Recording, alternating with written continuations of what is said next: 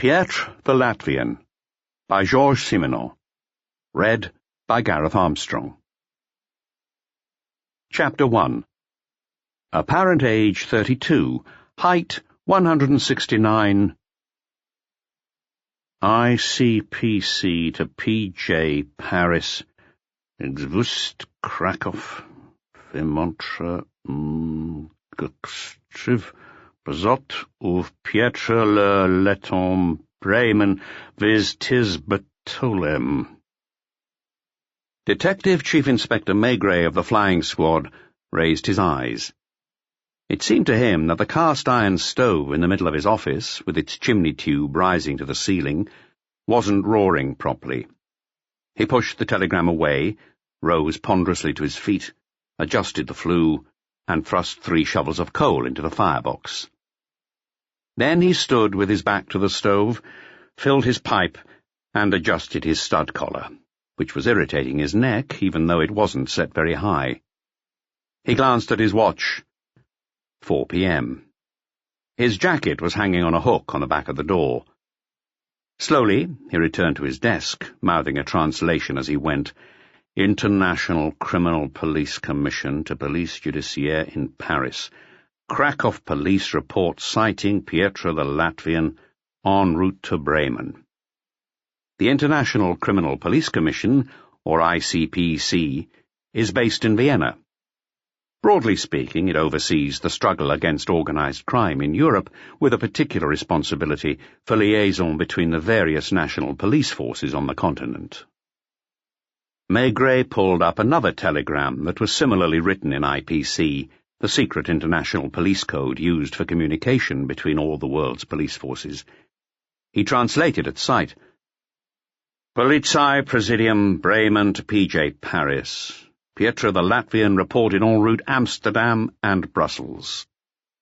Another telegram from the Nederlandse Centrale in Zaken Internationale Misdadigers, the Dutch police HQ, reported, at 11 a.m., Pietre the Latvian boarded Étoile du Nord, compartment G263, car 5, destination Paris.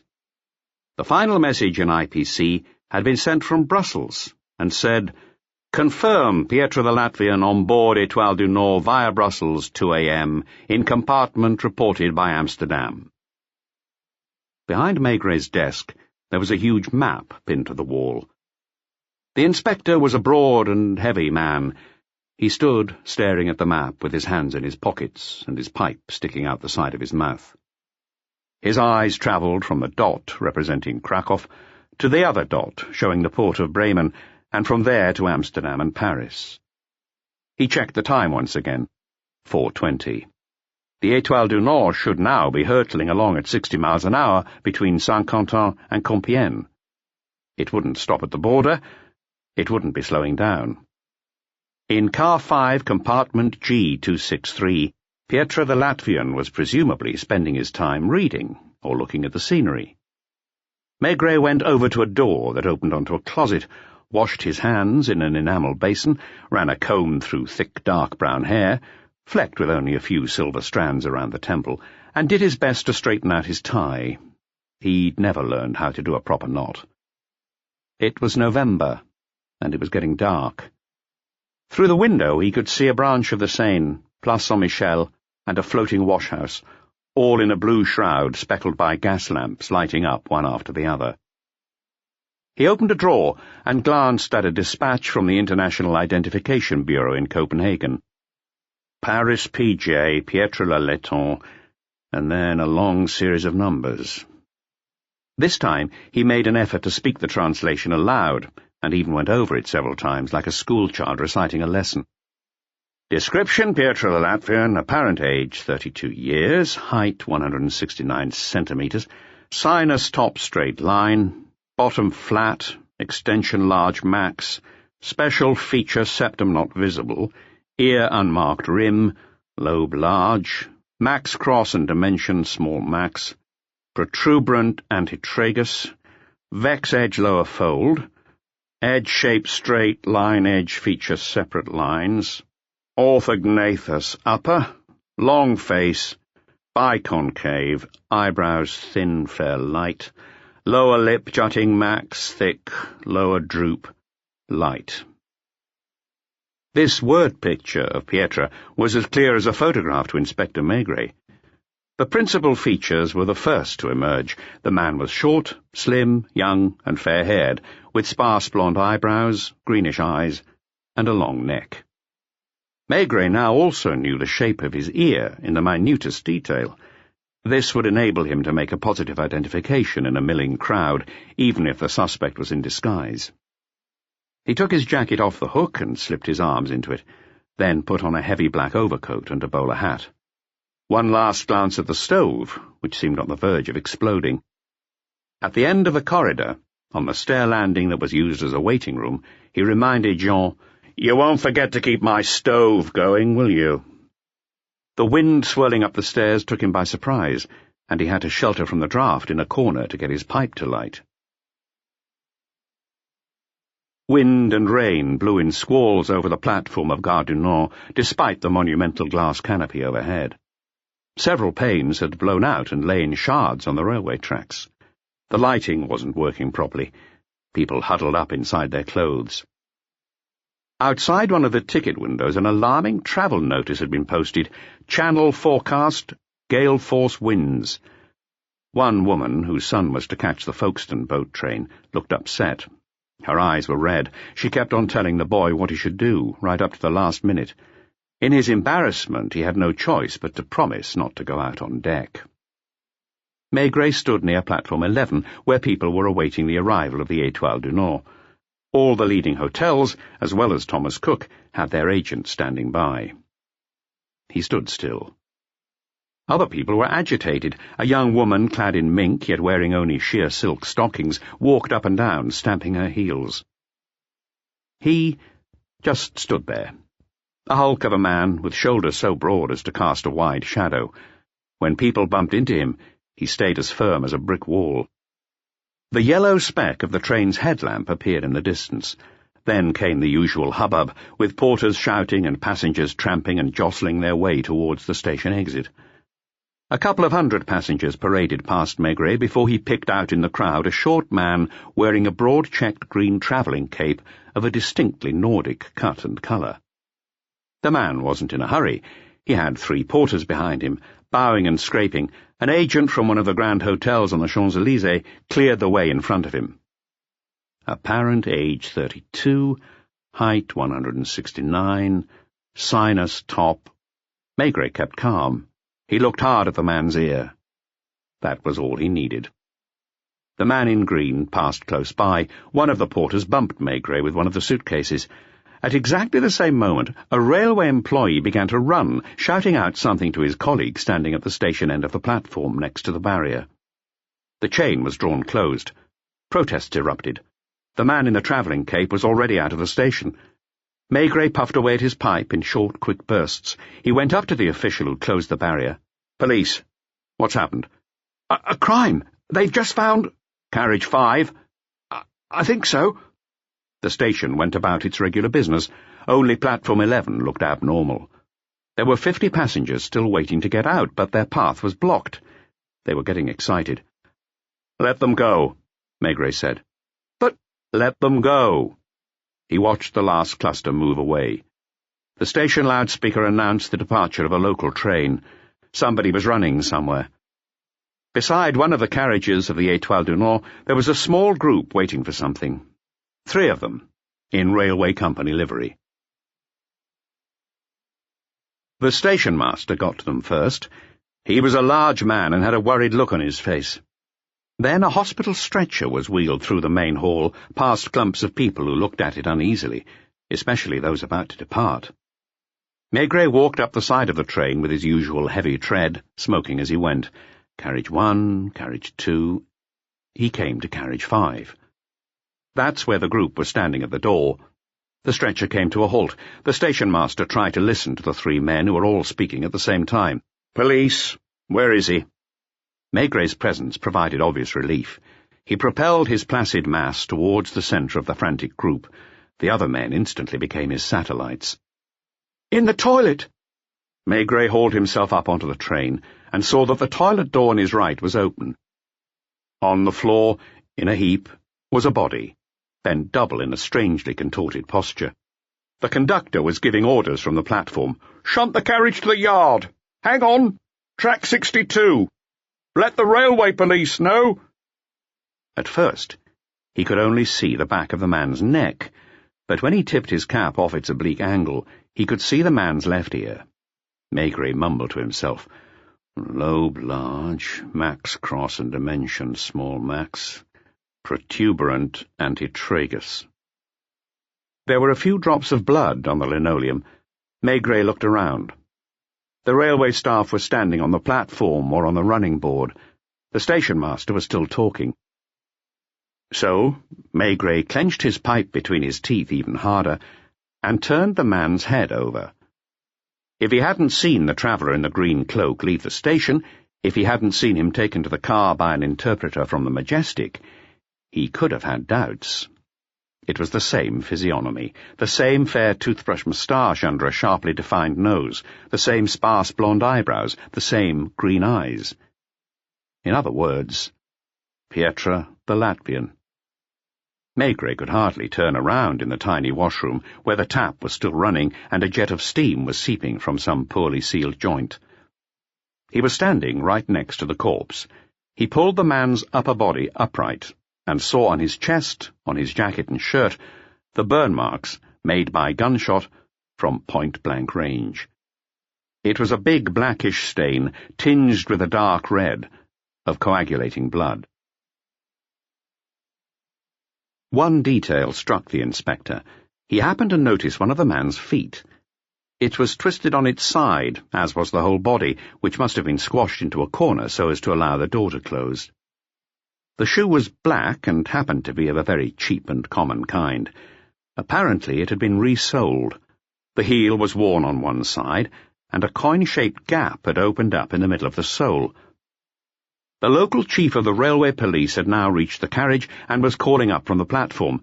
He was a self-confident man, wearing a uniform with epaulets. "So, what is it then? Murder? Suicide? Don't touch anything until the law gets here." "OK, be careful. I'm the one who's in charge. OK." Maigret had a tough time disentangling his own feet from the dead man's legs to extricate himself from the toilet. With swift professional movements, he patted the man's pockets. Clean as a whistle. Nothing in them at all. He got out of the carriage. His pipe had gone out, his hat was askew, and he had a blood stain on his cuff. "Well, if it isn't Maigret, what do you make of it, then?" "Not much. Go have a look yourself." "It's suicide, right?" "If you say so." "Did you call the prosecutor's office?" "As soon as I heard." The loudspeaker crackled with some message or other. A few people had noticed there was something unusual going on and stood in the distance, watching the empty train and the group of people standing next to the running board of Carriage 5. Maigret strode off without saying a word. He left the station and hailed a cab. "Hotel Majestic." The storm had got even worse. Gusts swept down the streets and made pedestrians totter about like drunks. A roof tile smashed onto the pavement. Buses and more buses. The Champs-Élysées was almost entirely deserted. Drops of rain had begun to fall. The porter at the Majestic dashed out to the taxi with a huge red umbrella. "Police, has someone from the Étoile du Nord just checked in?" That prompted the porter to fold his umbrella. "Yes, sir, that's true." "Green cape? Fair moustache?" "That's right. So, go reception." People were scrambling to shelter from the rain. Maigret got inside the hotel just in time to avoid drops as big as walnuts and cold as ice. Despite this, the receptionists and interpreters behind the polished wood counter were as elegant and efficient as ever. "Police, a guest in a green cape, small fair moustache—" "Room 17, sir. His bags are on their way up right now." Chapter 2. Mixing with Millionaires. Inevitably, Maigret was a hostile presence in the Majestic. He constituted a kind of foreign body that the hotel's atmosphere could not assimilate. Not that he looked like a cartoon policeman. He didn't have a moustache, and he didn't wear heavy boots. His clothes were well cut and made of fairly light worsted. He shaved every day and looked after his hands. But his frame was proletarian. He was a big, bony man. Iron muscles shaped his jacket sleeves and quickly wore through new trousers. He had a way of imposing himself just by standing there. His assertive presence had often irked many of his own colleagues. It was something more than self-confidence, but less than pride. He would turn up and stand like a rock with his feet wide apart. On that rock, all would shatter, whether Maigret moved forward or stayed exactly where he was. His pipe was nailed to his jawbone. He wasn't going to remove it just because he was in the lobby of the Majestic. Could it be that Maigret simply preferred to be common and self-assertive? You just couldn't miss the man wearing a big black velvet-collared overcoat in that brightly lit lobby where excitable society ladies scattered trails of perfume, tinkling laughter and loud whispers, amidst the unctuous compliments of impeccable flunkies. He paid no attention. He wasn't part of the flow. He was impervious to the sound of jazz floating up from the dance floor in the basement. The inspector started to go up one of the stairs. A lift boy called out and asked if he wanted to take the lift, but Maigret didn't even turn round. At the first landing, someone asked him, "Are you looking for—" It was as if the sound waves hadn't reached him. He glanced at the corridors with their red carpets stretching out so far that they almost made you sick. He went on up. On the second floor, he read the numbers on the bronze plaques. The door of number 17 was open. Valets with striped waistcoats were bringing in the luggage. The traveller had taken off his cloak and looked very slender and elegant in his pinstripe suit. He was smoking a papirosa and giving instructions at the same time. Number 17 wasn't a room, but a whole suite, lounge, study, bedroom and bathroom. The doors opened onto two intersecting corridors, and at the corner, like a bench placed at a crossroads, there was a huge, curved sofa. That's where Maigret sat himself down, right opposite the open door. He stretched out his legs and unbuttoned his overcoat. Pietra saw him, and, showing neither surprise nor disquiet, he carried on giving instructions. When the valets had finished placing his trunks and cases on stands, he came to the door, held it open for an instant to inspect the detective, then closed it himself. Maigret sat there for as long as it took to smoke 3 pipes, and to dismiss 2 room service waiters and 1 chambermaid, who came up to inquire what he was waiting for. On the stroke of 8, Pietra the Latvian came out of his room, looking even slimmer and smarter than before, in a classically tailored dinner jacket that must have come from Savile Row. He was hatless. His short, ash-blonde hair was already thinning. His hairline was set far back, and his forehead not especially high. You could glimpse a streak of pink scalp along the parting. He had long, pale hands. On the 4th finger of his left hand he wore a chunky platinum signet ring set with a yellow diamond. He was smoking again, another papirosa. He walked right up to Maigret, stopped for a moment, looked at him as if he felt like saying something, then walked on towards the lift, as if lost in thought. 10 minutes later, he took his seat in the dining room at the table of Mr. and Mrs. Mortimer Livingston. The latter was the centre of attention. She had pearls worth a cool $1,000,000 on her neck. The previous day, her husband had come to the rescue of one of France's biggest automobile manufacturers, with the result that he was now its majority shareholder. The 3 of them were chatting merrily.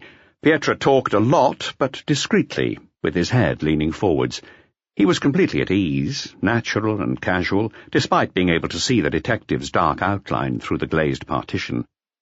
Inspector Maigret asked reception to show him the guest list.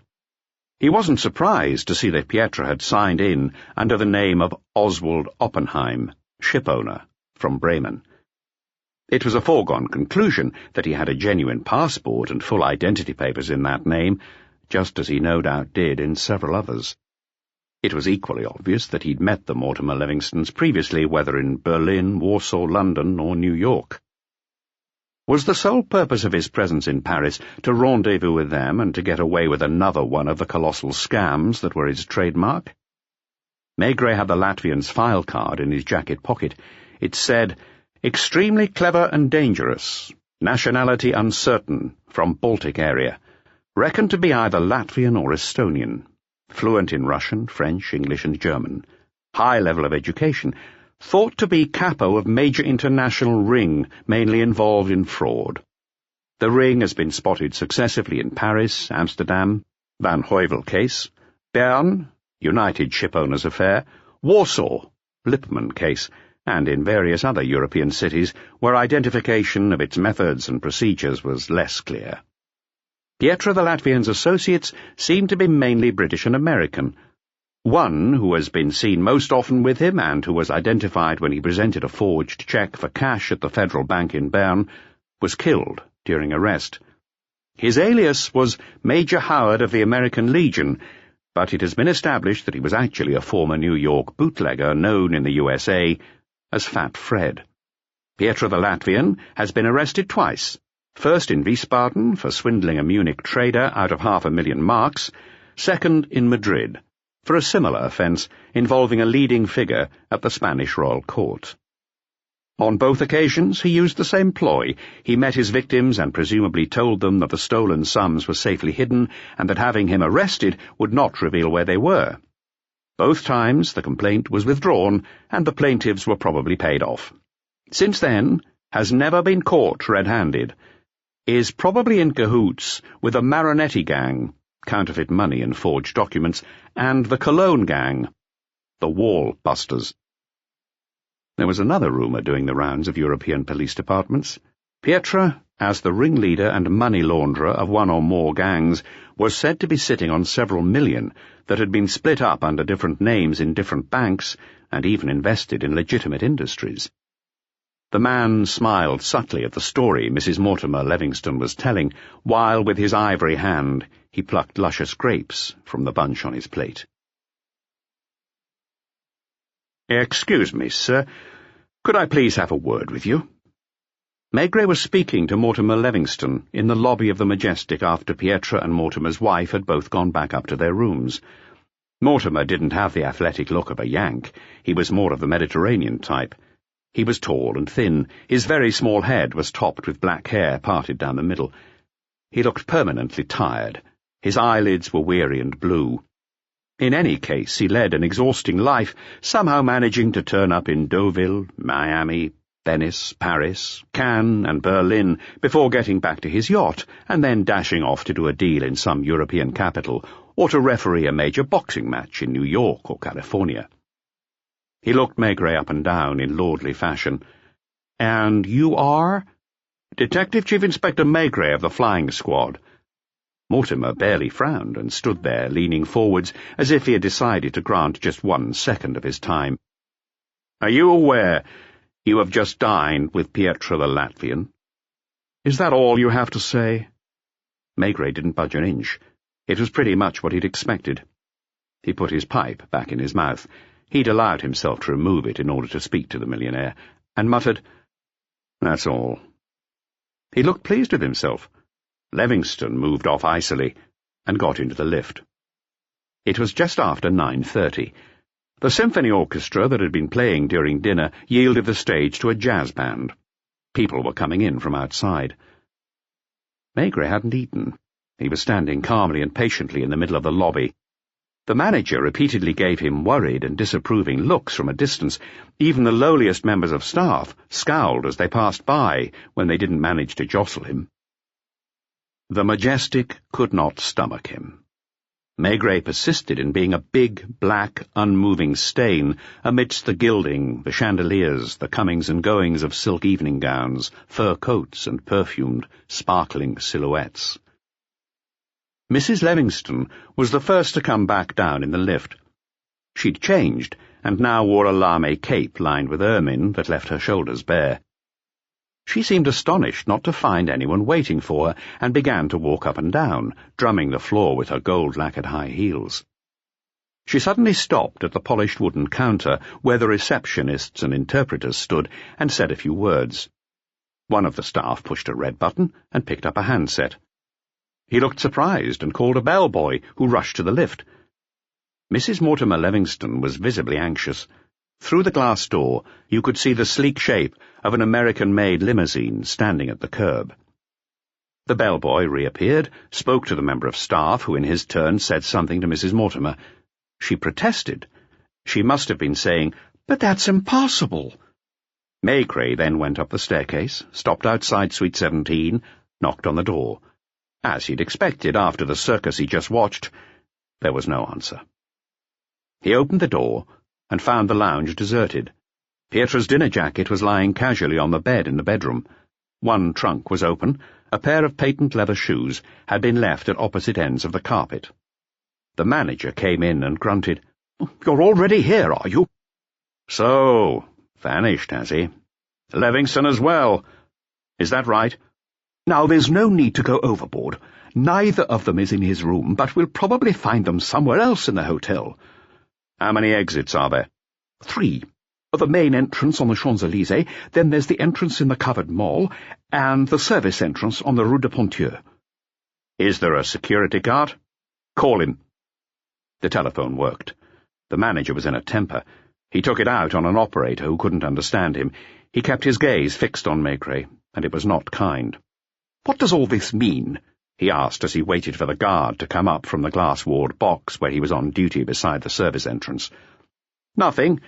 Or almost, as you said. I hope there's not been The word crime, dreaded like the plague by hoteliers the world over, from the humblest lodging-house landlord to the manager of a luxury resort, just would not pass his lips. "We'll find out." Mrs. Mortimer Livingston appeared. "Well?" she inquired. The manager bowed and muttered something. A figure appeared at the far end of the corridor, an old man with a straggly beard and ill-cut clothes, at odds with the luxurious appearance of the hotel.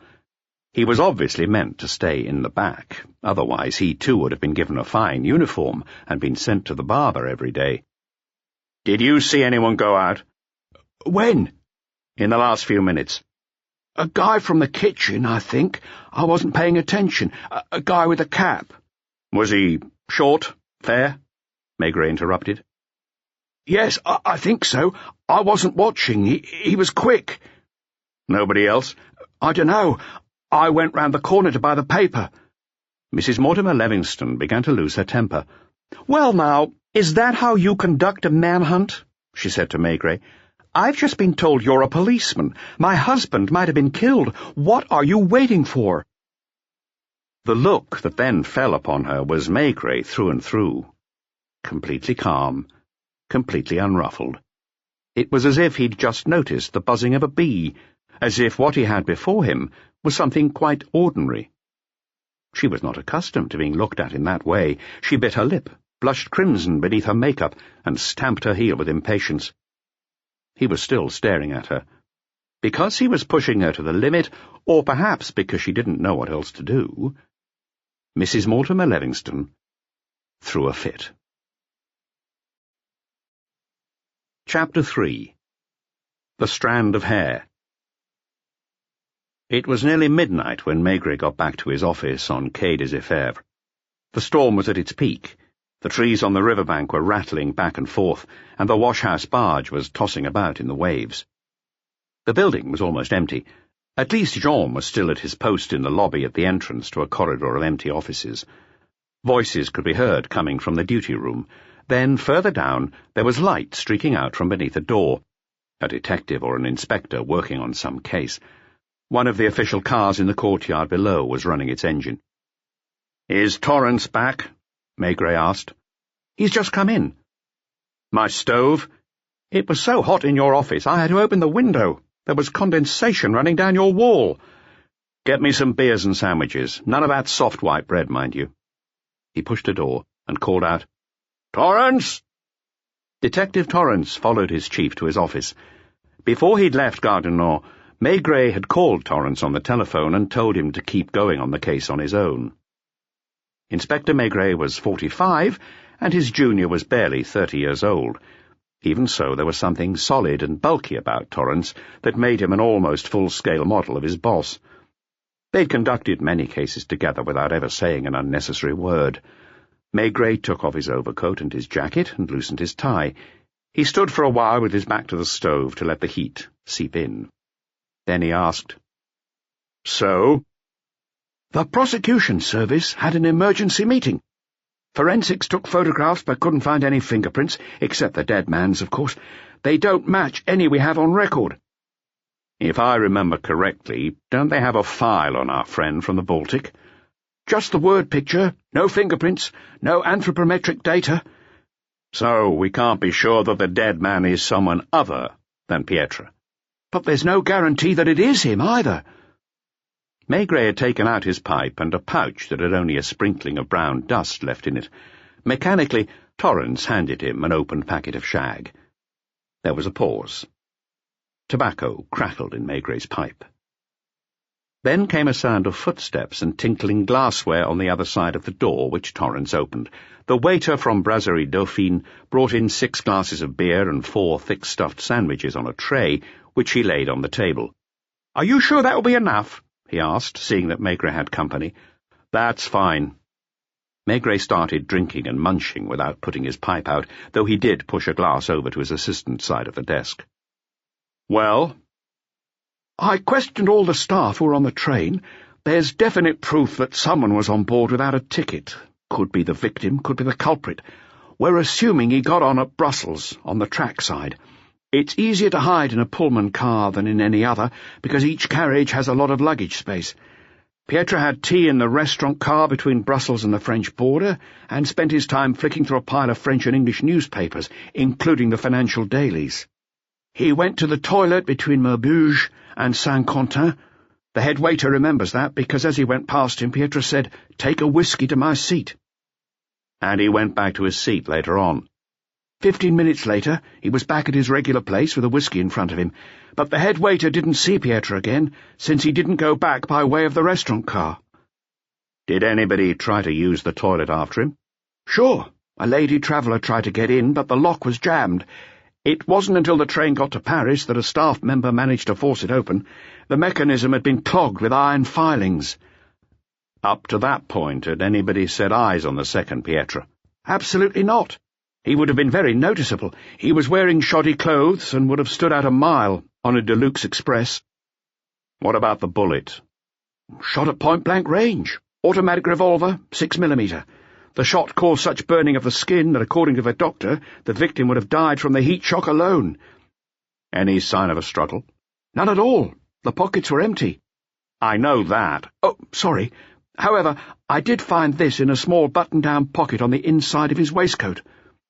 Torrance then extracted from his wallet a folded piece of transparent paper, inside which you could see a strand of brown hair. "Hand it over." Maigret hadn't stopped eating and drinking all the while. "A woman's hair? Or a child's?" "Forensics say it's a woman's hair. I left him a few strands that he's promised to examine closely." "And the autopsy?" "All done by 10 a.m. Probable age, 32. Height, 1 metre, 68 centimetres. No hereditary abnormalities. One of his kidneys was in poor shape, which could mean he was a boozer. Stomach contained tea and other digested matter that couldn't be identified straight away. They'll work on the analysis tomorrow. Now the examination is over, the body's being kept on ice at the morgue." Maigret wiped his mouth, stationed himself in his favourite position in front of the stove, and held out his hand, which Torrance mechanically supplied with a packet of tobacco. "For my part," Maigret said eventually, "I saw Pietra, or whoever has taken over his role, check in at Hotel Majestic and have dinner with the Mortimer Livingstons, which seems to have been arranged in advance." "The millionaires?" "Yes, that's right. After the meal, Pietra went back to his suite. I warned the American. Mortimer then went to his room. They were obviously planning to go out as a threesome, since Mrs. Mortimer came down straight after in full evening gear. 10 minutes later, both men had vanished. Our Latvian had switched his evening wear for less swanky clothes. He'd put on a cap, and the guard just assumed he was a kitchen worker, but Livingston left as he was, in formal attire. Torrance said nothing. In the long pause that ensued, you could hear the fire roaring in the stove and the window panes rattling in the storm. Torrance finally broke the silence.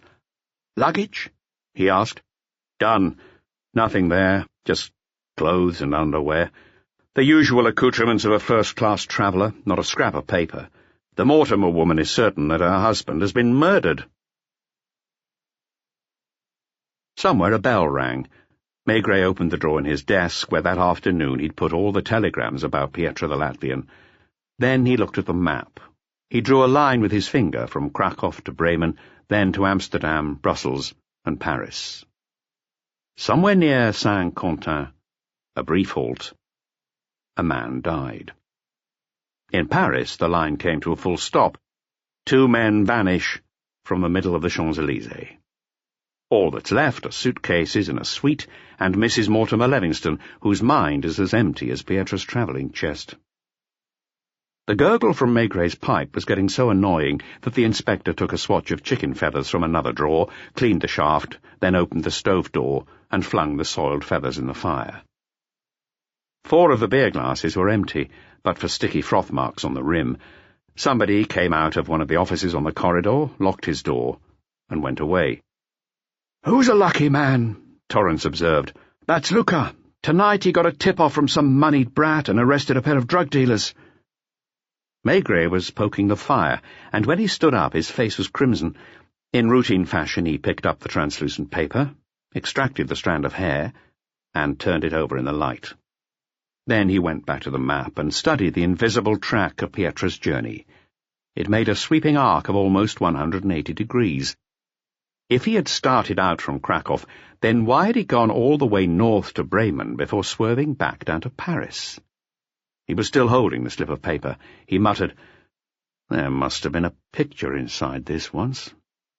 In fact, the tissue was a glassine envelope, a slipcover of the kind photographers use to protect customers' orders, but it was an obsolete size known as album format that could only now be found in provincial backwaters. The photo that this cover must have protected would have been about half the size of a standard postcard, printed on off-white glacé paper on cardboard backing. "Is anyone still there at the lab?" Maigret suddenly asked. "I guess so. They must still be processing the photos of the Étoile du Nord affair." There was only one full glass left on the table. Maigret gulped it down and put on his jacket. "You'll come along? Those kinds of portrait photos usually have the name and address of the photographer printed or embossed on them." Torrance got the point. They set off through a labyrinth of passageways and stairs up into the attic floors of the law courts, and finally found the forensics lab. An expert took the slipcover, ran it through his fingers, almost sniffed at it. Then he sat at an arc lamp and wheeled over a carriage-mounted multiplying glass. The principle is straightforward. Blank paper that has been in protracted contact with another sheet that has been printed or written on eventually acquires an imprint of the letters on that other sheet. The imprint cannot be seen by the naked eye, but photography can reveal it. The fact that there was a stove in the lab meant that Maigret was destined to end up there. He stood watch for the best part of an hour, smoking pipe after pipe, while Torrance trailed the photographer as he came and went. At long last, the darkroom door opened.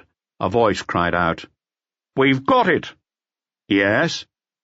"The photo credit is Léon Moutet, Art Photography, Quai des Belges, Fécamp." Only a real expert could decipher the plate. Torrance, for instance, could only see a blur. "Do you want to see the post-mortem photos?" the expert asked cheerfully. "They're first-rate, but it was a tight fit inside that railway toilet. Would you believe it? We had to hang the camera from the ceiling." "Have you got an outside line?" Maigret asked, gesturing towards the phone. "Yes, the switchboard shuts down at 9, so before she goes off the operator connects me to the outside." Maigret called the Majestic and spoke to one of the desk interpreters. "Has Mr. Mortimer Livingston come back in?" "I'll find out for you, sir. To whom do I have the honour of—" "Police." "No, sir, he's not back." "What about Mr. Oswald Oppenheim?" "Not back either, sir." "What is Mrs. Mortimer up to?" A pause. "I asked you what Mrs. Mortimer is doing." I think she's in the bar." "Do you mean she's drunk?" "She has had a few cocktails, sir. She said she wouldn't go up to her suite until her husband comes back. Do you—" "What's that?" "Hello, this is the manager speaking," another voice broke in. "Any progress? Do you think this will get into the papers?" Cruelly, Maigret hung up. To please the photographer, he took a look at the first proof photos laid out in the drying trays, still gleaming wet. While doing that, he was talking to Torrance. You're going to settle in at the Majestic, old pal. The main thing is to take no notice whatsoever of the manager. What about you, Patron? I'm going back to the office. There's a train to Fécamp at 5:30. It's not worth going home and waking up Madame Maigret. Hang on, the Dauphine should still be open. On your way, order me up a beer. Just one? Torrance inquired with a deadpan expression on his face. As you like, old pal. The waiter's smart enough to know it means 3 or 4. Have him throw in a few sandwiches as well. They traipsed down an unending spiral staircase in single file. The black-gowned photographer was left on his own to admire the prints he just made. He still had to number them. The 2 detectives parted company in the freezing courtyard.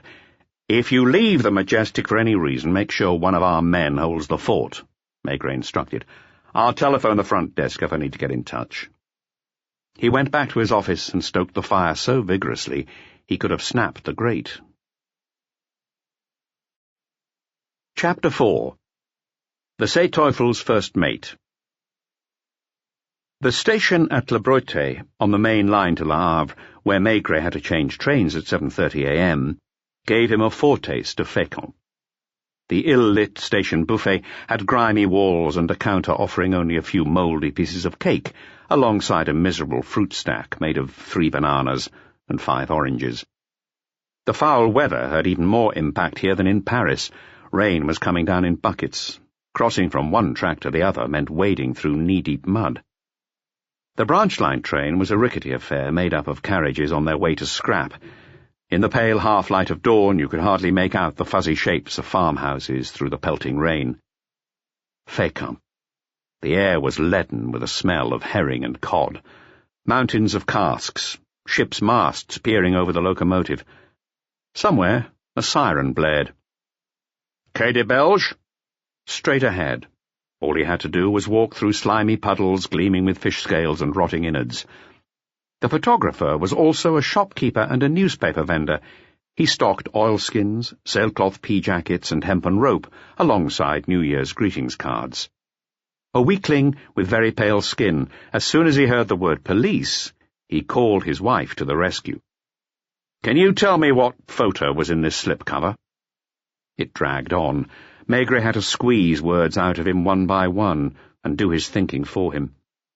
In the first place, the technician hadn't used that format for 8 years, ever since he'd acquired new equipment to do postcard-sized portraits.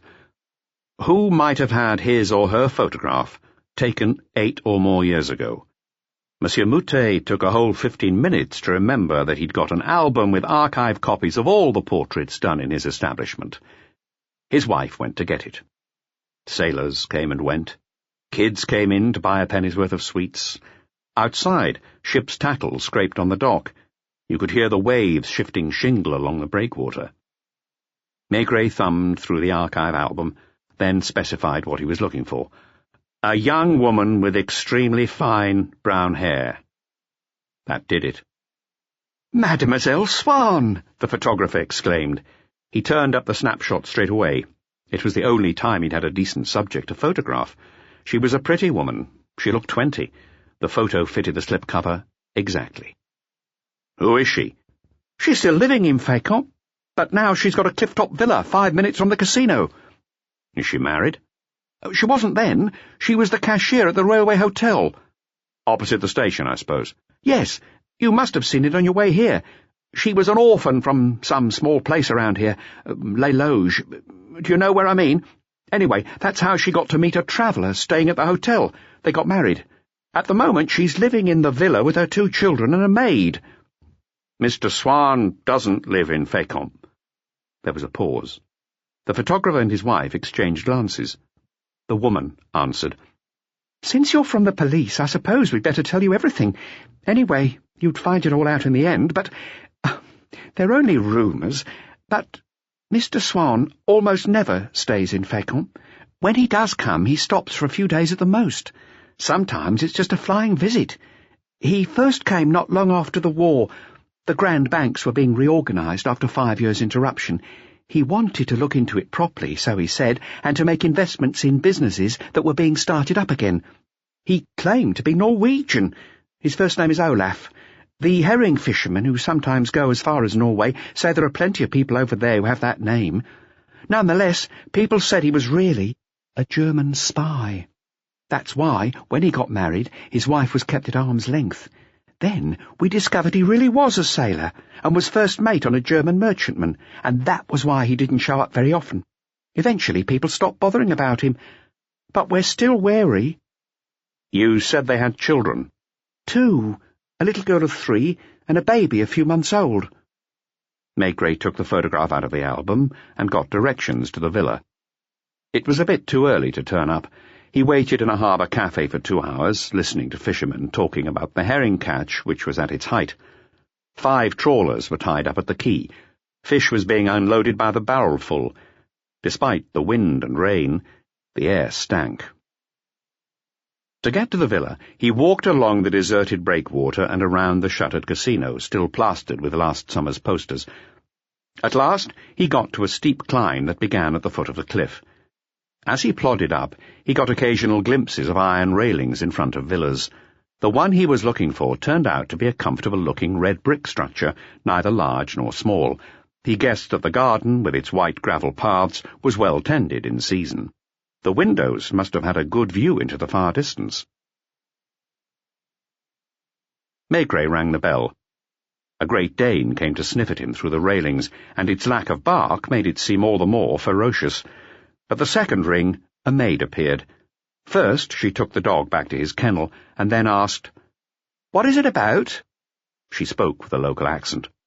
"I would like to see Mr. Swan, please." She seemed hesitant. "I don't know if Sir is in. I'll go and ask." She hadn't opened the gate. Rain was still pouring down, and Maigret was soaked through. He watched the maid go up the steps and vanish inside the house. Then a curtain shifted at a window. A few moments later the maid reappeared. "Sir will not be back for several weeks. He's in Bremen." "In that case, I would like to have a word with Madame Swan." The maid hesitated, but ended up opening the gate. "Madame isn't dressed. You'll have to wait." The dripping detective was shown into a neat lounge with white curtains and a waxed floor. The furniture was brand new, but just the same as you would find in any lower-middle-class home. They were good quality pieces in a style that would have been called modern around 1900. Light oak, flowers in an artistic stone vase in the middle of the table, crochet work placemats. On the other hand, there was a magnificent sculpted silver samovar on a side table. It must have been worth more than the rest of the room's contents put together. Maigret heard noises coming from the first floor. A baby could be heard crying through one of the ground-floor walls. Someone else was mumbling something in a soft and even voice as if to comfort it. At last, the sound of slippered feet gliding along the corridor. The door opened. Maigret found himself facing a young woman who had dressed in a hurry so as to meet him. She was of medium height, more plump than slim, with a pretty and serious face that betrayed a pang of anxiety. She smiled nonetheless and said, "Why didn't you take a seat?" Rivulets of rainwater flowed from Maigret's overcoat, trousers and shoes into little puddles on the polished floor. In that state he could not have sat down on the light green velvet of the armchairs in the lounge. "Madame Swan, I presume?" "Yes, monsieur." She looked at him quizzically. "I'm sorry to disturb you like this. It's just a formality. I'm with the Immigration Service. We're conducting a survey." She said nothing. She didn't seem any more or less anxious than before. "I understand Mr. Swan is a Swede. Is that correct?" "Oh, no. He's Norwegian. But for the French, I guess it's the same thing. To begin with, I myself—" "He's a ship's officer." "He's first mate on the Seeteufel out of Bremen." "As I thought. So he is in the employ of a German company." She blushed. "The ship owner is German, yes, at least on paper." "Meaning?" "I don't think I need to keep it from you. You must be aware that the merchant fleet has been in crisis since the war. Even here you can find ocean-going captains who've been unable to find commissions, and who have to take positions as first or even second mates. Others have joined the Newfoundland or the North Sea fishing fleets." She spoke quite fast, but in a gentle and even tone. My husband didn't want to take on a commission in the Pacific, where there's more work, because he wouldn't have been able to come back to Europe more than once every 2 years. Shortly after we got married, some Americans bought the Seeteufel in the name of a German shipping firm. Olaf first came to Fécamp looking specifically for more schooners to buy. Now you must see, the aim was to run booze to the USA. Substantial firms were set up with American money. They have offices in France, Holland, or Germany. The truth is that my husband works for one of these companies. The Seeteufel sails what's called Rum Alley. It doesn't really have anything to do with Germany. "Is he at sea at the moment?" Maigret asked, keeping his eyes on that pretty face, which struck him as an honest and even at times a touching one. "I don't think so. You must realize that the sailings aren't as regular as those of a liner, but I always try to keep abreast of the Seeteufel's position. At the moment, he ought to be in Bremen, or very nearly there." "Have you ever been to Norway?" "Never. I've actually never left Normandy, so to speak. Just a couple of times for short stays in Paris." "With your husband?" "Yes, on our honeymoon as well." "He's got fair hair, hasn't he?" "Yes. Why do you ask?" "And a thin, close-cropped blonde moustache?" "Yes, I can show you a picture of him if you like." She opened a door and went out. Maigret could hear her moving about in the bedroom next door. She was out for longer than made sense, and the noises of doors opening and closing and of comings and goings around the house were just as illogical. At last she came back, looking somewhat perplexed and apologetic. "Please, excuse me," she said. "I can't manage to put my hand on that photo. The house with children is always upside down." "One more question. To how many people did you give a copy of this photograph of yourself?"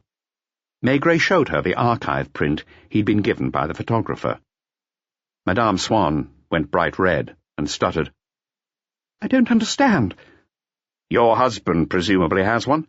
"Yes, we were engaged when—" "Does any other man have a print?" She was on the verge of tears. The quiver of her lips gave away her distress. "No, nobody." "Thank you, madame. That will be all." As he was leaving, a little girl slipped into the hallway. Maigret had no need to memorize her features. She was the spitting image of Pietra the Latvian. "Olga!" her mother scolded as she hustled her back through a half-open door. Maigret was back outside in the rain and the wind. "Goodbye, madame." He caught a final glimpse of her through the closing door. He was aware that he had left her at a loss after bursting in on her in the warmth of her own home. He picked up a trace in her eyes of something uncertain but undoubtedly akin to anxiety as she shut her front door. Chapter 5. The Russian Drunkard. You don't boast about these kinds of things. They would raise a laugh if they were mentioned out loud, but all the same they call for a kind of heroism. Maigret hadn't slept. From 5:30 to 8 a.m., he'd been shaken about in draughty railway carriages. Ever since he'd changed trains at La Breute, he'd been soaked through. Now his shoes squelched out dirty water at every step, and his bowler was a shapeless mess. His overcoat and trousers were sopping wet. The wind was slapping him with more rain. The alleyway was deserted. It was no more than a steep path between garden walls. The middle of it had turned into a raging torrent. He stood still for quite a while. Even his pipe had got wet in his pocket. There was no way of hiding near the villa. All he could do was stick as close as possible to a wall and wait. Anyone coming by would catch sight of him and look round. He might have to stay there for hours on end. There was no definite proof that there was a man in the house, and even if he were there, why should he come out? Grumpy as he was, Maigret filled his wet pipe with tobacco all the same, and wedged himself as best he could into a cranny in the wall. This was no place for a detective chief inspector of the police judiciaire. At most it was a job for a new recruit. Between the age of 22 and 30, he'd stood this sort of watch 100 times over. He had a terrible time getting a match to light. The emery board on the side of the box was coming off in strips. If one of the sticks hadn't finally ignited, maybe even Maigret would have given up and gone home. He couldn't see anything from where he was standing except a low wall and the green-painted railing of the villa. He had brambles at his ankles and a draught all down his neck. Fécamp was laid out beneath him, but he couldn't see the town. He could only hear the roar of the sea and now and again a siren or the sound of a car. After half an hour on watch, he saw a woman with a shopping basket who looked like a cook making her way up the steep slope. She only saw Maigret when she passed close by him. His huge, unmoving shape standing next to the wall in a wind-swept alley so scared her that she started to run. Perhaps she worked for one of the villas at the top of the rise. A few minutes later, a man appeared at the bend and stared at Maigret from afar. Then a woman joined him, and both went back inside. It was a ridiculous situation. The inspector knew there wasn't 1 chance in 10 that his surveillance would be of any use. Yet he stuck it out, just because of a vague feeling that didn't even deserve to be called an intuition. In fact, it was a pet theory of his that he'd never worked out in full and remained vague in his mind, but which he dubbed for his own use the theory of the crack in the wall. Inside every wrongdoer and crook there lives a human being.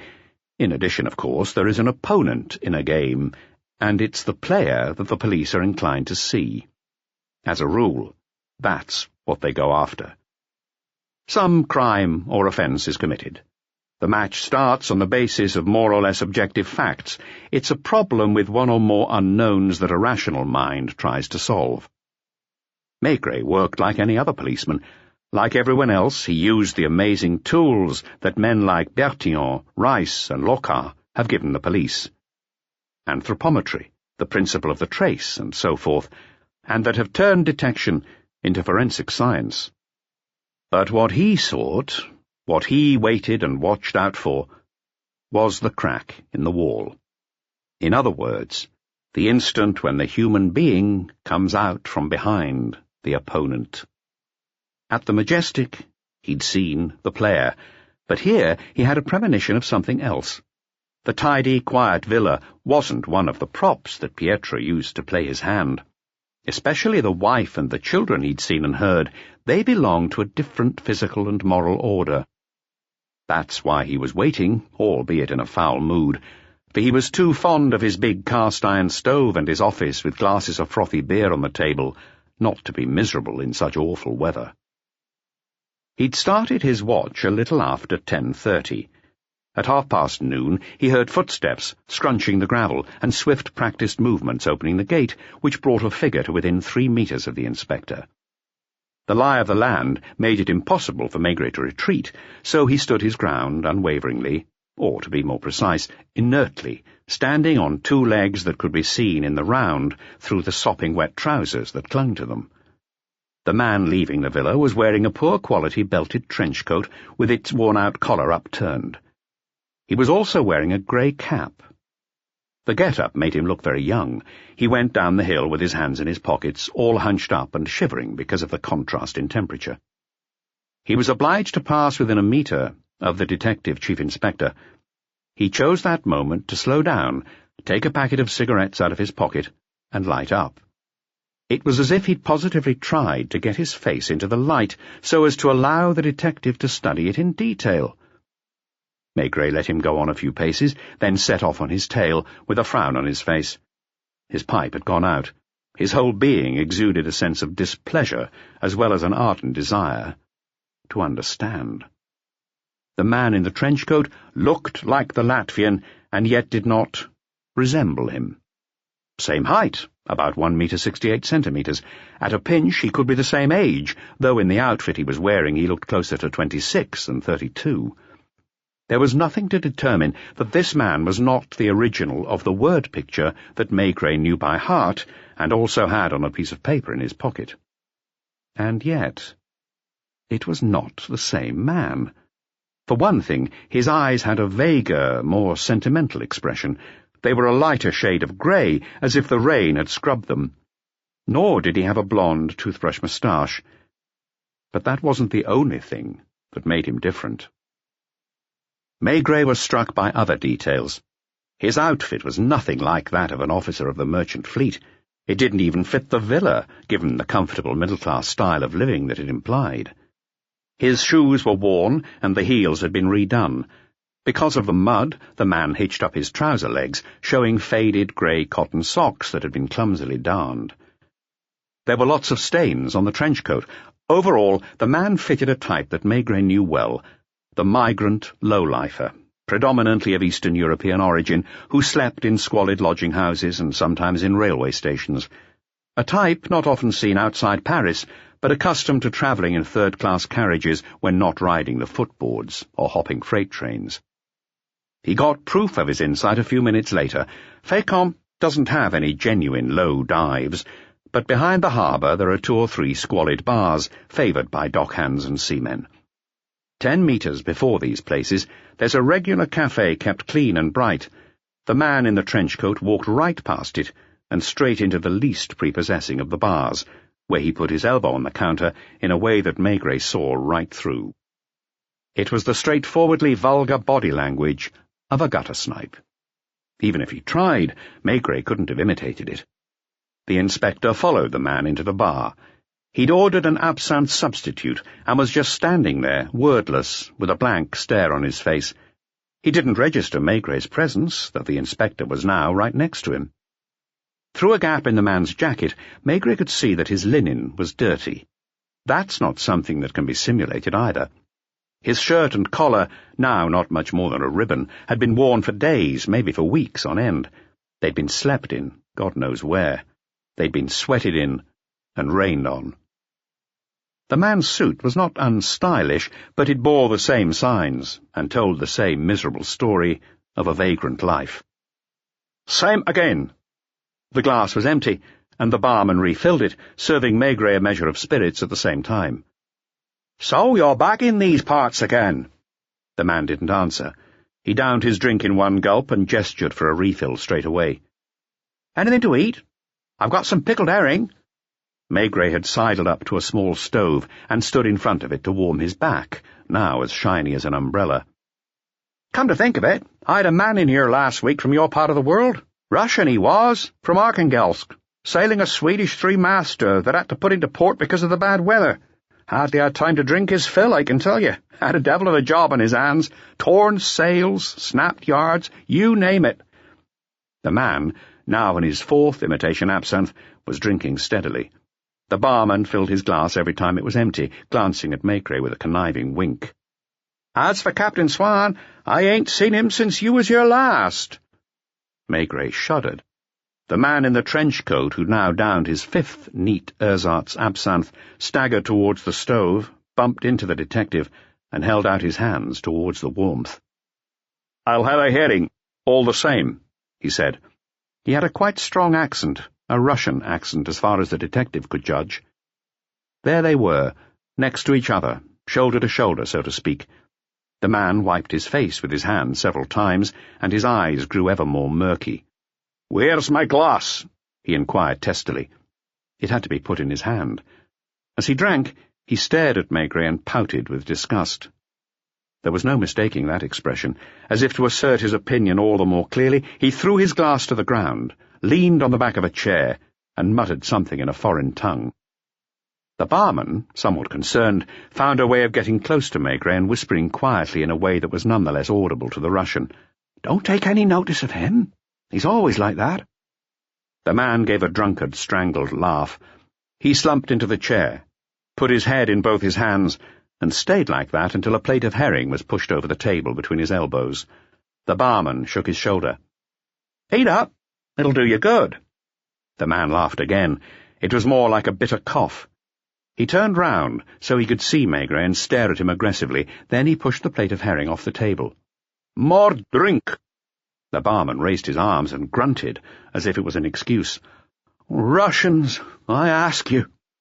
Then he put his finger to his head and turned it, as if he was tightening a loose screw. Maigret had pushed his bowler to the back of his head. His clothes were steaming, giving off a grey haze. He was only up to his 2nd glass of spirits. "I'll have some herring," he said. He was still eating it with a slice of bread when the Russian got up on unsteady legs, looked around as if he didn't know what to do, and grinned for the third time when he set eyes on Maigret. Then he slumped down at the bar, took a glass from the shelf and a bottle from the enamel sink where it was being kept cool in water. He helped himself without watching how much he was taking, and smacked his tongue as he drank. Eventually, he took a 100-franc note out of his pocket. "Is that enough, you swine?" he asked the waiter. He threw the banknote up in the air. The barman had to fish it out of the sink. The Russian struggled with the door handle, which wouldn't open. There was almost a fight, because the barman tried to help his customer, who kept elbowing him away. At long last, the trench coat faded away into the mist and rain along the harbour side, going towards the station. "That's an odd 'un," the barman sighed, intending to be heard by Maigret, who was paying his bill. "Is he often in?" "Now and again. Once he spent the whole night here, on the bench where you're sitting. He's a real Russian. Some Russian sailors who were here in Fécamp at the same time as he was told me so. Apparently, he's quite educated. Did you look at his hands? Don't you think he's got the same looks as Captain Swan?" "Oh, so you know him? Well, of course he does, but not so much as you'd mistake one for the other. All the same, for ages, I thought it was his brother." The beige silhouette vanished round a corner. Maigret started to walk faster. He caught up with the Russian just as he was going into the third-class waiting room at the station. The man slumped onto a bench, and once again put his head in his hands. An hour later they were in the same railway compartment with a cattle trader from Yvetot, who launched into shaggy dog stories in Norman dialect. Now and again he nudged Maigret to draw his attention to the other passenger. The Russian slipped down little by little, and ended up in a crumpled heap on the bench. His face was pale, his chin was on his chest, and his half-open mouth stank of cheap spirits. Chapter 6. Au Roi de Sicile. The Russian woke up at La Brute and stayed awake from then on. It has to be said that the express from Le Havre to Paris was completely packed. Maigret and his travelling companion had to stand in the corridor, stuck near a door, watching random scenery fly by as the darkness swallowed it, bit by bit. The man in the trench coat seemed entirely unflustered at having a detective by his side. On arrival at Gare Saint-Lazare, he didn't try to use the milling crowd to throw Maigret off his tail. On the contrary, he went down the great staircase in leisurely fashion, realized that his packet of cigarettes was wet through, bought another one at a station stall, and was on the verge of going into a bar. Then he changed his mind, and began to loiter along the pavement. He made a sorry sight, a man so absent from the world, and in such low spirits that he was no longer capable of reacting to anything. It's a long way from Gare Saint-Lazare to Hôtel de Ville. There's the whole city centre to get through. Between 6 and 7 in the evening, pedestrians flood the pavements in ocean waves, and traffic pulses along the streets like blood pumping down an artery. With his mud and grease-stained coat belted at the waist and his recycled heels, the narrow-shouldered pauper waded on through the bright lights and the bustle. People elbowed and bumped into him, but he never stopped or looked over his shoulder.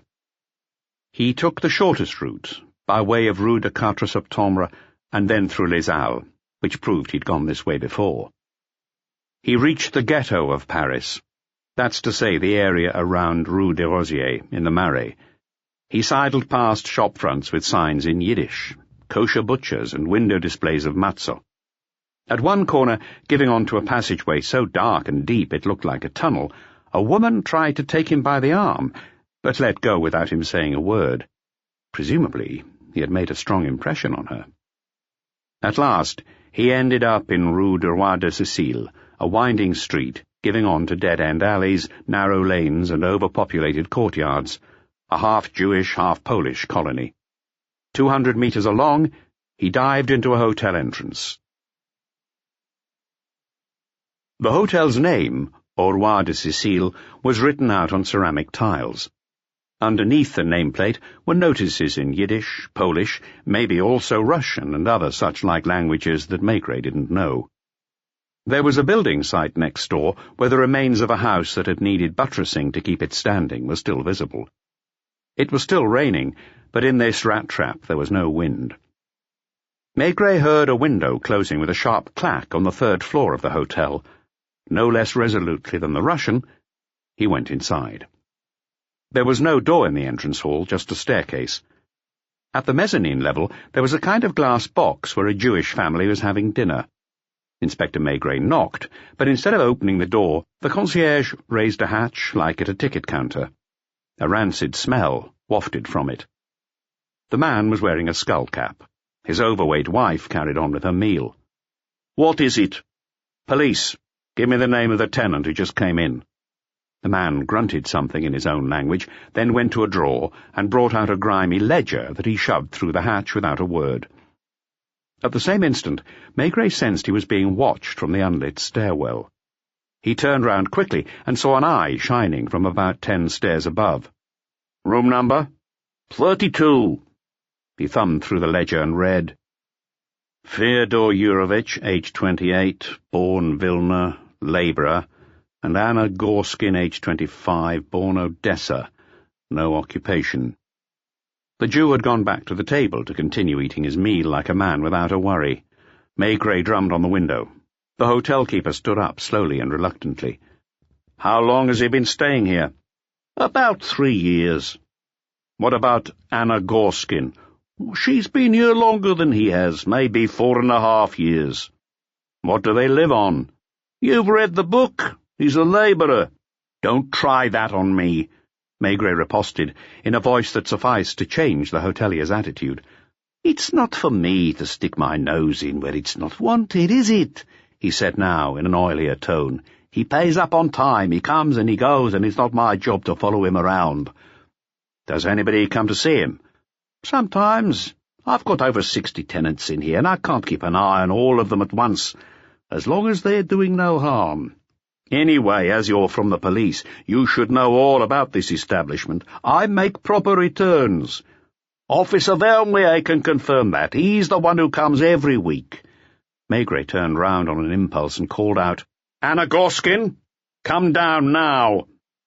There was a ruffling noise in the stairway, then the sound of footsteps, and finally a woman stepped out into a patch of light.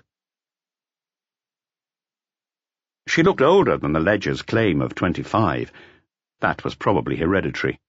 Like many Jewish women of her age, she had put on weight, but she was still quite good-looking. She had remarkable eyes, very dark pupils set in amazingly white and shining corneas. But the rest of her was so sloppy as to spoil that first impression. Her black, greasy and uncombed hair fell in thick bunches onto her neck. She was wearing a worn-out dressing gown, loosely tied, and allowing a glimpse of her underwear. Her stockings were rolled down above her thick knees. "What were you doing in the stairwell?" "I live here, don't I?" Maigret sensed straight away what kind of woman he was dealing with. Excitable, irreverent, hammer and tongs. At the drop of a hatch he could throw a fit, rouse the entire building, give an ear-splitting scream, and probably accuse him of outlandish offences. Did she perhaps know she was unassailable? In any case, she looked at her enemy with defiance. "You'd be better advised to go look after your man." "None of your business." The hotelier stayed behind his window, rocking his head from left to right, from right to left, with a morose and reproving look on his face. But there was laughter in his eyes. "When did Fyodor leave?" "Yesterday evening, at 11. She was lying, plain as day, but there was no point coming at her head-on, unless he wanted to pin back her arms and march her down to the station. "Where does he work?" "Wherever he chooses." You could see her breasts heave under her ill-fitting dressing gown. There was a hostile, haughty sneer on her face. "What have the police got against Fyodor anyway?" Maigret decided to say rather quietly, "Get upstairs." "I'll go when I feel like it. You ain't got no right to order me about." What was the point of answering back and risking creating an ugly incident that would only hold things up?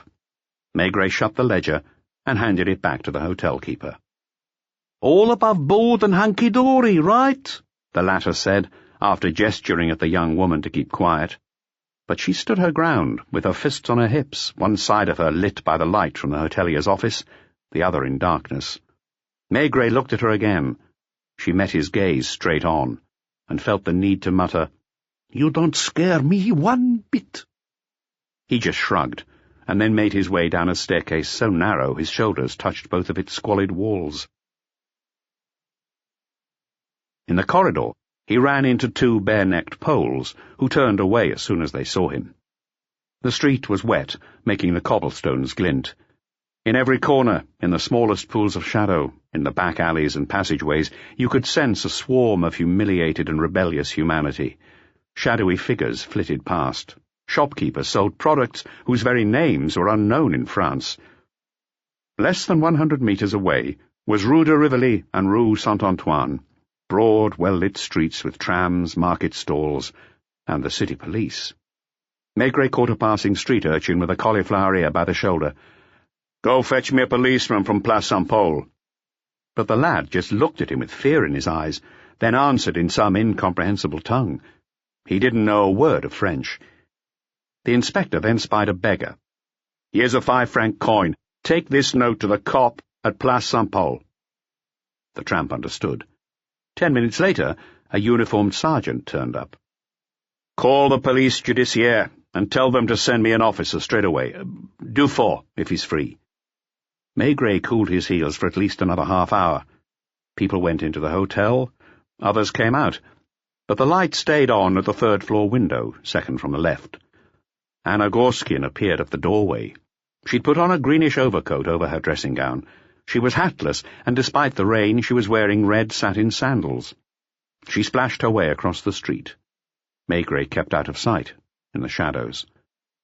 She went into a store and came out a few minutes later, laden with a host of small white packets, plus 2 bottles. She vanished back into the hotel. At long last, Inspector Dufour showed up. He was 35 and spoke 3 languages quite fluently, which made him a precious asset, but he had a habit of making the simplest things sound complicated. He could turn a common burglary or a banal snatch-and-grab case into a dramatic mystery, tying himself up in knots of his own making.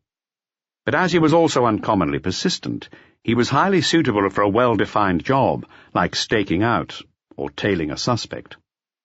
Maigret gave him a description of Fyodor Yurovitch and his girlfriend. "I'll send you a backup. If one of those 2 comes out, stay on their tail. But one of you has to stay behind to man the stakeout. Got that?" "Are we still on the Étoile du Nord case? It's a mafia hit, right?" Maigret went off without answering.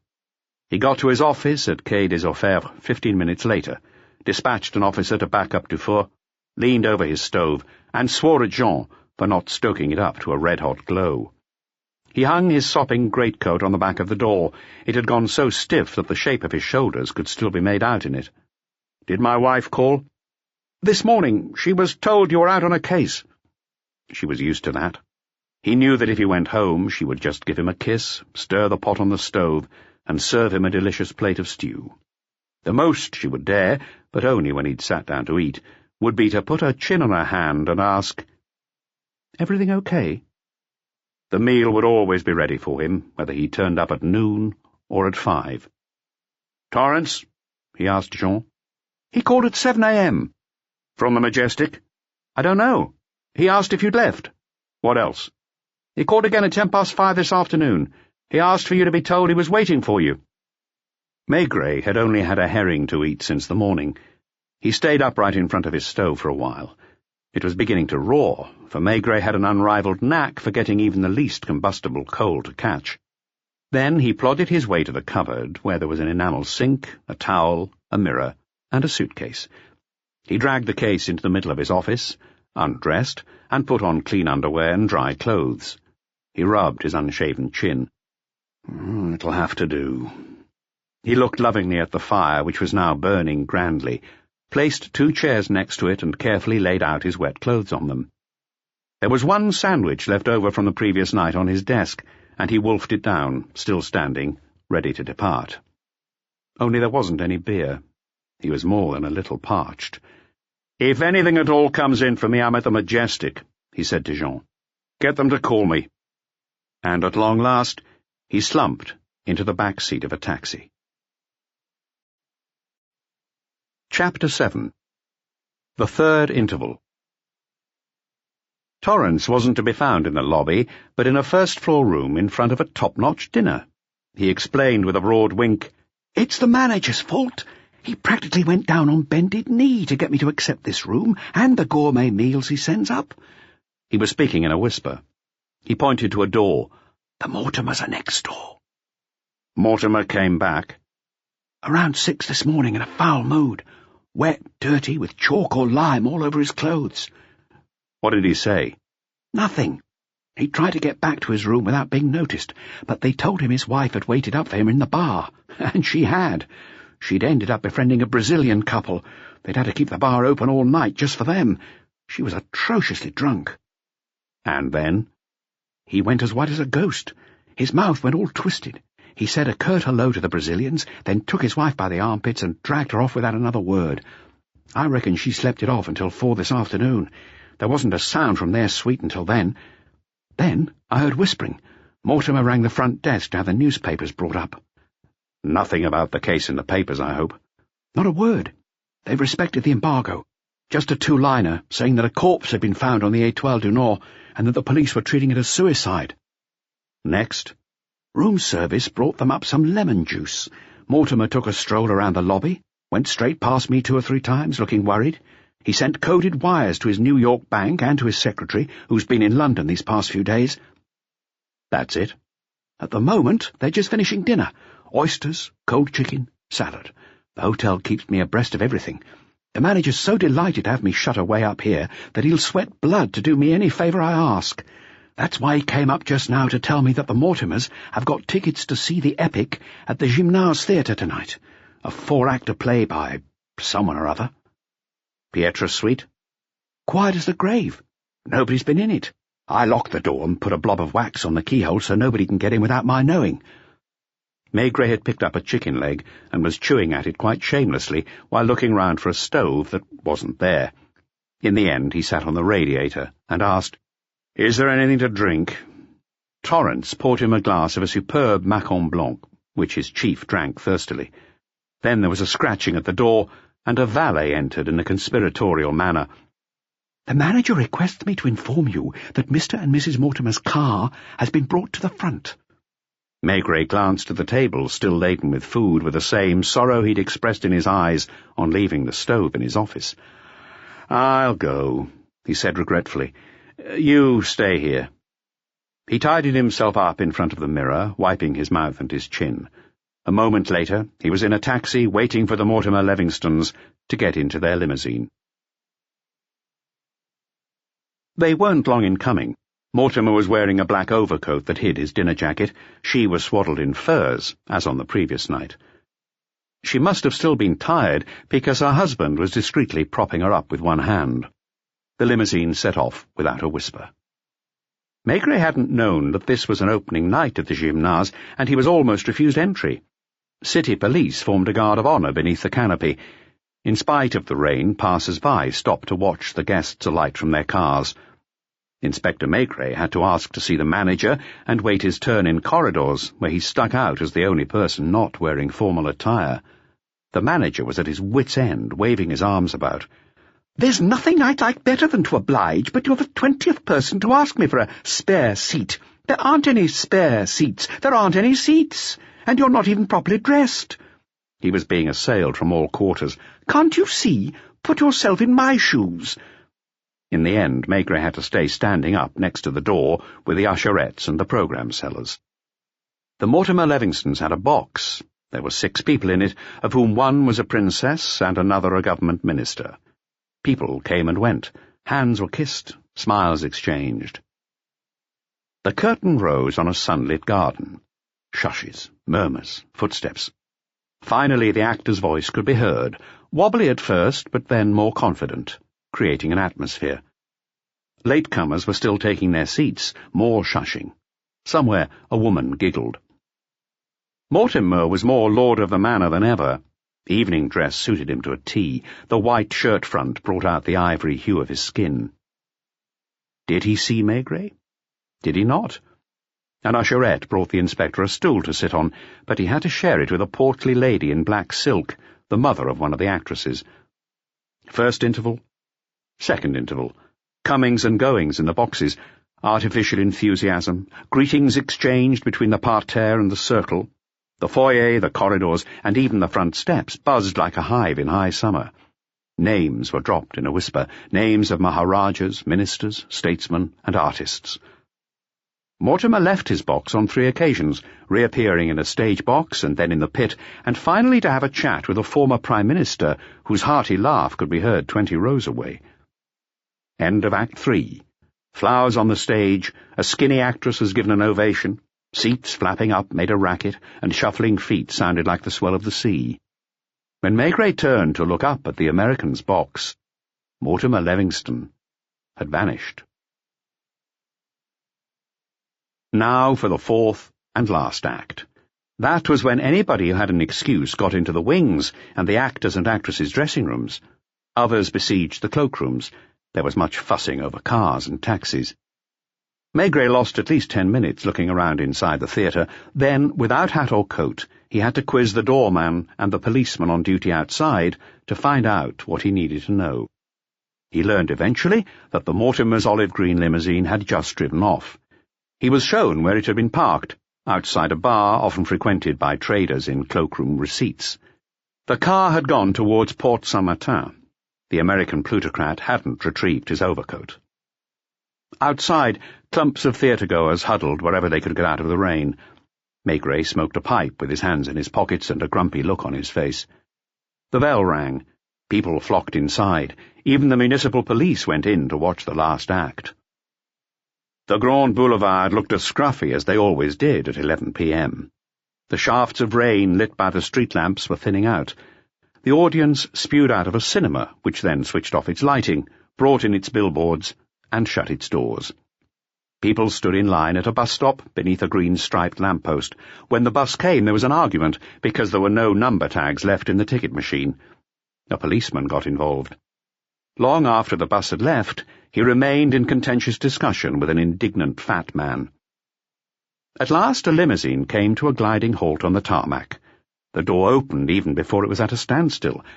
Mortimer Livingston, in tails but without a hat, bounded up the stairs and went into the warm and brightly lit lobby. Maigret took a look at the chauffeur. He was 100% American. He had a hard face with a jutting chin, and he sat stock still in his seat as if he'd been turned to stone by his uniform. The inspector opened one of the padded doors, barely an inch or two. Mortimer was standing at the back of his box. A sarcastic actor was speaking his lines in staccato. Curtain, flowers, thunderous applause. People rushing for the exits, more shushing.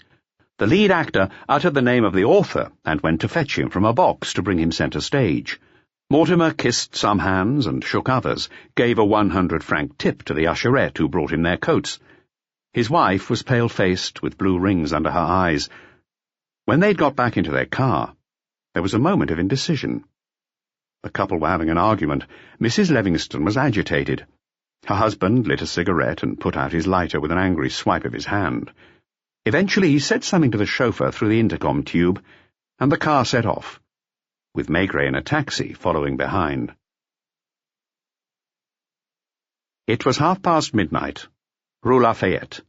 The white colonnade of La Trinité was sheathed in scaffolding, Rue de Clichy. The limousine stopped in Rue Fontaine, outside Pickwick's bar. A concierge in blue and gold uniform. Coat check. A red curtain lifted, and a snatch of tango emerged. Maigret went in behind the couple and sat at a table near the door, which must have always stayed empty because it caught every draught. The Mortimers had been seated next to the jazz band. The American read the menu and chose what he would have for supper. A professional dancer bowed to his wife. She went on the floor. Livingston watched her with remarkable intensity. She exchanged a few remarks with her dancing partner, but never once turned towards the corner where Maigret was sitting. Most people here were in formal attire, but there were also a few foreigners in lounge suits. Maigret waved away a hostess who tried to sit at his table. A bottle of champagne was put in front of him automatically. There were streamers all about.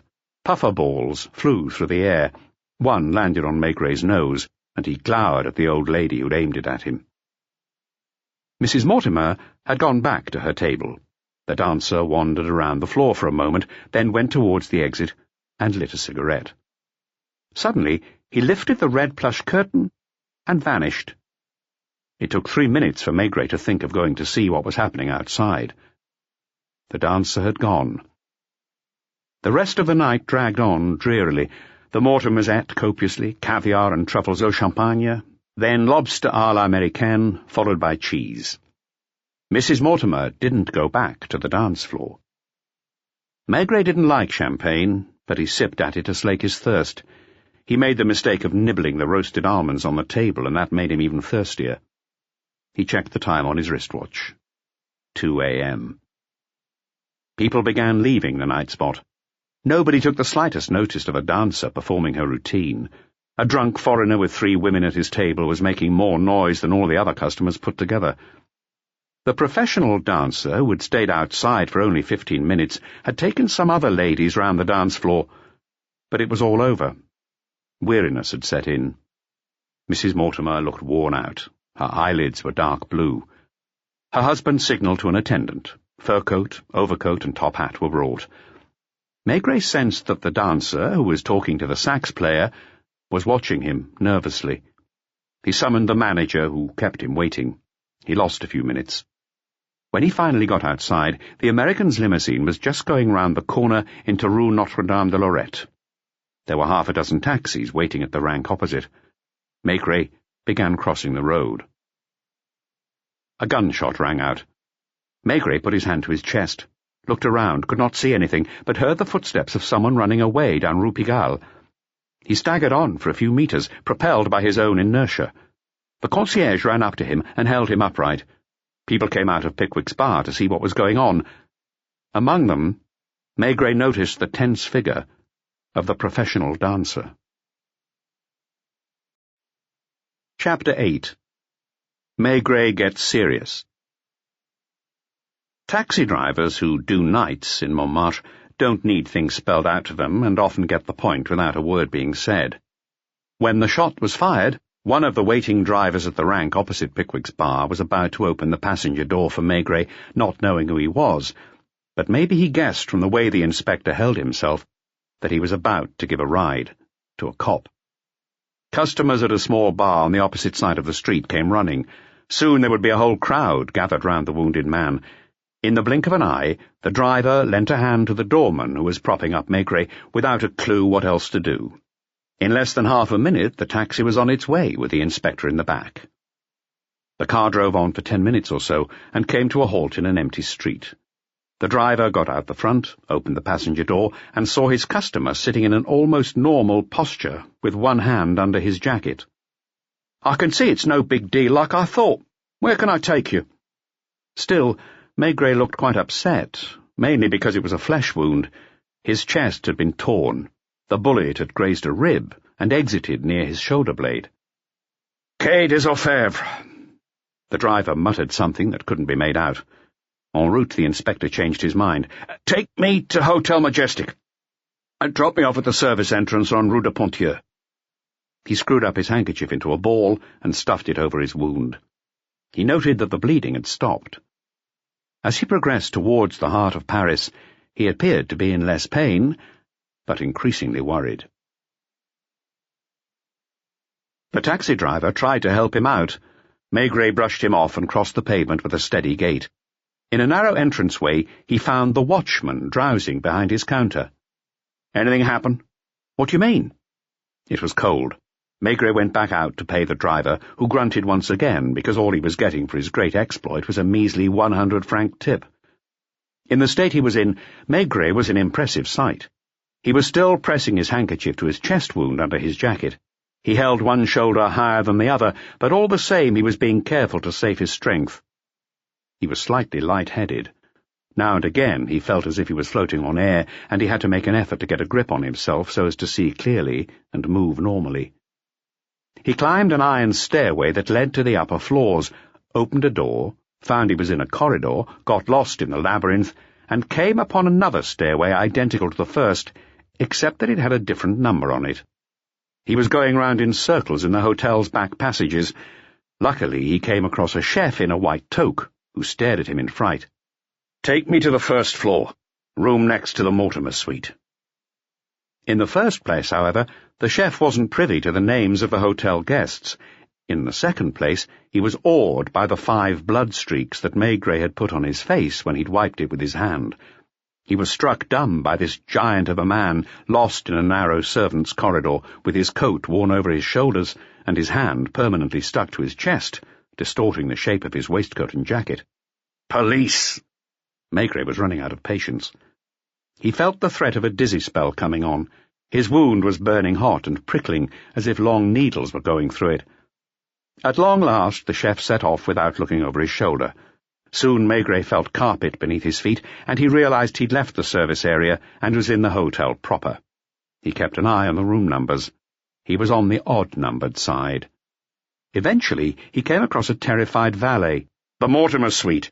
"Downstairs? But you—" He went down a stairway, and meanwhile the news spread among the staff that there was a strange wounded man wandering about the hotel like a ghost. Maigret stopped to rest against a wall for a moment and left a bloodstain on it. 3 very dark red drops also fell on the carpet. At last he caught sight of the Mortimer suite, and beside it the door of the room where Torrance was to be found. He got to the door, walking slightly crabwise, pushed it open. "Torrance!" The lights were on. The table was still laden with food and drink. Maigret's thick eyebrows puckered. He could not see his partner. On the other hand, he could smell something in the air that reminded him of a hospital. He took a few more wobbly steps, and suddenly came to a stop by a settee. A black leather-shod foot was sticking out from under it. He had to try 3 times over. As soon as he took his hand off his wound, blood spurted out of it at an alarming rate. Finally, he took the towel that was lying on the table and wedged it under his waistcoat, which he fastened as tight as he could. The smell in the room made him nauseous. He lifted one end of the settee with weak arms and swung it round on 2 of its legs. It was what he expected. Torrance, all crumpled up, with his shoulder twisted round as if he'd had his bones broken to make him fit into a small space. There was a bandage over the lower part of his face, but it wasn't knotted. Maigret got down on his knees. Every gesture was measured, and even slow, no doubt because of the state he was in. His hand hovered over Torrance's chest before daring to feel for his heart. When it reached its target, Maigret froze. He didn't stir, but stayed kneeling on the carpet and stared at his partner. Torrance was dead. Involuntarily, Maigret twisted his lips and clenched his fist. His eyes clouded over, and he uttered a terrible oath in the shut and silent room. It could have sounded merely grotesque, but it did not. It was fearsome, tragic, terrifying. Maigret's face had hardened. He didn't cry, that must be something he was unable to do, but his expression was full of such anger and pain, as well as astonishment, that it came close to looking stunned. Torrance was 30 years old. For the last 5 years he had worked pretty much exclusively for Inspector Maigret. His mouth was wide open, as if he'd made a desperate attempt at getting his last gasp of air. 1 floor up, a traveller was taking off his shoes directly over the dead man's body. Maigret looked around to seek out the enemy. He was breathing heavily. Several minutes passed in this manner. Maigret got up only when he sensed some hidden process beginning to work inside him. He went to the window, opened it, and looked out on the empty roadway of the Champs-Élysées. He let the breeze cool his brow, then went to pick up the gag he'd ripped off Torrance's mouth. It was a damask table napkin embroidered with a monogram of the Majestic. It still gave off a faint whiff of chloroform. Maigret stayed upright. His mind was a blank, with just a few shapeless thoughts knocking about inside it and raising painful associations. Once again, as he had done in the hotel passageway, he leaned his shoulder on the wall, and quite suddenly his features seemed to sink. He had aged. His spirits were low. Was he at that moment in time on the verge of bursting into tears? No. He was too big and substantial. He was made of a tougher cloth. The settee was squint and touching the table that hadn't been cleared. On one plate, chicken bones were mixed up with cigarette butts. The inspector stretched out an arm towards the telephone, but he didn't pick up the receiver. Instead, he snapped his fingers in anger, turned back towards the corpse, and stared at it. He scowled bitterly and ironically when he thought of all the regulations, formal procedures and precautions he had to observe to please the examining magistrate. Did any of that matter? It was Torrance, for heaven's sake. Almost the same as if it had been himself, damn it. Torrance, who was part of the team, who— Despite his apparent calm, he unbuttoned his colleague's waistcoat with such feverish energy that he snapped off 2 of its buttons. That's when he saw something that made his face go quite grey. On Torrance's shirt, exactly over the centre of his heart, there was a small brown mark, smaller than a chickpea. There was just 1 single drop of blood, and it had coagulated into a clot no larger than a pinhead. Maigray's eyes clouded over, and he twisted his face into a grimace of outrage he could not express in words. It was disgusting, but in terms of crime it was the very apex of skill. He need look no further. He knew what the trick was, because he'd learned about it a few months earlier in an article in a German crime studies journal. First, the chloroform towel, which overpowers the victim in 20 to 30 seconds. Then, the long needle. The murderer can take his time and find just the right place between the ribs to get it straight into the heart, taking a life without any noise or mess. Exactly the same method had been used in Hamburg 6 months earlier. A bullet can miss its targets or just wound a man. Maigret was living proof of that. But a needle plunged into the heart of a man already made inert kills him scientifically, with no margin of error. Inspector Maigret recalled one detail.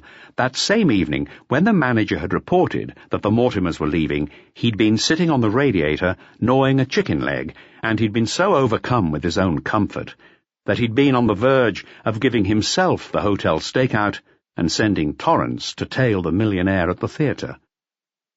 That memory disturbed him. He felt awkward looking at his partner and felt nauseous, though he couldn't tell whether it was because of his wound, his emotions, or the chloroform that was still hanging in the air. It didn't even occur to him to start a proper methodical investigation. It was Torrance lying there, Torrance who'd been with him on all his cases these last few years. Torrance, a man who needed just one word, a single sign, to understand whatever he meant to say. It was Torrance lying there with his mouth wide open, as if he were still trying to suck in a bit of oxygen and keep on living. Maigret, who was unable to shed tears, felt sick and upset, with a weight on his shoulders and nausea in his heart. He went back to the telephone and spoke so quietly that he had to be asked to repeat his request. "Police Judiciaire? Yes. Hello? Headquarters? Who is that speaking? What? Tarot? Listen, my lad. You're going to run round to the chief's address. Yes, his home address. Tell him to join me at the Majestic. Straight away. Room— I don't know the room number, but he'll be shown up. What? No, nothing else. Hello? What's that? No! Nothing wrong with me." He hung up. His colleague had started asking questions, puzzled by the odd sound of Maigret's voice, and also because what he'd asked for was odder still. He stood there for a while longer, with his arms swinging by his side. He tried not to look at the corner of the room where Torrance lay. He caught sight of himself in a mirror, and realized that blood had soaked through the towel. So, with great difficulty, he took off his jacket. 1 hour later, the superintendent of criminal investigation knocked at the door. Maigret opened it a slit and grunted at the valet who'd brought up the chief to say he was no longer needed. He only opened the door further when the flunky had vanished. Only then did the super realize that Maigret was bare-chested. The door to the bathroom was wide open, and the floor was a puddle of reddish water. "Shut the door, sharpish," Maigret said, with no regard for hierarchy. On the right side of his chest was an elongated and now swollen flesh wound. His braces were hanging down his legs. He nodded towards the corner of the room where Torrance was lying and put a finger to his lips. "Shh!" The superintendent shuddered. In sudden agitation he inquired, "Is he dead?"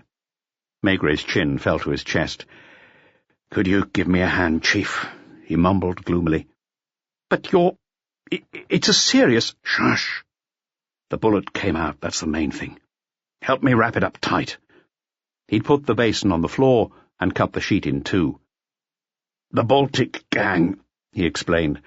"They missed me, but they didn't miss my poor Torrance." "Have you disinfected the wound?" "Yes. I washed it with soap and then put some tincture of iodine on it." "Do you think that's enough for now? With a needle, Chief. They anaesthetized him, then killed him with a needle." Maigret wasn't himself. It was as if he was on the other side of a net curtain that made him look and sound all fuzzy. "Hand me my shirt." His voice was blank. His gestures were measured and imprecise. His face was without expression. "You had to come here, seeing as it's one of our own, not to mention that I didn't want to make waves. You can have him taken away later. Keep all mention of it out of the papers. Chief, you do trust me, don't you?" All the same, there was a catch in Maigret's voice. It touched the super, who took him by the hand. "Now, tell me, Maigret, what's wrong?" "Nothing. I'm quite calm, I swear. I don't think I've ever been so calm. But now, it's between them and me. Do you understand?" The superintendent helped him get his waistcoat and his jacket on. The dressing changed Maigret's appearance, broadening his waist and making his figure less neat, as if he had rolls of fat. He looked at himself in the mirror and screwed up his face ironically. He was well aware that he now looked all soft. He'd lost that rock-solid, hard-cased look of a human mountain that he liked his enemies to see. His face was pale, puffy, and streaked with red. He was beginning to get bags under his eyes. "Thank you, Chief. Do you think you can do the necessary as far as Torrance is concerned?" "Yes. We can keep it out of the news. I'll alert the magistrates. I'll go to see the prosecutor in person." "Good. I'll get on with the job." He was tidying his mussed hair as he spoke. Then he walked over to the corpse, stopped in his tracks, and asked his colleague, "I'm allowed to close his eyes, aren't I?" I think he would have liked me to do it. His fingers were shaking. He kept them on the dead man's eyelids for a while as if he was stroking them. The superintendent became agitated and begged him, "Maigret, please." The inspector got up and cast a last glance around the room. "Farewell, Chief. Don't let them tell my wife I've been hurt." His vast bulk filled the whole doorway for a moment. The superintendent of criminal investigation almost called him back in because he was a worrying sight. During the war, comrades in arms had said farewell to him just like that, calmly, with the same unreal gentleness, before going over the top. Those men had never come back. Chapter 9. The Hitman.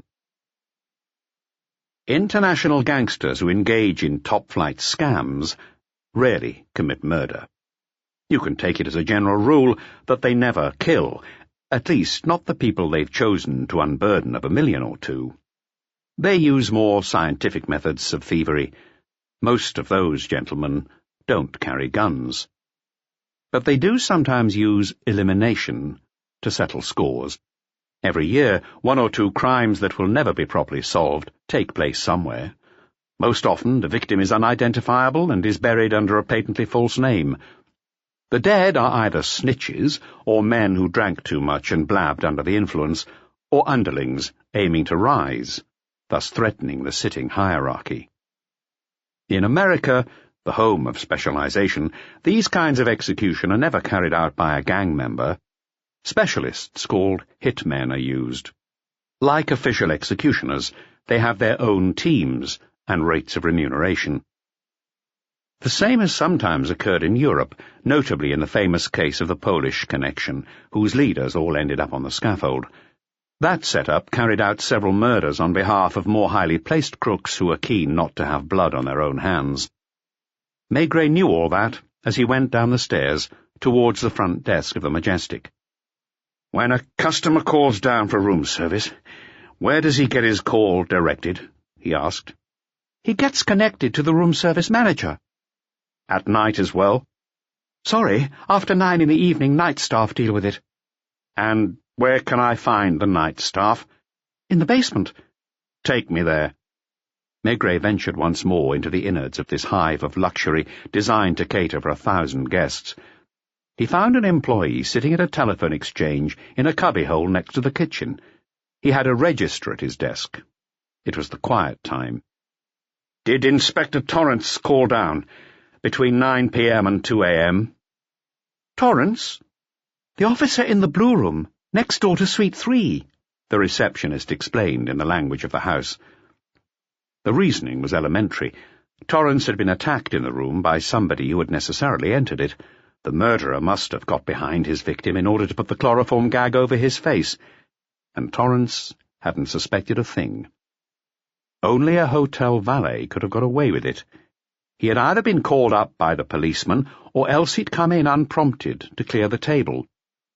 Keeping quite calm, Maigret put the question another way round. "Which member of staff knocked off early last night?" The operator was taken aback by the question. "How did you know?" "Sheer coincidence. Pepito got a call, telling him his brother was sick." "What time?" "Around 10. "Where was he at that point?" "Upstairs." "On which telephone did he take the call?" They called the main exchange. The operator confirmed that he'd not put any call through to Pepito. Things were moving fast, but Maigret remained placid and glum. "His card. You must have an employee card." "Not a proper one. We don't keep files on what we call room staff. There's too much turnover." They had to go to the hotel office, which was unmanned at that hour. Nonetheless, Maigret had them open up the employee records, where he found what he was looking for. "Pepito Moretto, Hotel Beau Séjour, 3, Rue des Batignolles, appointed on... Get me Hotel Beau Séjour on the telephone." Meanwhile, Maigret interrogated another employee and learned that Pepito Moretto had been recommended by an Italian maître d'hôtel and had joined the staff of the Majestic 3 days before the Mortimer Livingstone's arrival. No complaints about his work. He'd begun in the dining room, but then transferred to room service at his own request. Hotel Beau Séjour came on the line. "Hello. Can you get Pepito Moretto to come to the phone?" "Hello? What was that?" "His luggage, too. 3 a.m.? Thank you. Hello, one more thing. Did he get any mail at the hotel?" "No letters at all." "Thank you. That's all." Maigret hung up, remaining as unnaturally calm as he ever was. "What's the time?" he asked. 5:10. "Call me a cab." He gave the driver the address of Pickwick's bar. "You know it closes at 4 a.m. "Doesn't matter." The car came to a stop outside the nightclub. It was shuttered, but a streak of light could be seen coming from under the door. Maigret was aware that in most late-night venues the staff, often 40 strong, usually has a meal before going home. They eat in the same room that the customers have just vacated, even while the streamers are being tidied away and the cleaners get to work. Despite that, he didn't ring the bell at Pickwick's. He turned his back on the club, and his eye alighted on a café tobacconist's at the corner of Rue Fontaine, the sort of place where nightclub staff often gather during intervals or after work. The bar was still open. When Maigret walked in, there were 3 men with their elbows on the counter, sipping coffee, with something stronger in it, talking business. "Is Pepito not in tonight?" "He left quite a while ago," the barman replied. Maigret noticed that one of the customers, who had perhaps recognized him, was gesturing at the barman to keep his mouth shut. "We had an appointment at 2, he said. "He was here." "I know. I told the dancer from over the road to bring a message to him." "You mean Jose?" "Correct. He was supposed to tell Pepito I couldn't make it." "Jose did come over, actually. I think they had a chat. The customer, who gestured to the barman, was now drumming his fingers on the counter.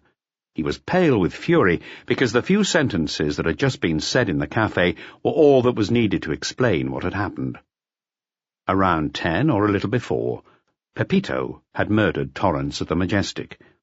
He must have had detailed instructions because he knocked off work straight away on the excuse that he'd had a phone call from his brother and came straight to the bar at the corner of Rue Fontaine. Then he waited. At some point, the dancer who'd just been named as Jose came over the road and passed Pepito a message that a child could guess.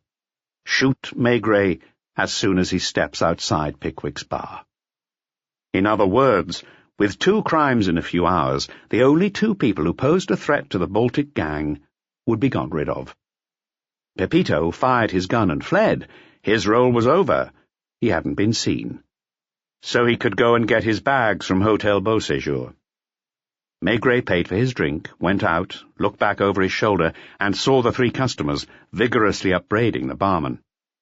He knocked at the door of Pickwick's bar, and a cleaner opened it for him. As he'd thought, the employees were having a late supper at tables that had been put end to end to make a refectory. Chicken leftovers, pieces of partridge, hors d'oeuvre, everything that the customers hadn't eaten. 30 pairs of eyes turned towards the inspector. "Has Jose been gone long?" "Sure, straight after." But the head waiter, recognizing Maigret, whom he'd served, stuck his elbow in the ribs of the man who was talking. Maigret wasn't fooled. "Give me his address, and it had better be the right one, okay? Or else you'll be sorry." I don't have it. Only the boss has—" "Where is he?" "On his estate at La Varenne." "Give me the books." "But—" "Shut up." They pretended to look in the drawers of a small office desk behind the podium. Maigret shoved his way into the group that was fiddling about and found the staff register straight away. José Latourie, 71, Rue Lepic. He exited in the same ponderous manner as he'd come in, while the still worried waiters went back to their meal. It was no distance to Rue Lepic, but number 71 is a long way up the hillside street, and Maigret had to stop twice to get his puff back. At last, he got to the door of a lodging-house of the same general kind as Hotel Beauséjour, though more sordid still. He rang, and the front door opened automatically. He knocked at a glass window, and the night porter eventually got out of bed for him. "José Latourie?" "Still out. His key's here." "Hand it over. Police." "But—" "At the double." The fact is, nobody could stand in Maigret's way that night. Yet he wasn't his usual stern and rigid self. Maybe people could sense something even worse. "Which floor?" "4th." The long and narrow room had a stuffy smell. The bed hadn't been made.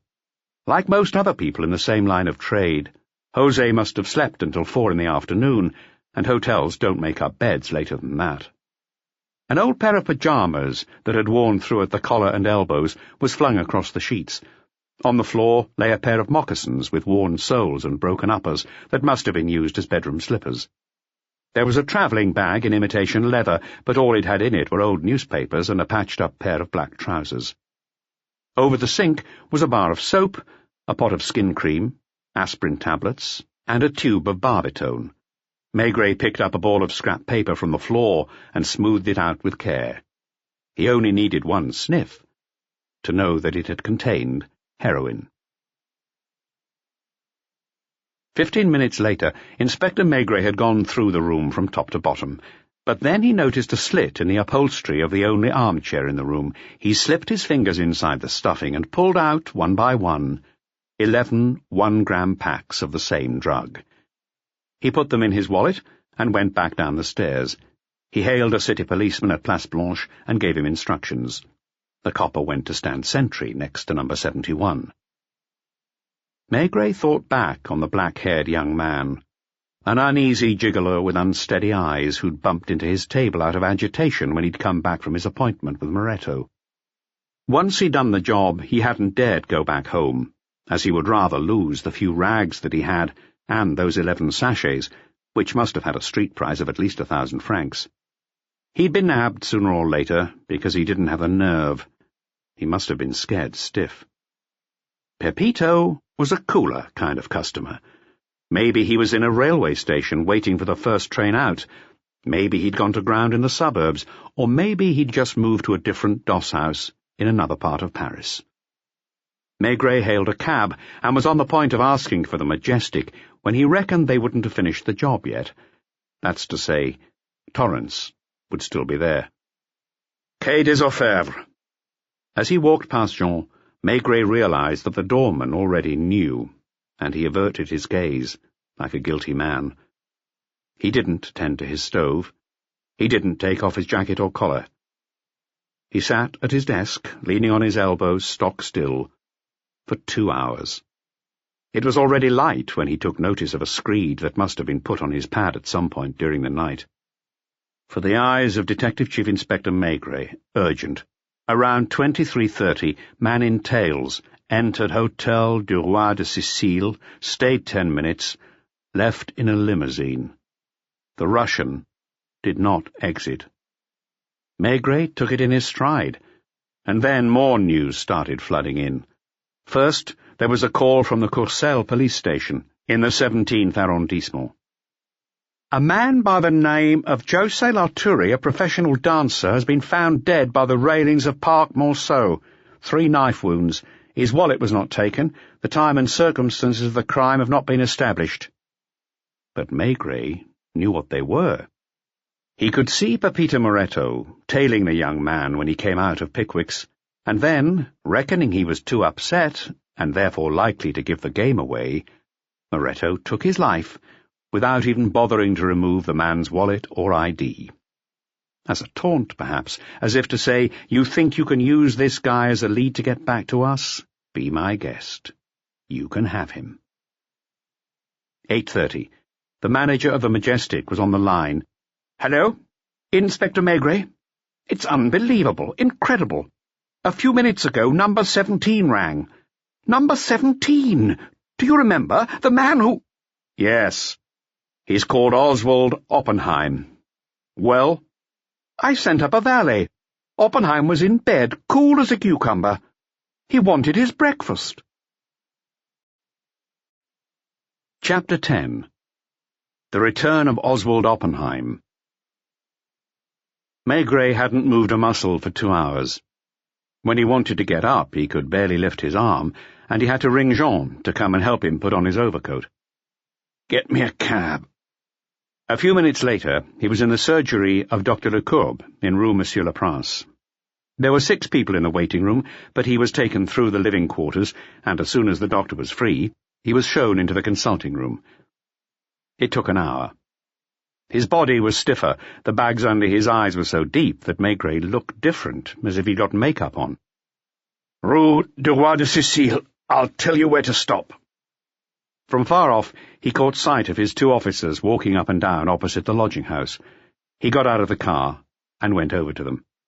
Still inside? Yes, there's been one of us on duty at all times. Who left the building? A little old man, all bent double, then 2 youngsters, then a woman of about 30. Did the old man have a beard? Yes. He went off without saying another word, climbed the narrow staircase and went past the concierge's office. A moment later, he was shaking the door of room 32. A woman's voice responded in a language he couldn't identify. The door gave way, and he set eyes on a half-naked Anna Gorskin, getting out of bed. Where's your boyfriend? He asked. He spoke in staccato, like a man in a hurry, and didn't bother to look over the premises. Anna Gorskin shouted, Get out of here! You've no right! But he stayed, unmoved, and picked up off the floor a trench coat he knew well. He seemed to be looking for something else. He noticed Fyodor Yurovitch's dirty grey trousers at the foot of the bed.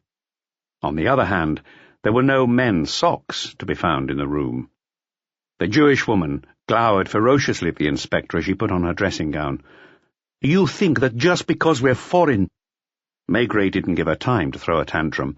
He went out quietly and closed the door, which she opened again before he'd gone down 1 flight. She stood on the landing, just breathing heavily, not saying a word. She leaned over the railing, staring at him, and then, unable to contain her imperious need to do something, she spat on him.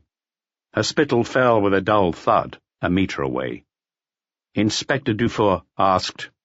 Well? Keep a watch on the woman. At any rate, she can't disguise herself as an old man. You mean that— No, he didn't mean anything. He wasn't up to having an argument. He got back in the taxi. To the Majestic. The junior detective was downcast as he watched Maigret leave. "Do your best," Maigret called out to him. He didn't want to take it out on the young man. It wasn't his fault if he'd been taken for a ride. After all, hadn't Maigret himself let Torrance get killed? The manager was waiting for him at the door, which was a new departure for him. At last. You see, I don't know what to do any more. They came to fetch your friend. They reassured me it would not be in the papers, but the other one is here. He's here. Nobody saw him come in? Nobody, that's what— Listen, like I told you on the telephone, he rang. When the valet went in, he ordered a coffee. He was in bed. What about Mortimer? Do you think they're connected? Oh, that's impossible. He's a well-known figure. He's had ministers and bankers call on him right here. What's Oppenheim up to now? He's just had a bath. I think he's getting dressed. And Mortimer? The Mortimers haven't rung yet. They're still asleep. Give me a description of Pepito Moretto. Certainly. What I've heard— Actually, I never set eyes on him myself. I mean, I noticed him. We have so many employees. But I did some research. Short, dark skin, black hair, broad shoulders. Could go for days without saying a word. Maigret copied it all down on a scrap of paper that he put in an envelope that he then addressed to the super. That ought to be enough, combined with the fingerprints that must have been found in the room where Torrance died. Have this taken to Quai des Orfèvres. Certainly, sir. The manager was more pliant now because he sensed that events could easily get out of hand, to disastrous effect. What are you going to do, Inspector? But Maigret had already moved off and was standing all clumsy and awkward in the middle of the lobby. He looked like a tourist in a historic church trying to work out, without the help of a guide, what there was to inspect. There was a ray of sunshine shedding golden light on the entire lobby of the Majestic. At 9 in the morning it was almost deserted, just a few travellers at separate tables having breakfast while reading the papers. In the end, Maigret slumped into a wicker chair next to the fountain, which for one reason or another wasn't working that morning. The goldfish in the ceramic pond had decided to stop swimming about, and the only thing moving were fish jaws going up and down, chewing water. They reminded the inspector of Torrance's open mouth. That must have made a strong impression on him, because he wriggled about for a long time, before finding a comfortable position. A sprinkling of flunkies passed by from time to time. Maigret did not take his eyes off them, because he knew that a bullet could fly at any moment. The game he was in had got near to showdown. The fact that Maigret had unmasked the identity of Oppenheim, alias Pietro the Latvian, was no big deal. In itself, it didn't put the detective at risk. The Latvian was hardly in hiding. On the contrary, he was flaunting himself in front of his trackers, as he was confident they had nothing on him. The proof of that was the flurry of telegrams that had tracked him step by step, from Krakow to Bremen, from Bremen to Amsterdam, and from Amsterdam to Brussels and Paris. But then came the corpse on the Étoile du Nord. Most of all, there was Maigret's discovery of the unexpected relations between the East European and Mortimer Livingston. And that was a major discovery. Pietro was a self-avowed crook who was happy to taunt international police forces. Just try to catch me red-handed. Mortimer was, in the eyes of the whole world, an honest and upright man. There were just two people who might have guessed the connection between them. That very evening, Torrance was murdered, and Maigret came under fire from a revolver in Rue Fontaine. A third bewildered person, who probably knew next to nothing but might serve as a lead to further investigation, had also been eliminated. José Laturi, a professional dancer. So, Mortimer and the Latvian, presumably reassured by 3 disposals, had gone back to their allotted places. There they were upstairs in their luxury suites, giving orders on the telephone to a whole team of domestics of a 5-star hotel, taking baths, eating meals, getting dressed. Maigret was waiting for them on his own. He wasn't comfortable in his wicker chair. One side of his chest was stiff and throbbing, and he could barely use his right arm because it was racked by persistent pain. He could have arrested them there and then, but he knew that wouldn't be any use. At most, he might get someone to testify against Pietro the Latvian, alias Fyodor Yurovich, alias Oswald Oppenheim, and who must have had many other identities as well, including that of Olaf Swan. But what had he got against the American millionaire Mortimer Livingston? Within an hour of arrest, the U.S. Embassy would lodge a protest. The French banks and companies and financial institutions on whose boards he sat would wheel in political support. What evidence did he have? What clues? The fact that he'd vanished for a few hours when Pietro was also absent? That he'd had supper at Pickwick's bar, and that his wife had danced with Jose Latourie? That a police sergeant had seen him go into a scruffy lodging-house at the sign of Roi de Sicile? It would all be torn to shreds. Apologies would have to be made, and to satisfy the Americans there would have to be a scapegoat. Maigret would be sacked, at least for show. But Torrance was dead. He must have been carried across the hall at the crack of dawn on a stretcher, or else the manager had warded off the possibility of an early riser seeing such an unpleasant spectacle by having the corpse taken out by the service entrance. That was very likely. Narrow corridors, spiral staircases, the stretcher would have bumped into the railings. Behind the mahogany counter, the telephones rang, comings and goings, hurried commands. The manager came up to him. "Mrs. Mortimer Livingston is leaving. They've just rung from upstairs to have her trunk brought down. The car is waiting." Maigret smiled faintly. "Which train?" "She's flying to Berlin from Le Bourget airfield." He'd barely finished his sentence when she appeared, dressed in a light grey travelling cape, carrying a crocodile skin handbag. She was moving quickly, but when she got to the revolving door, she couldn't resist turning round. Maigret made a great effort to stand up so as to be certain she would see him. He was sure she had bitten her lip.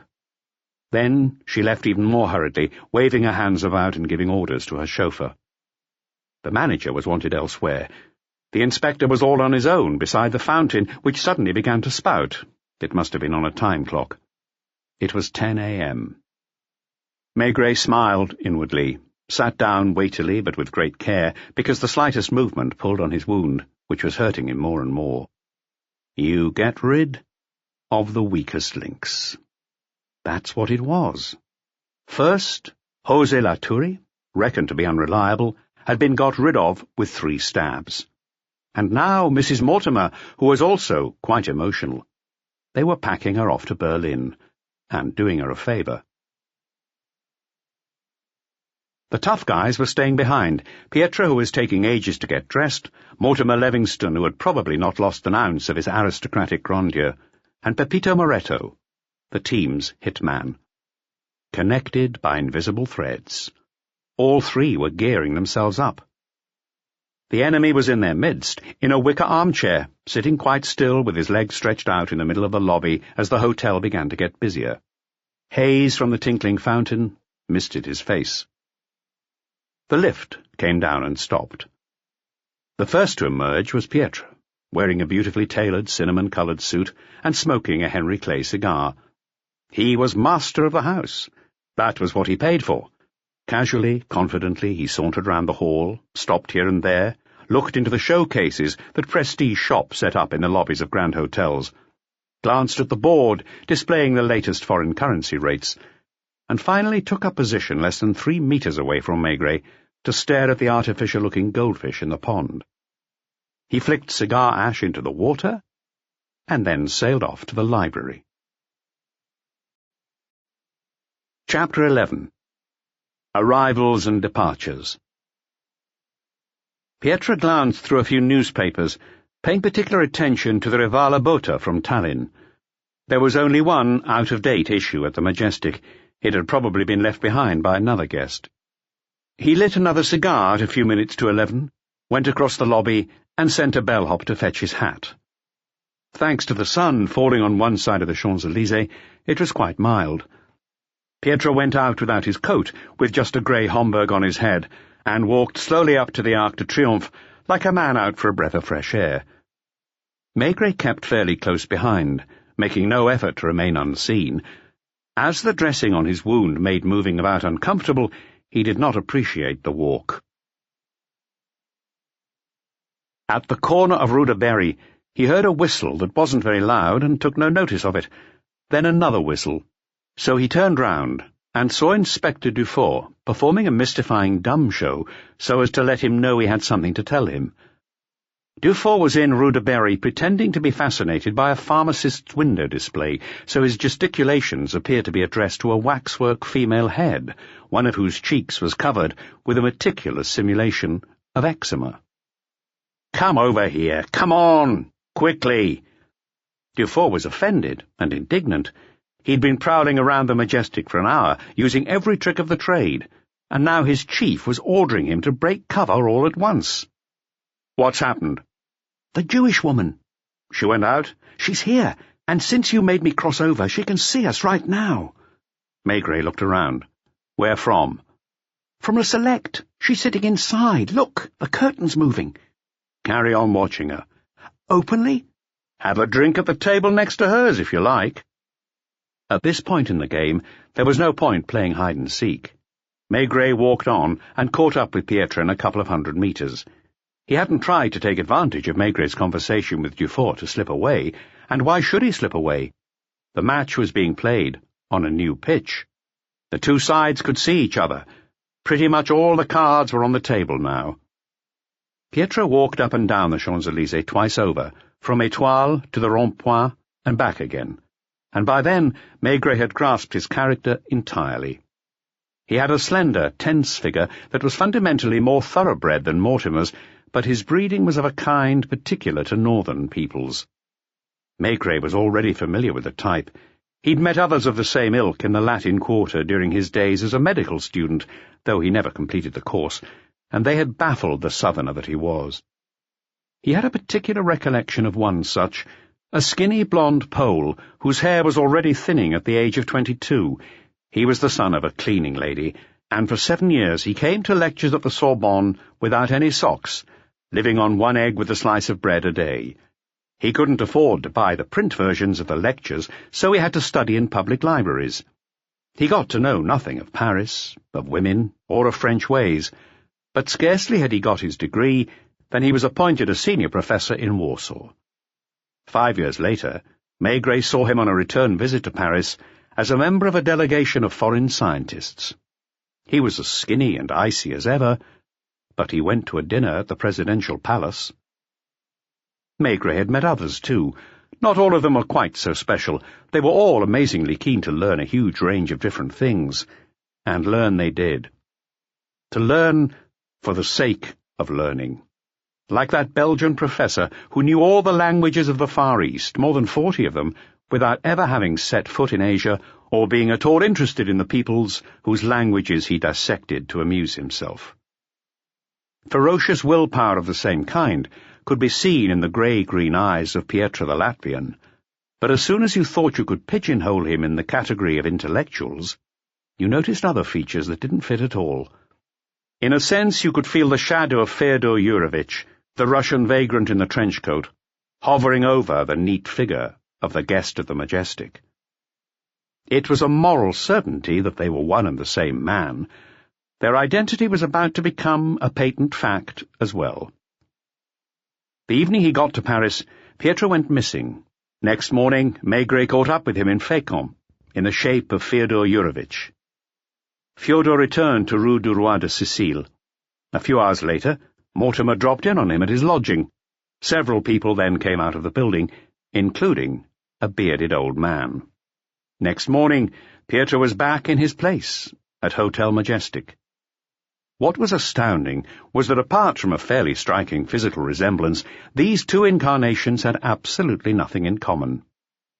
Fyodor Yurovitch was a genuine Slavic vagrant, a sentimental and manic déclassé. Everything fitted perfectly. He didn't make the slightest error even when he leaned on the counter in the drinking hole in Fécamp. On the other hand, there wasn't a thread out of place in the character of the East European intellectual, breathing refinement from head to toe. The way he asked the bellhop for a light, the way he wore his top-quality English Homburg, his casual stroll in the sun along the Champs-Élysées, and the way he looked at window displays. It was all quite perfect. It was so perfect it had to go deeper than play acting. Maigret had acted parts himself. Although the police use disguise and deep cover less often than people imagine, they still have to do it from time to time. But Maigret in makeup was still Maigret in some aspect of his being, in a glance or a tick. When he dressed up as a cattle dealer, for example, he had done that once and got away with it. He was acting the role of a cattle dealer. But he hadn't become a cattle dealer. The persona he put on remained external to him. Pietre Fyodor was both Pietre and Fyodor from inside. The inspector's view could be summed up this way: he was both one thing and the other, not only in dress, but in essence.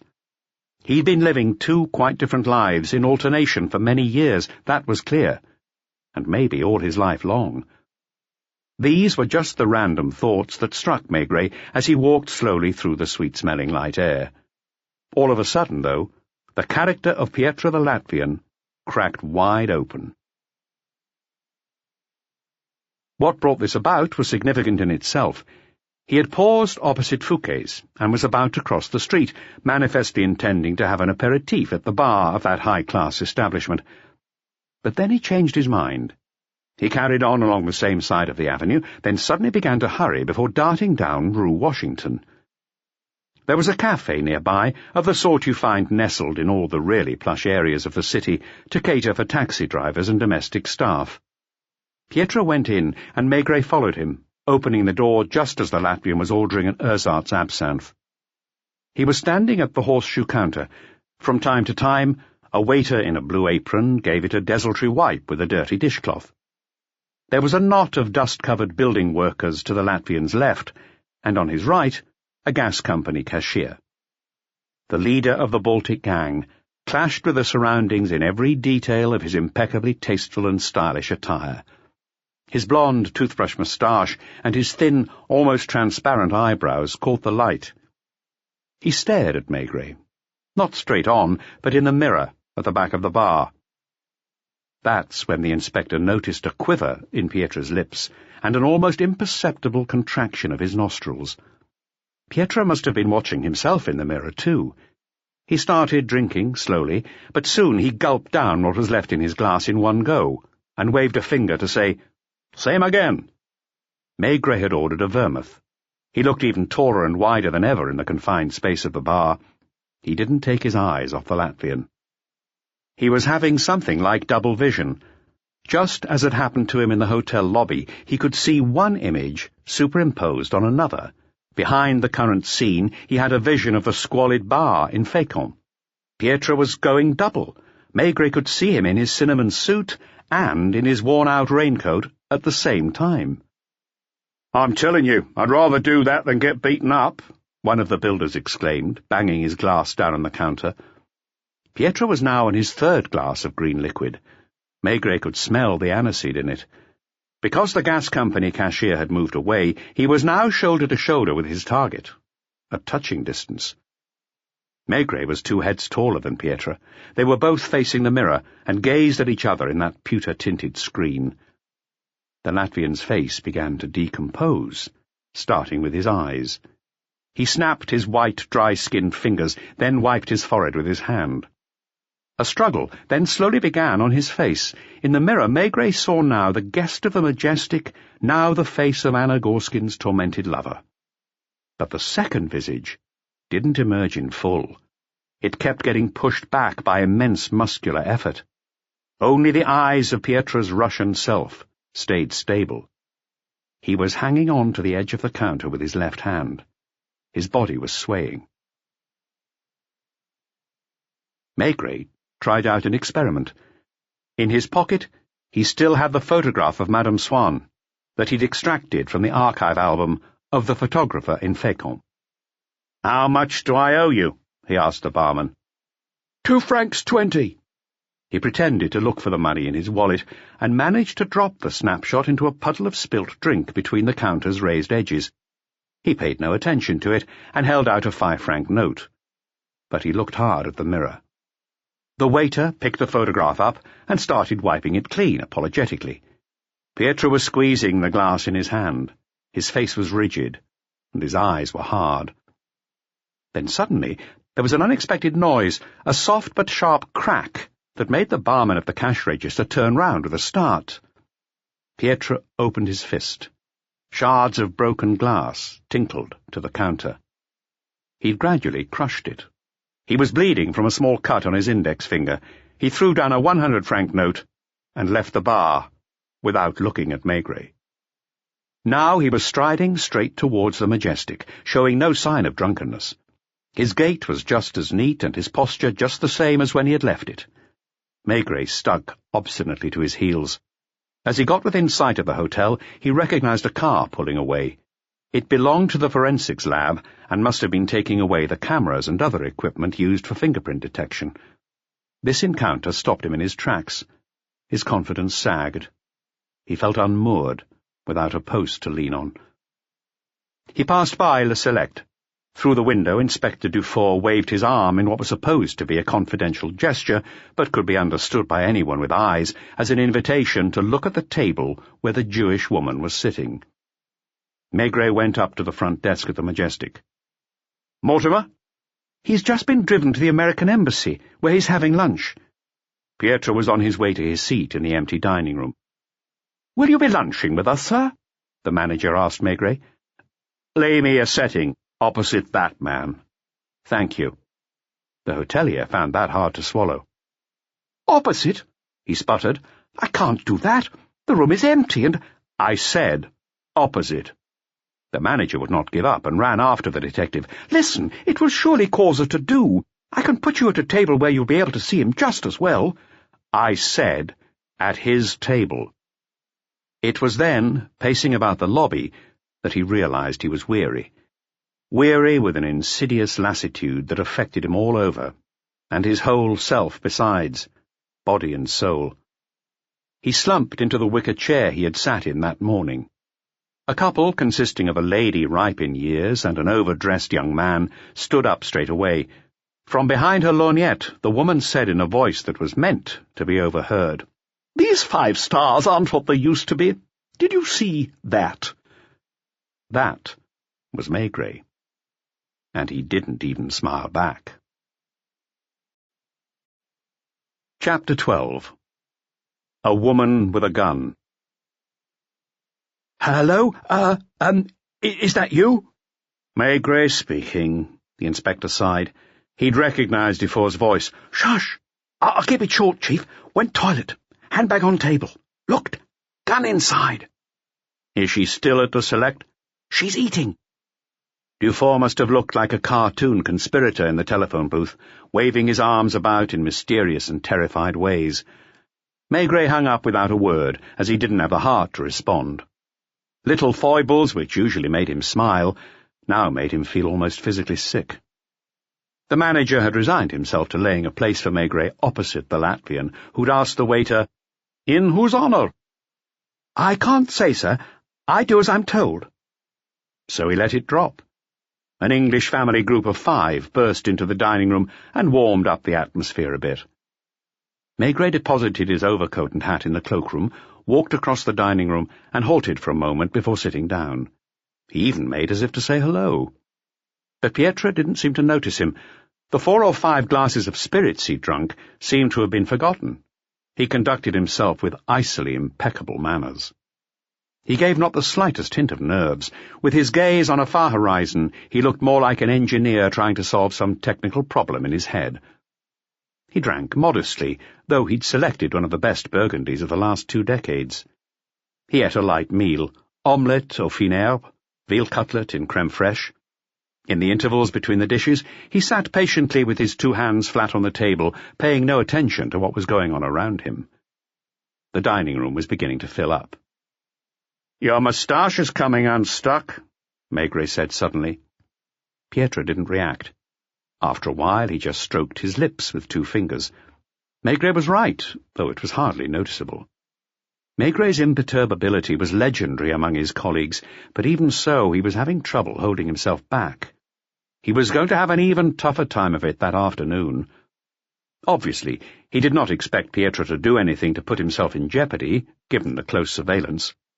All the same, he'd surely taken one step towards disaster in the morning. Wasn't it reasonable to hope he would be pushed all the way down by the unremitting presence of a man acting like a blank wall, shutting him off from the light? Pietro had coffee in the lobby, and then asked for his lightweight overcoat to be brought down. He strolled down the Champs-Élysées, and a little after 2, went into a local cinema. He didn't come out until 6. He'd not spoken to anyone, not written anything, nor made a move that was in any way suspicious. Sitting comfortably in his seat, he'd concentrated on following the twists and turns of an infantile plot. If he'd looked over his shoulder as he then sauntered towards Place de l'Opéra to have his apéritif, he'd have realized that the figure behind him was made of tough, persistent stuff. But he might also have sensed that the inspector was beginning to doubt his own judgment. That was indeed the case. In the darkness of the cinema, doing his best not to watch the images flickering on the screen, Maigret kept on thinking about what would happen if he were to make an arrest on the spot. But he knew very well what would happen. No convincing material evidence on his side. On the other side, a heavy web of influence weighing on the examining magistrate, the prosecutor, going right up to the foreign minister and the minister of justice. He was slightly hunched as he walked. His wound was hurting, and his right arm was getting even stiffer. The doctor had said firmly, "If the pain starts to get worse, come back here straight away. It'll mean you've got an infection in the wound." So what? Did he have time to bother about that? "Did you see that?" a guest at the Majestic had said that morning. Heavens above. Yes, that was a cop trying to stop leading criminals from doing any more harm. A cop set on avenging a colleague who'd been murdered in that very same 5-star hotel. That didn't have a tailor in London. He didn't have time to get manicured every morning, and his wife had been cooking meals for him for 3 days in a row without knowing what was going on. That was a senior detective earning 2,200 francs a month, who, when he'd solved a case and put criminals behind bars, had to sit down with paper and pencil and itemize his expenses, clip his receipts and documentation to the claim, and then go and argue it out with accounts. Maigret had no car of his own, no millions, not even a big team. If he commandeered a city policeman or 2, he still had to justify the use he made of them. Pietro, who was sitting a metre away from him, paid for a drink with a 50-franc note and didn't bother to pick up the change. It was either a habit or a trick. Then, presumably to irritate the inspector, he went into a shirt-maker's and spent half an hour picking 12 ties and 3 dressing gowns. He left his calling card on the counter while a smartly dressed salesman scurried after him. The lesion was definitely becoming inflamed. Sometimes he had intense shooting pains in the whole of his shoulder, and he felt like vomiting, as if he had a stomach infection as well. Rue de la Paix, Place Vendôme, Faubourg Saint-Honoré. Pietro was gadding about. Back to the Majestic at last. The bellhops rushed to help him with the revolving door. "Chief!" "You again?" Officer Dufour emerged tentatively from the shadows with a worried look in his eyes. "Listen, she's vanished." "What are you talking about?" "I did my best, I promise. She left the Select. A minute later, she went into a couturier's at number 52. I waited an hour and then interrogated the doorman. She hadn't been seen in the first-floor showroom. She'd simply walked straight through, because the building has a second exit on Rue de Berry." "That's enough." "What should I do?" "Take a break." Dufour looked Maigret in the eye, then turned his gaze sharply aside. "I swear to you that—" To his amazement, Maigret patted him on the shoulder. "You're a good lad, Dufour. Don't let it get you down." Then he went inside the Majestic, saw the manager making a face, and smiled back. "Oppenheim?" "He's just gone up to his room." Maigret saw a lift that was free. He filled his pipe, and suddenly realized, with another smile that was somewhat more ironical than the first, that for the last several hours he'd forgotten to have a smoke. He went to the door of number 17 and didn't waver. He knocked. A voice told him to come in. He did so, closing the door behind him. Despite the radiators, a log fire had been lit in the lounge for decoration. The Latvian was leaning on the mantelpiece and pushing a piece of paper towards the flames with his toe to get it to light. At a glance, Maigret saw that he was not as cool as before, but he had enough self-control not to show how much that pleased him. He picked up a dainty gilded chair with his huge hand, carried it to within a metre of the fire, set it down on its slender legs, and sat astride it. Maybe it was because he had his pipe back between his teeth, or maybe because his whole being was rebounding from the hours of depression, or rather of uncertainty, that he'd just been through. In any case, the fact is he was now tougher and weightier than ever. He was Maigret twice over, so to speak, carved from a single piece of old oak, or better still, from very dense stone. He propped his elbows on the back of the chair. You could feel that if he was driven to an extremity, he could grab his target by the scruff of his neck with his two broad hands and bang his head against the wall. "Mortimer is back," he said. The Latvian watched the paper burn, then slowly looked up. "I'm not aware—" It did not escape Maigret's eye that Pietro's fists were clenched. It also did not escape him that there was a suitcase next to the bedroom door that had not been in the suite before. It was a common suitcase that cost 100 francs at most, and it clashed with the surroundings. "What's inside that?" No answer, just a nervous twitch. Then a question. "Are you going to arrest me?" He was anxious, to be sure, but there was also a sense of relief in his voice. "Not yet." Maigret got up and pushed the suitcase across the floor with his foot, and then bent down to open it. It contained a brand-new grey off-the-peg suit, with its tag still on it. The inspector picked up the telephone. "Hello, is Mortimer back?" "No? No callers for number 17? "Hello, yes. A parcel from a shirt maker's on the Grand Boulevard. No need to bring it up." He put the phone down and carried on interrogating aggressively. "Where is Anna Goskin?" At last he felt he was making progress. "Look around. You mean she's not in this suite, but she was here. She brought this suitcase, and a letter." The Latvian gave a quick stab at the charred paper to make it collapse. Now it was just a pile of ash. Maigret was fully aware that this was no time for careless words. He was on the right track, but the slightest slip would give his advantage away. Out of sheer habit, he got up and went to the fire so abruptly that Pietro flinched and made as if to put up his arms in self-defence, then blushed with embarrassment. Maigret was only going to stand with his back to the fire. He took short, strong puffs at his pipe. Silence ensued for such a long time, and with so much unspoken, that it strained nerves to breaking point. The Latvian was on a tightrope, and still putting on a show of balance. In response to Maigret's pipe, he lit a cigar. Maigret started to pace up and down, and nearly broke the telephone table when he leaned on it. The Latvian didn't see that he'd pressed the call button without picking up the receiver. The result was instantaneous. The bell rang. It was reception. "Hello? You called?" "Hello? Yes." "What was that?" "Hello? This is reception." Cool as a cucumber, Maigret went on. "Hello, yes, Mortimer." "Thank you. I'll drop in on him soon." "Hello? Hello?" He'd scarcely put the earpiece back on its hook when the telephone rang again. The manager was cross. "What's going on? I don't get it." "Damn it!" Maigret thundered. He stared heavily at the Latvian, who had gone even paler, and who for at least a second wanted to make a dash for the door. "No big deal," Maigret told him. "Mortimer Livingston's just come in. I'd asked them to let me know." He could see sweat beading on Pietro's brow. "We were discussing the suitcase and the letter that came with it. Anna Goskin." "Anna's not involved." "Excuse me, I thought—" "Isn't the letter from her?" "Listen." Pietro was shaking, quite visibly shaking, and he was in a strangely nervous state. He had twitches all over his face and spasms in his body. "Listen to me." "I'm listening," Maigret finally conceded, still standing with his back to the fire. He'd slipped his good hand into his gun pocket. It would take him no more than a second to aim.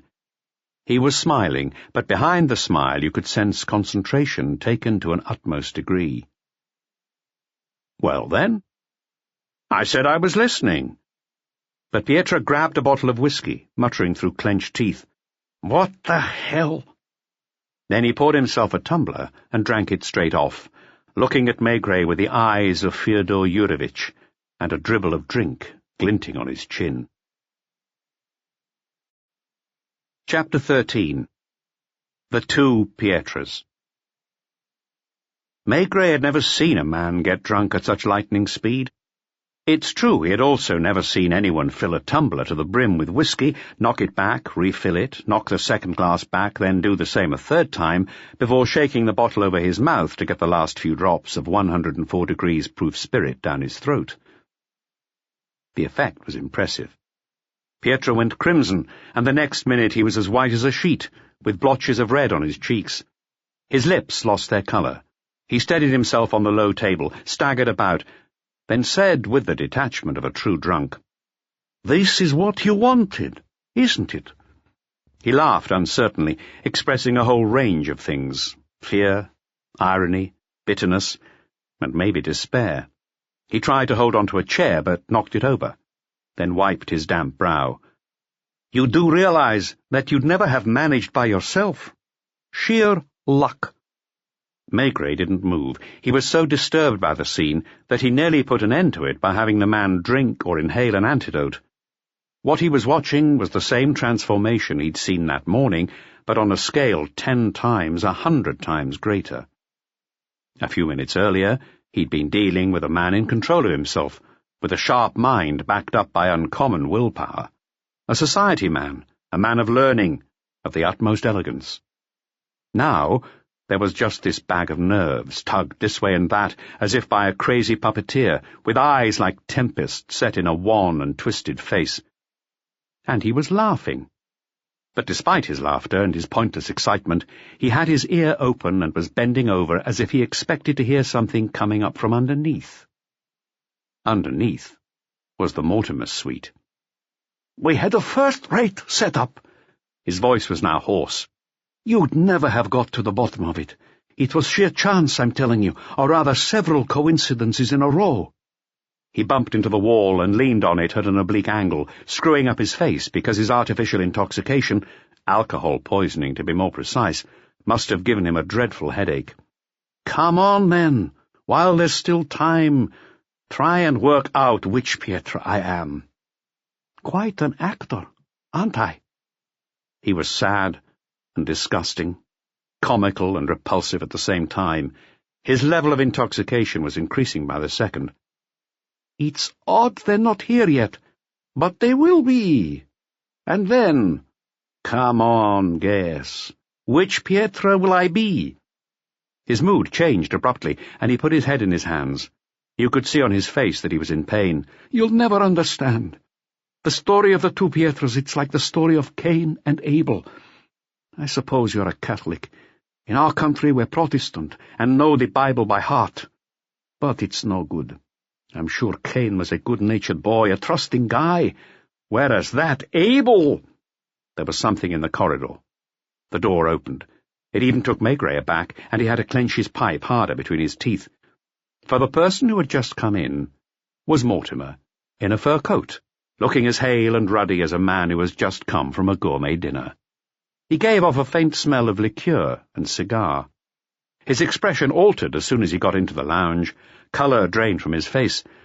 Maigret noticed he was asymmetrical in a way that was difficult to place, but which gave him a murky look.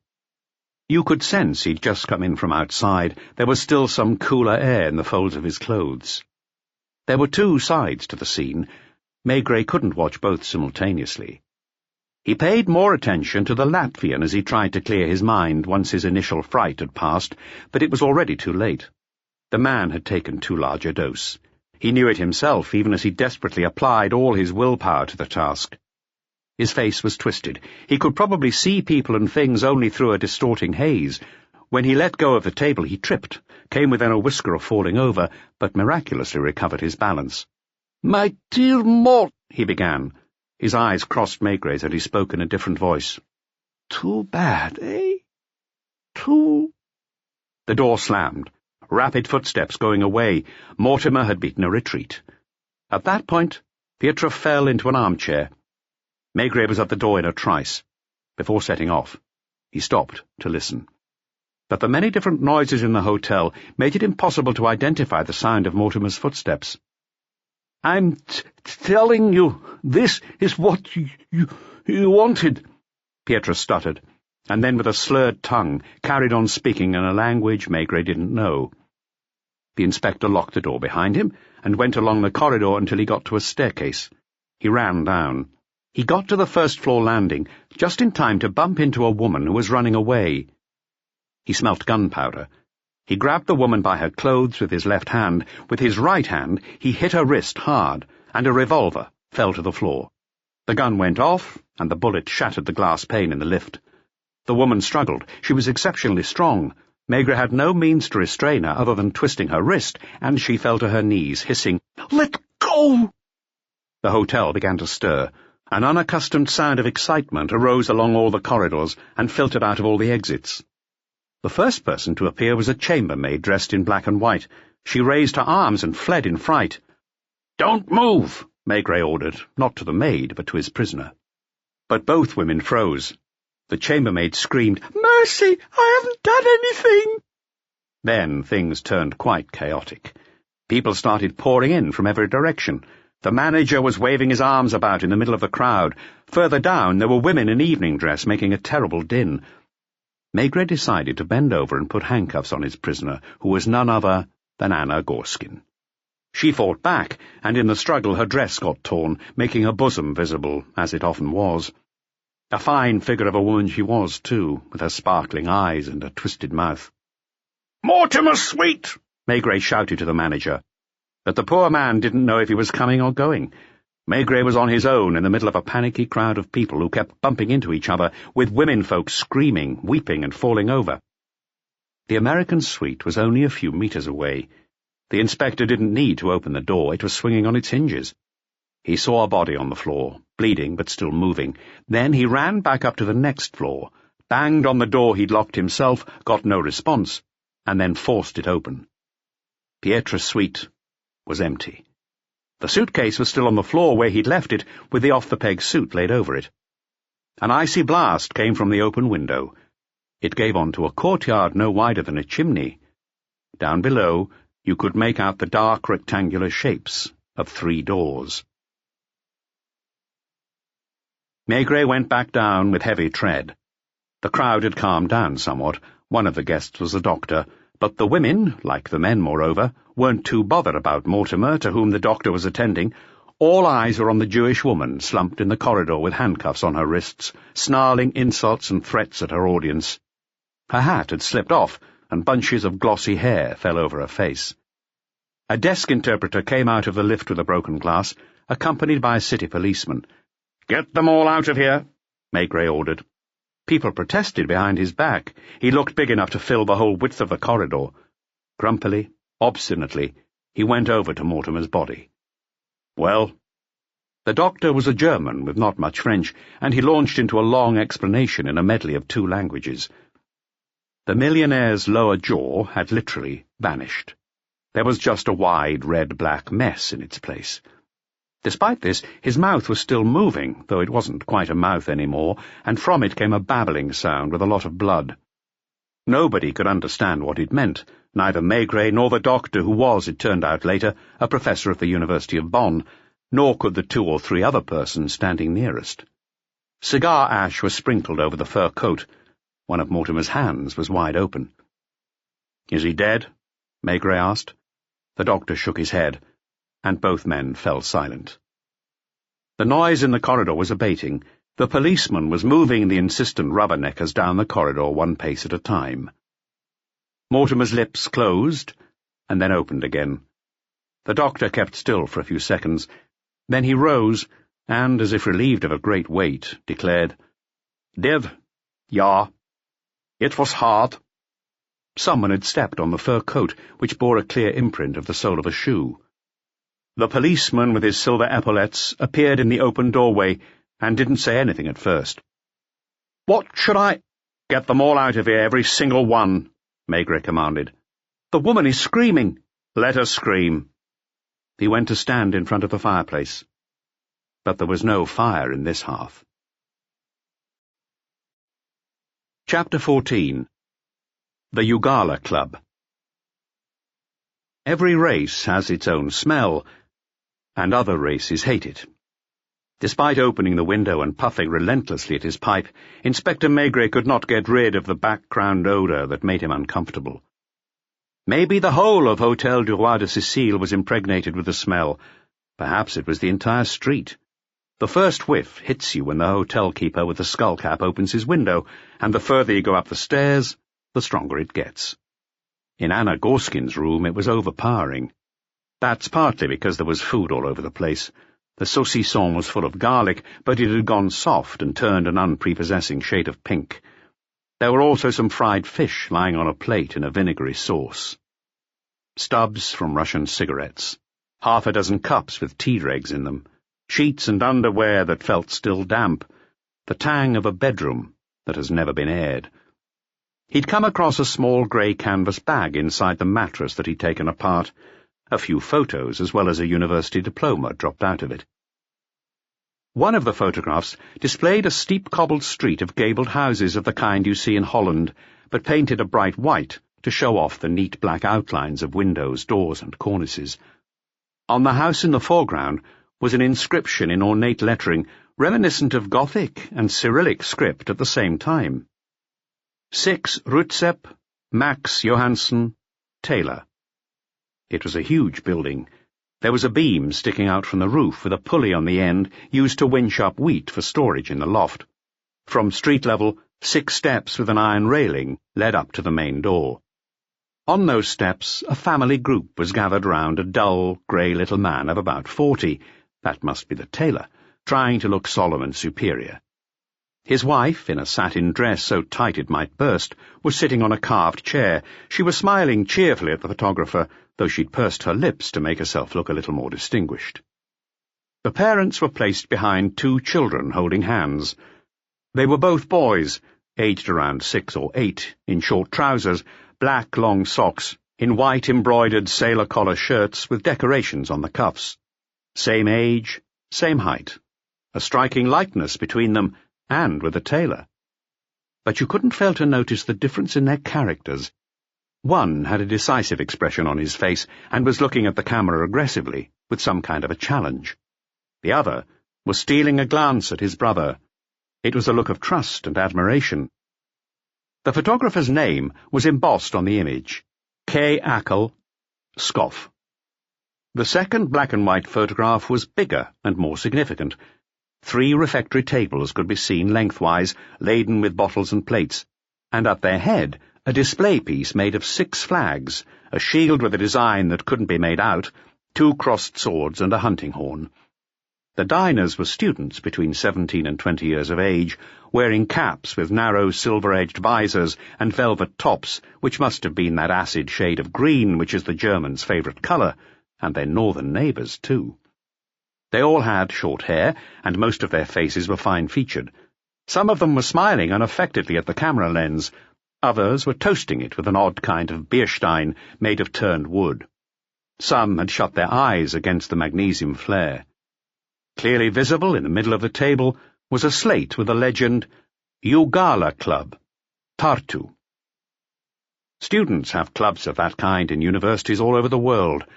One young man, however, was separate from the others. He was standing in front of the display without his cap. His shaved head made his face stand out. Unlike most of the others in lounge suits, this young man was wearing a dinner jacket, a little awkwardly, as it was still too big for his shoulders. Over his white waistcoat he wore a wide sash, as if he'd been made knight commander of something. It was the sash of office of the captain of the club. Curiously, although most of those present looked at the photographer, the really shy ones had turned instinctively towards their leader. Looking at him with the greatest intensity from his side was his double, who had to twist his neck almost out of joint in order to keep his eyes on his brother. The student with the sash and the one who was gazing at him were unquestionably the same as the lads in front of the house in Scoff.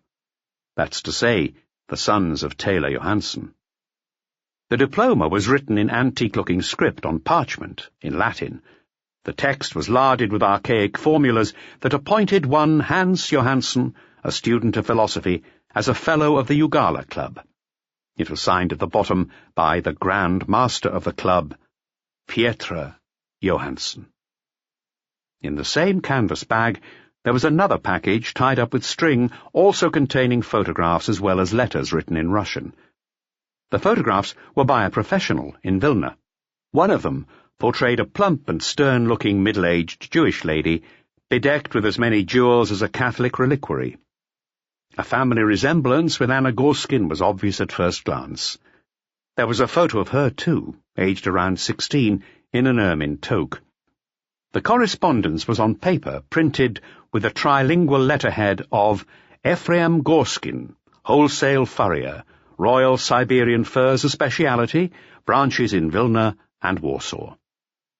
Maigret was unable to translate the handwritten part, but he did at least notice that one heavily underlined phrase recurred several times over.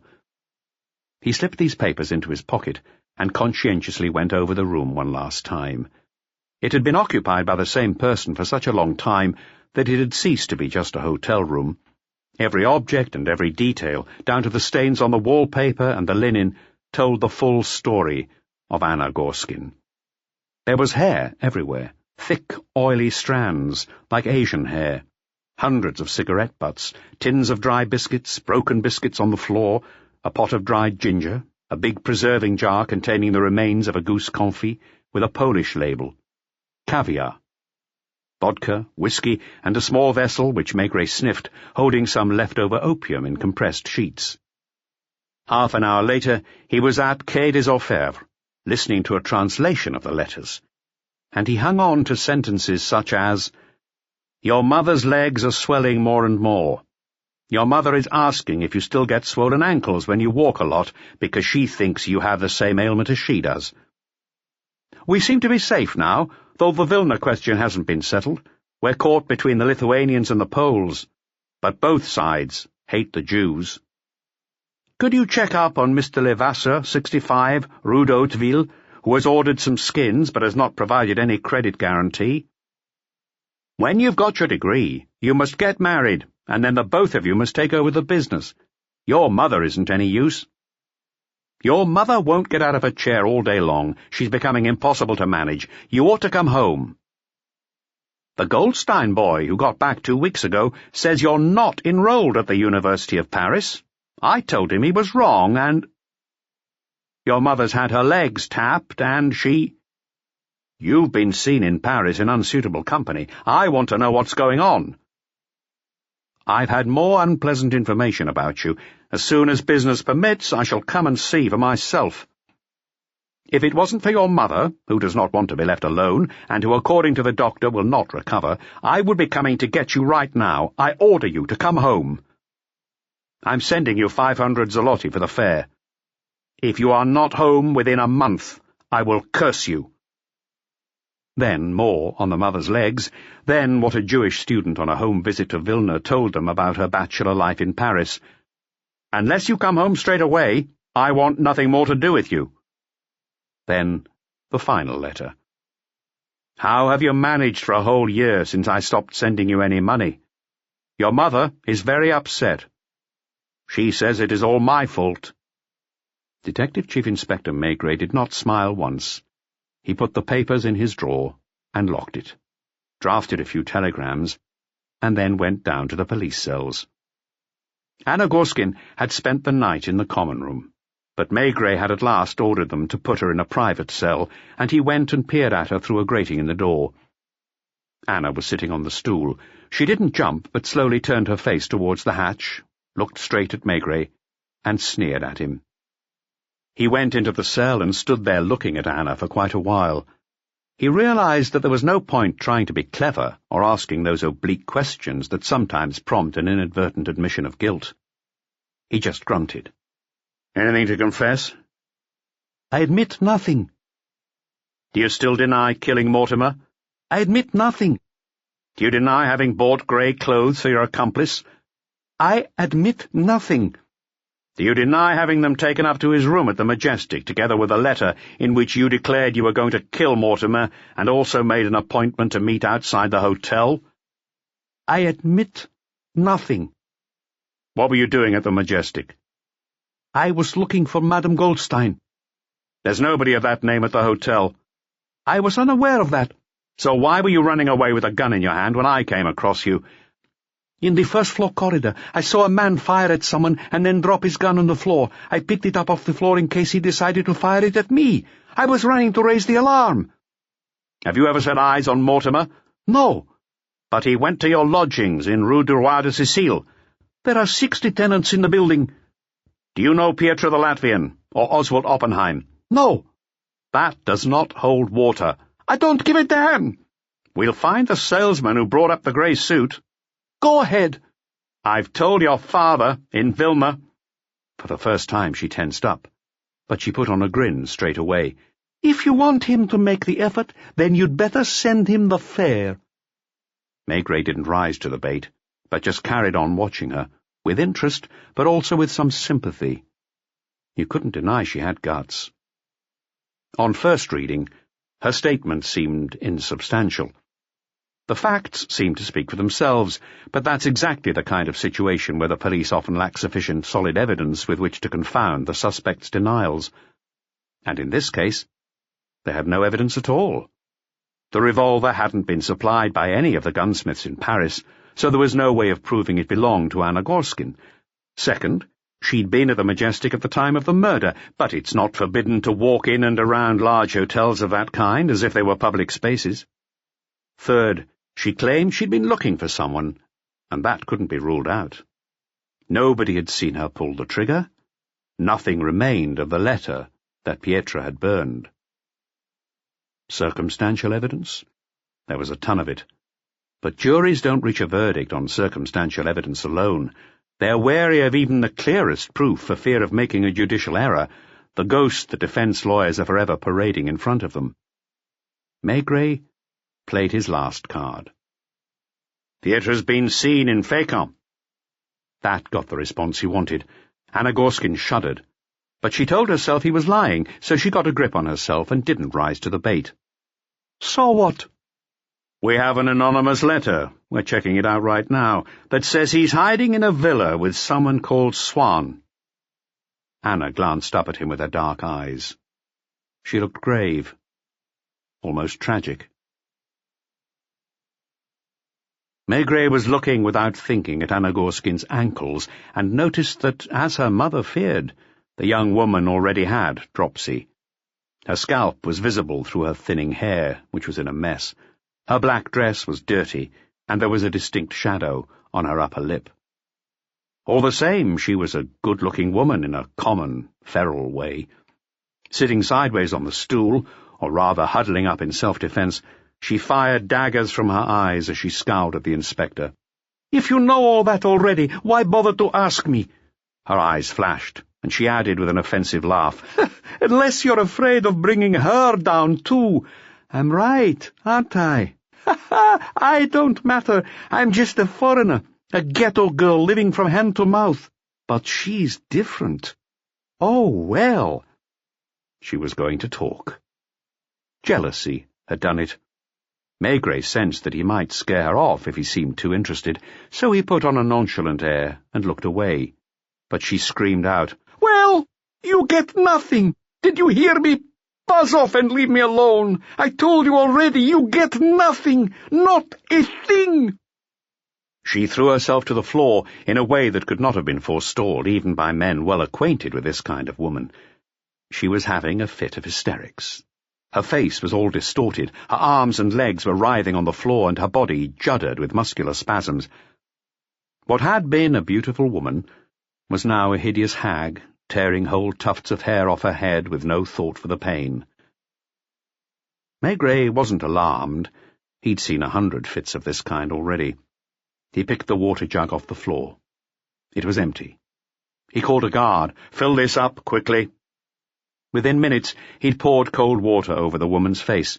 She gasped, greedily opened her mouth, looked at Maigret without knowing who he was, then fell into a deep slumber. Now and again, small spasms ran across the surface of her body. Maigret let down the bed, which had been raised against the wall as required by regulations, smoothed out the wafer-thin mattress, and with great effort picked up Anna Gorskin and laid her on the bed.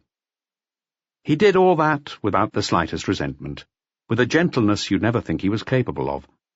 He pulled the unhappy woman's dress down over her knees, took her pulse, and watched over her for a long while. In this light, she had the look of a worn-out woman of 35. Her forehead was full of tiny wrinkles you couldn't usually see.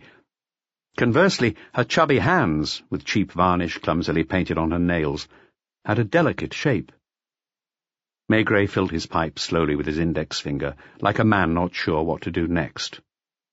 For a while he paced up and down the cell, with its door still ajar. Suddenly he turned around, for he could hardly believe his eyes.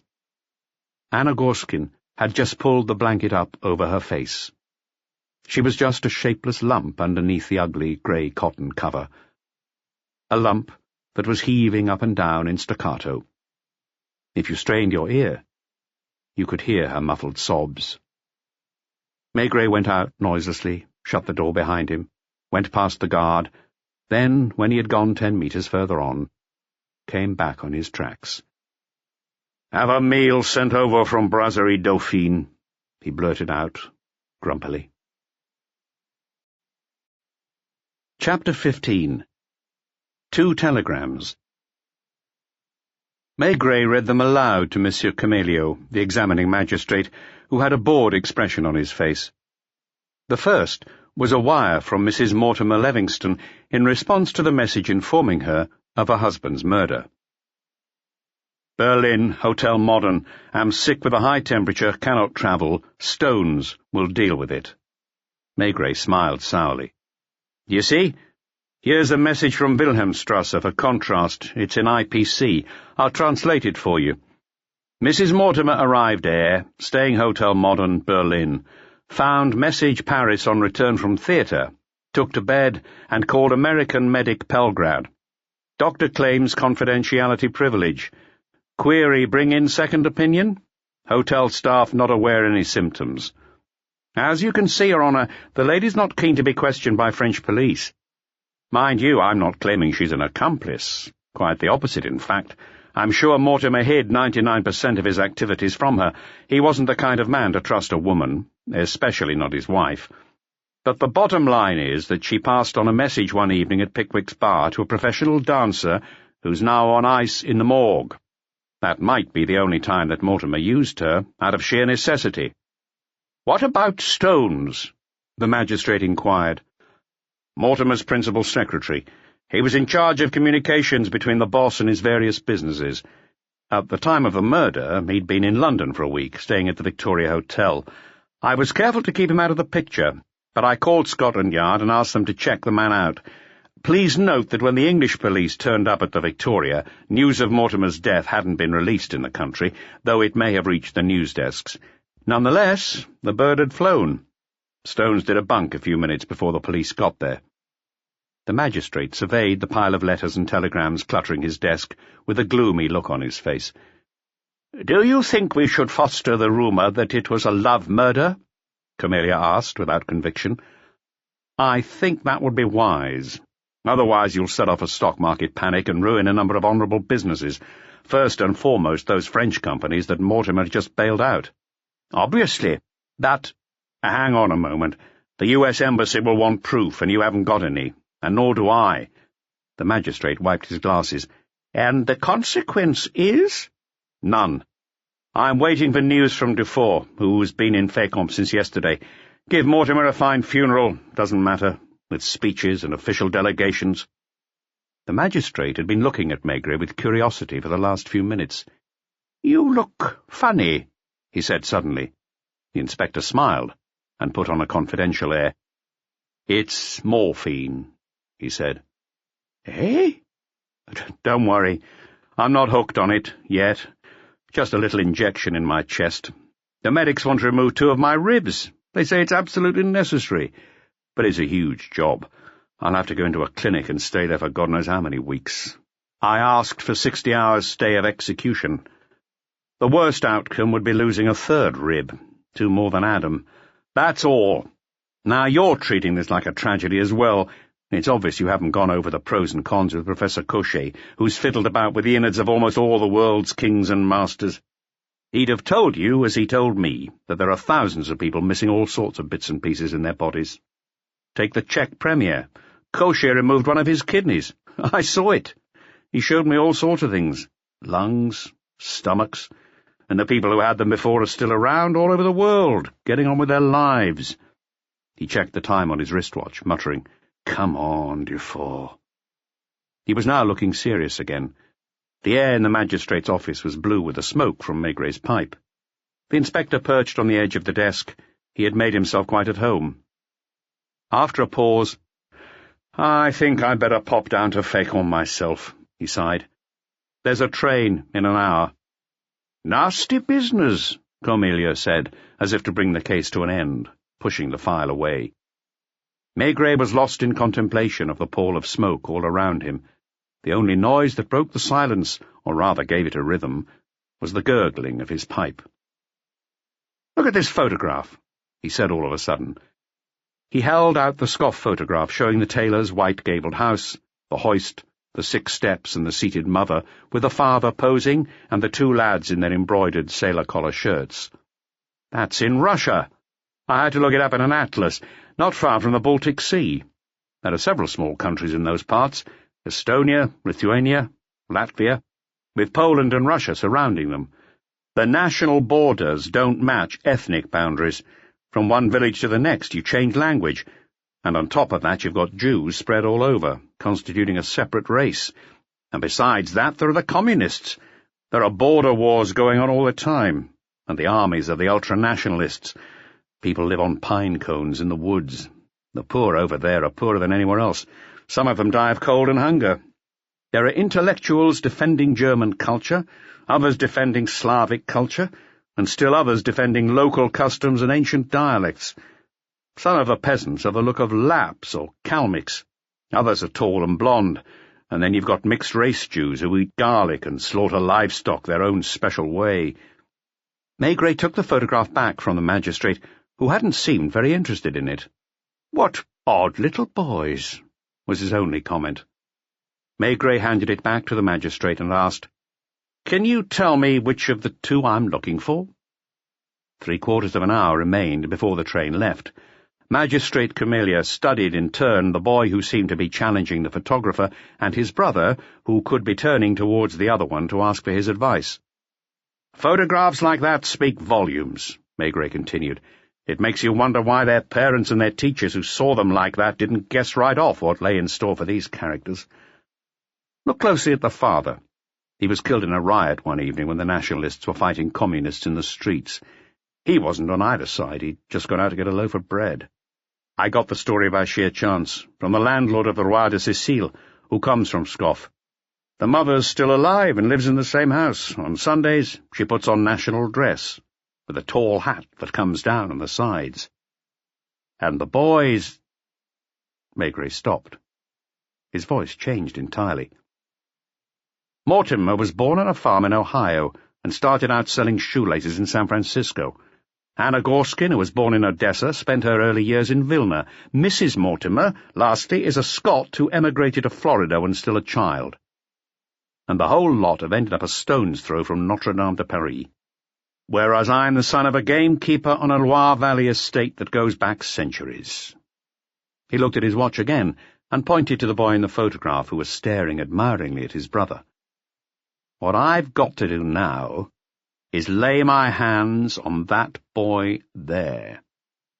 He emptied his pipe into the coal bucket and almost began filling up the stove, out of habit. A few minutes later, Magistrate Camellia was wiping his gold-rimmed spectacles and saying to his clerk, "Don't you find Maigret changed? I thought he was, how should I put it, rather excited, rather—" He couldn't find the right word, and then cut to the main point. "What the hell are all these foreigners doing here?" Then he abruptly pulled over the Mortimer file and began to dictate, "Take this down. In the year 19—" Inspector Dufour was in the very same nook in the wall where Maigret had kept watch on the man in the trench coat one stormy day, because it was the only niche to be found in the steep alleyway that led first to the handful of villas on the cliff and then turned into a track that petered out in a grazed meadow. Dufour was wearing black spats, a short-belted coat, and a sailor's cap, like everyone else in these parts. He must have acquired it on arrival in Fécamp. "So?" Maigret asked as he came upon him in the dark. "All going fine, Chief." He found that rather worrying. "What's going fine?" "The man hasn't come in or gone out. If he got to Fécamp before me and went to the villa, then that's where he is." "Give me the whole story, in detail." "Yesterday morning, nothing to report. The maid went to market. In the evening, I had Detective Bornier relieve me. Nobody in or out all night long. Lights out at 10. "Next?" "I returned to my post this morning, and Bornier went to bed. He'll come back and relieve me. Around 9, same as yesterday, the maid went off to the market. About half an hour ago a young lady came out. She'll be back shortly. I guess she's gone to call on someone." Maigret kept quiet. He realized how far the surveillance fell short of the mark. But how many men would he need to make a job like this completely watertight? To keep the villa under permanent observation, he would need at least 3 men. Then he'd need a detective to tail the maid, and another one for the young lady, as Dufour called her. "She's been gone 30 minutes. "Yes. Oh, look, here comes Bornier. My turn for a meal break. I've only had a sandwich all day, and my feet are freezing." "Off you go." Detective Bornier was a young man just starting out with a flying squad. "I met Madame Swan," he said. "Where? When?" "At the dockside, just now. She was going towards the outer pier." "On her own?" "Yes, alone. I thought of tailing her, but then I remembered Dufour was expecting me. The pier's a dead end, so she can't get very far." "What was she wearing?" "A dark coat. I didn't pay any attention." "Can I go now?" Dufour asked. "I told you already." "If anything comes up, you will let me know, won't you? All you have to do is ring on the hotel bell 3 times in a row." What an idiot. Maigret was barely listening. He told Bornier, "You stay here," and then took off quite abruptly for the Swan's villa, where he tugged at the bell pull at the gate so hard that it nearly came off. He could see light on the ground floor, in the room he now knew to be the dining room. Nobody came for 5 minutes, so he climbed over the low wall, got to the front door, and banged on it with his fist. From inside, a terrified voice wailed, "Who's there?" He could hear children crying as well. "Police! Open up!" There was a pause and the sound of scuffling feet. "Open up! Get a move on!" The hallway was unlit, but as he went in, Maigret made out a white rectangle that could only be the maid's apron. "Madame Swan?" At that point, a door swung open, and he saw the little girl he'd noticed on his first visit.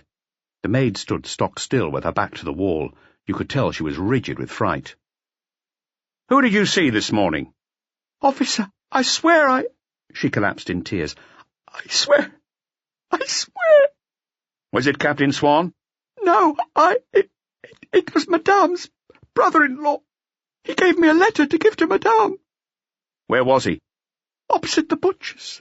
He was waiting for me there." "Was that the first time he's asked you to do jobs of that kind?" "Yes, the first time. I never saw him before except in this house." "Do you know where he planned to join up with Madame Swan?" "I don't know anything. Madame has been in a nervous state all day. She asked me questions as well. She wanted to know how he looked. I told her the truth. I said he looked like he was on the edge. He scared me when he came up close." Maigret rushed out without closing the door behind him. Chapter 16. On the Rocks.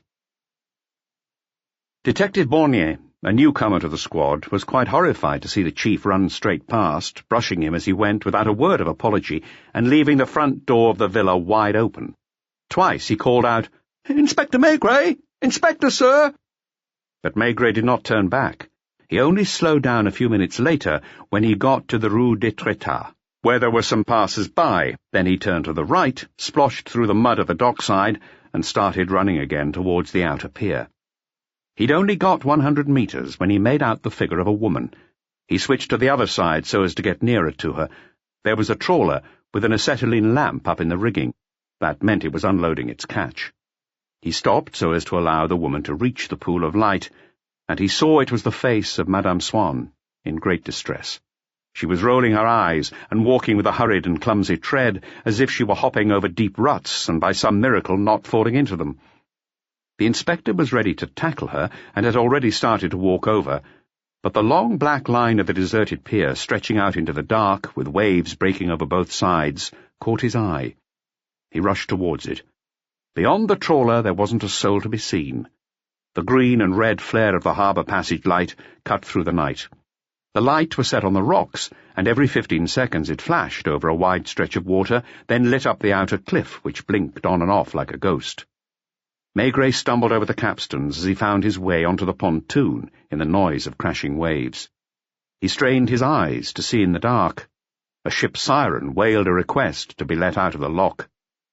In front of him was the blank and noisy sea.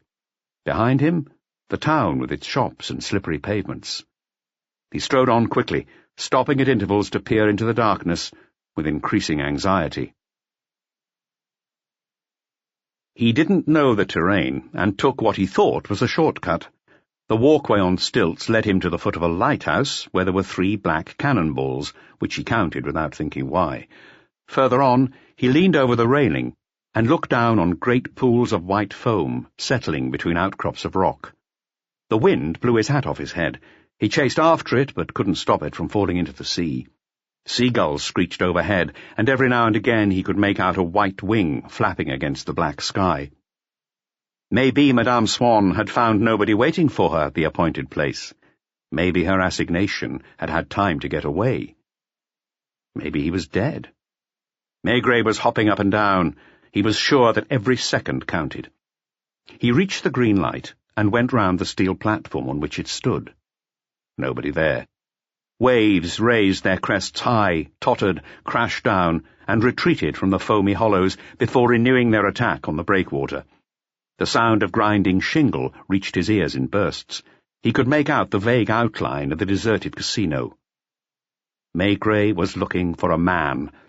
He turned back and wandered along the shore among stones that in the dark all looked like huge potatoes. He was down at the waterline. Sea spray hit his face. That was when he realized it was low tide, and that the pier stood on black rocks with swirling seawater in the hollows between them. It was a complete miracle that he caught sight of the man. At first glance, he looked like an inanimate object, just a blur among other blurry shapes in the dark. He strained his eyes to see. It was something on the outermost rock, where breakers rose to their proudest height before collapsing into thousands of droplets.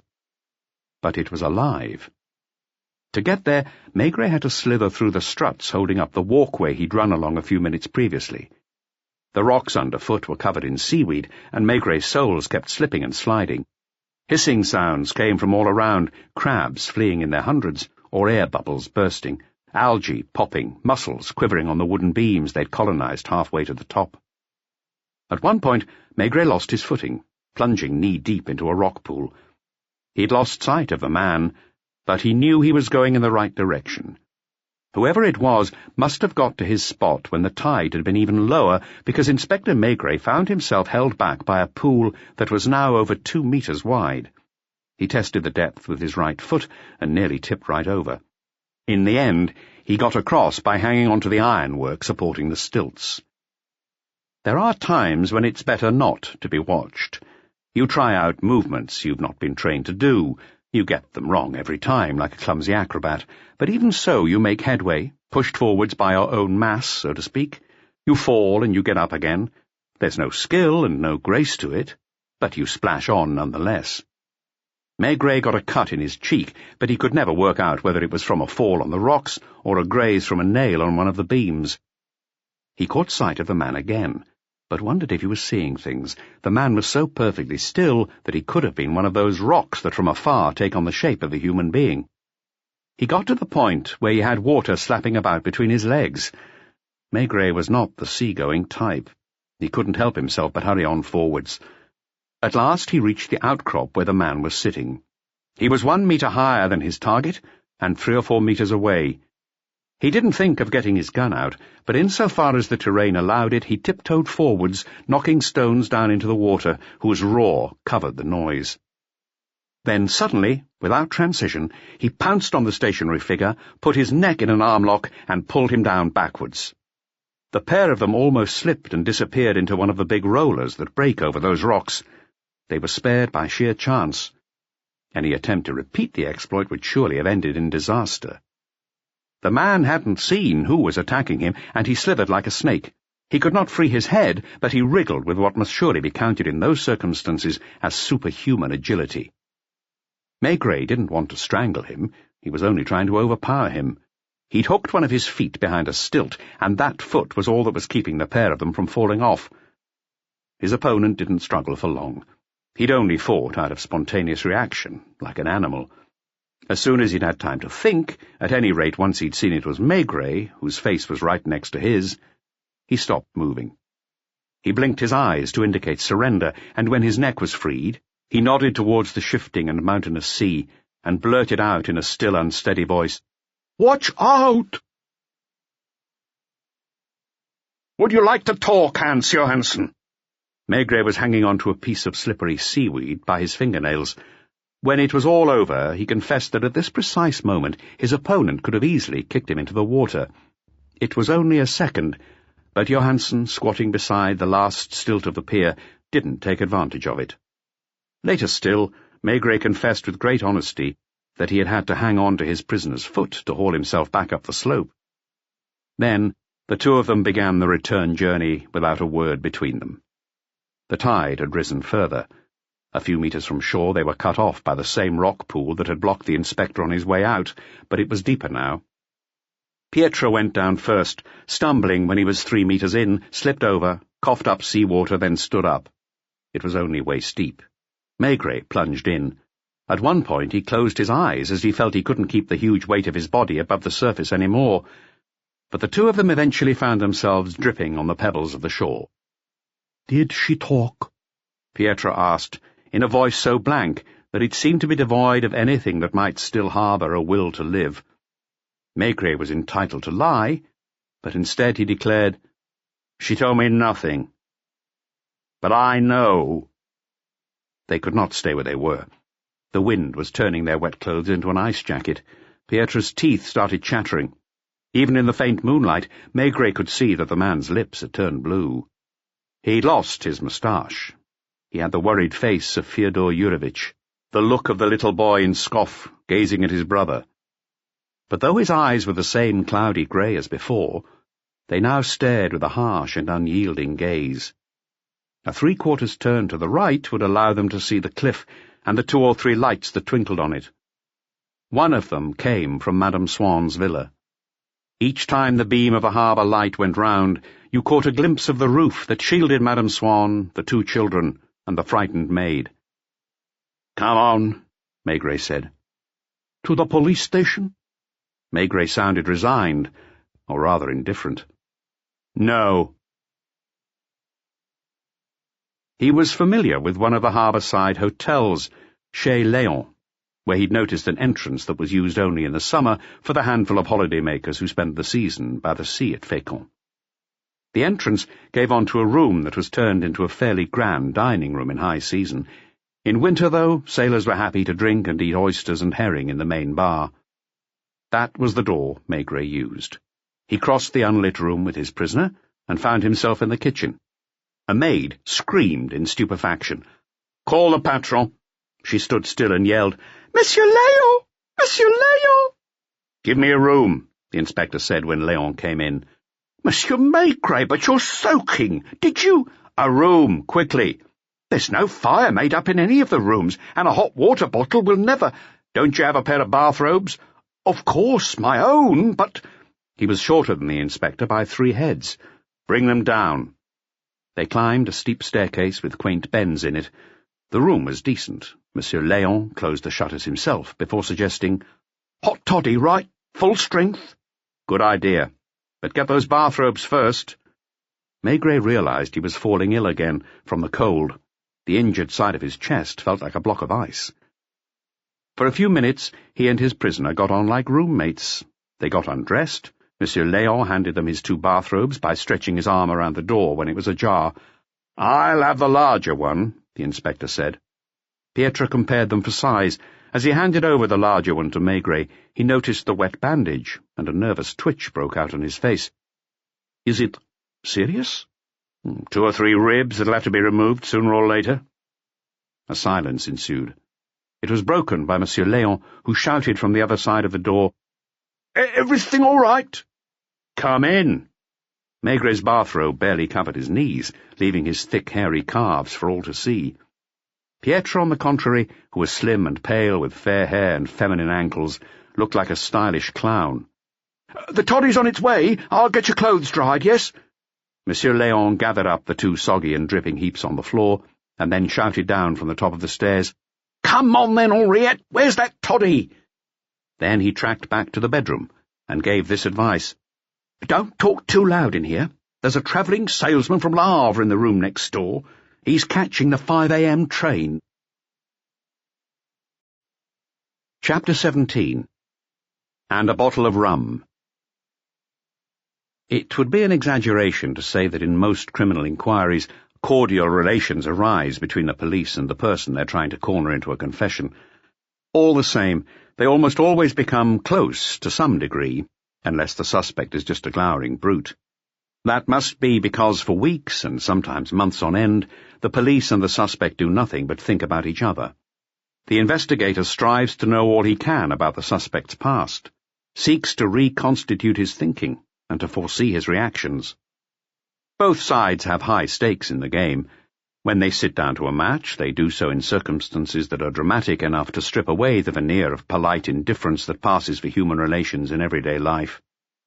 There have been cases of detectives who'd taken a lot of trouble to put a criminal behind bars, growing fond of the culprit to the extent of visiting him in prison and offering emotional support up to the moment of execution. That partly explains the attitude that the 2 men adopted once they were alone in the hotel bedroom. The hotelier had brought up a portable charcoal stove, and a kettle was whistling on the hob. Beside it stood 2 glasses, a dish of sugar cubes, and a tall bottle of rum. Both men were cold. They huddled in their borrowed dressing gowns and leaned as close as they could to the little stove, which wasn't nearly strong enough to warm them up. They were as casual with each other as if they were stuck in a dorm room or a barracks, with the informality that arises between men only when social proprieties have become temporarily irrelevant. In fact, it might have been simply because they were cold, or more likely because of the weariness that overcame them at the same moment. It was over. No words were needed to say that. So each slumped into a chair and gazed at the blue enamel cooking stove that linked them together. The Latvian was the one who took the bottle of rum and expertly mixed the toddy. After taking a few sips, Maigret asked, "Did you mean to kill her?" The reply came straight away, and it was just as straightforward. "I couldn't do it." His face was all screwed up with nervous tics that gave the man no rest. His eyelids would bat up and down, his lips would go into spasms, his nostrils would twitch. The determined and intelligent face of Pietro started to dissolve into the face of Fyodor, the intensely agitated Russian vagrant. Maigret didn't bother to watch. That's why he didn't realize that his opponent kept on taking the bottle of rum, filling his glass, and drinking it down. His eyes were beginning to shine. Was she married to Pietro? He was the same as Olaf Swan, wasn't he? The man from Scoff couldn't sit still, so he got up, looked for a packet of cigarettes, but couldn't find any, and seemed put out by that. As he came back past the table with the stove, he poured himself some more rum. "That's not the right starting point," he said. Then he looked Maigret straight in the eye. "In a nutshell, you know the almost whole story already, don't you?" "The 2 brothers of Scoff. Twins, I suppose. Your Hans, the one who was looking lovingly and tamely at the other one. Even when we were kids, he found it amusing to treat me as his servant, not just between ourselves, but in front of classmates. He didn't call me his servant. He said, 'slave.' He'd noticed I liked that, because I did like it. I still don't know why. He was everything to me. I'd have got myself killed for his sake, when later on—" "Later on when?" He froze up. His eyelids flapped up and down. A swig of rum. Then he shrugged as if to say, "What the hell?" Then, controlling himself, "When, later on, I came to love a woman, I don't think I was capable of any greater devotion. Probably less. I loved Pietra like... I can't find the word. I got into fights with classmates who wouldn't grant that he was better than any of them, and as I was the least muscular boy in my class, I got beaten up. And I got a kick out of it." "That kind of domination isn't uncommon between twins," Maigret commented as he made himself a second glass of toddy. "May I just take a moment?" He went to the door and called down to Léon to bring up the pipe he'd left in his clothes, together with some tobacco. Hans added, "Can I have some cigarettes, do you mind?" "And some cigarettes, Léon. Gauloise." He sat down again. They said nothing until the maid had brought up the supplies and withdrawn. "You were both students at the University of Tartu," Maigret resumed. The other man couldn't sit still or stop moving around. He nibbled the end of his cigarette as he smoked, and spat out scraps of tobacco, jiggled from side to side, picked up a vase from the mantelpiece and put it down somewhere else, and got more and more excited as he talked. "Yes, that's where it all began. My brother was top of the class. All the professors paid attention to him. Students came under his spell. So although he was one of the youngest, he was made captain of Ugala. We drank lots of beer in the taverns, I did especially. I don't know why I started drinking so young. I had no special reason. In a word, I've been a drinker all my life. I think it was mainly because after a few glasses I could imagine a world to my own liking in which I would play a splendid part. Pietro was very hard on me. He called me a dirty Russian. You can't know what that means. Our maternal grandmother was Russian, but in our part of the world, especially in the post-war years, Russians were treated as drunken dreamers and layabouts. At that time, the communists were stoking up riots. My brother led the Ugala fraternity. They went to get weapons from a barracks and faced the communists head-on in the center of town. I was scared. It wasn't my fault. I was frightened. I couldn't use my legs. I stayed in the tavern with the shutters closed and drank my way through the whole thing. I thought I was destined to become a great playwright, like Chekhov. I knew all his plays by heart. Pietro just laughed at me. You'll never make it, he said. The disturbances and riots lasted the whole year, turning life upside down. The army wasn't up to maintaining order, so citizens got together in vigilante groups to defend the town. My brother, captain of the Ugala fraternity, became an important person, and he was taken seriously by people of substance. He didn't yet have any hair on his lip, but he was already being talked about as a potential leader of Free Estonia. But calm returned, and then a scandal erupted that had to be hushed up. When the accounts of the Ugala club were done, it turned out that Pietro had used the group mainly to enrich himself. He was on several of the subcommittees, and he'd fiddled all the books. He had to leave the country. He went to Berlin and wrote to ask me to join him there. That's where the two of us began. Maigret watched the man's face. It was too agitated by half. Which of you was the forger? Pietro taught me how to mimic anybody's handwriting and made me take a course in chemistry. I lived in a little room and he gave me 200 marks a week to live on. But he soon bought himself a car to take girls out for rides. Mainly we doctored checks. I could turn a check for 10 marks into a check for 10,000, and Pietro would cash it in Switzerland or Holland or even one time in Spain. I was drinking heavily. He despised me and treated me spitefully. One day, I nearly got him caught accidentally because one of my forgeries wasn't quite up to the mark. He beat me with his walking stick, and I said nothing. I still looked up to him. I don't know why. He impressed everyone, actually. At one point, if he'd wanted to, he could have married the daughter of a Reichsminister. Because of the dud forgery, we had to get to France. To begin with, I lived in Rue de l'École de Médecine. Pietro wasn't on his own. He'd linked up with several international gangs. He travelled abroad a lot, and he used me less and less, only occasionally for forgeries, because I'd got very good at that. He gave me small amounts of money. He always said, "You'll never do more than drink, you filthy Russian." One day he told me he was going to America for a huge deal which would make him super rich. He ordered me to go live in the country, because I'd already been picked up several times in Paris by the immigration authorities. All I'm asking is for you to lie low. Not too much to ask, is it? But he also asked me to supply him with a set of false passports, which I did. And that's how you met the woman who became Madame Swan? Her name was Berthe. A pause. The man's Adam's apple was bouncing up and down. Then he blurted it all out. You can't imagine how much I wanted to be something. She was the cashier at the hotel where I was staying. She saw me coming back drunk every night. She would scold me. She was very young, but a serious person. She made me think of having a house and children. One evening she was lecturing me when I wasn't too drunk. I wept in her arms, and I think I promised I would start over and become a new man. I think I would have kept my word. I was sick of everything. I'd had enough of the low life. It lasted almost a month. Look, it was stupid. On Sundays we went to the bandstand together. It was autumn. We would walk back by way of the harbour and look at the boats. We didn't talk about love. She said she was my chum.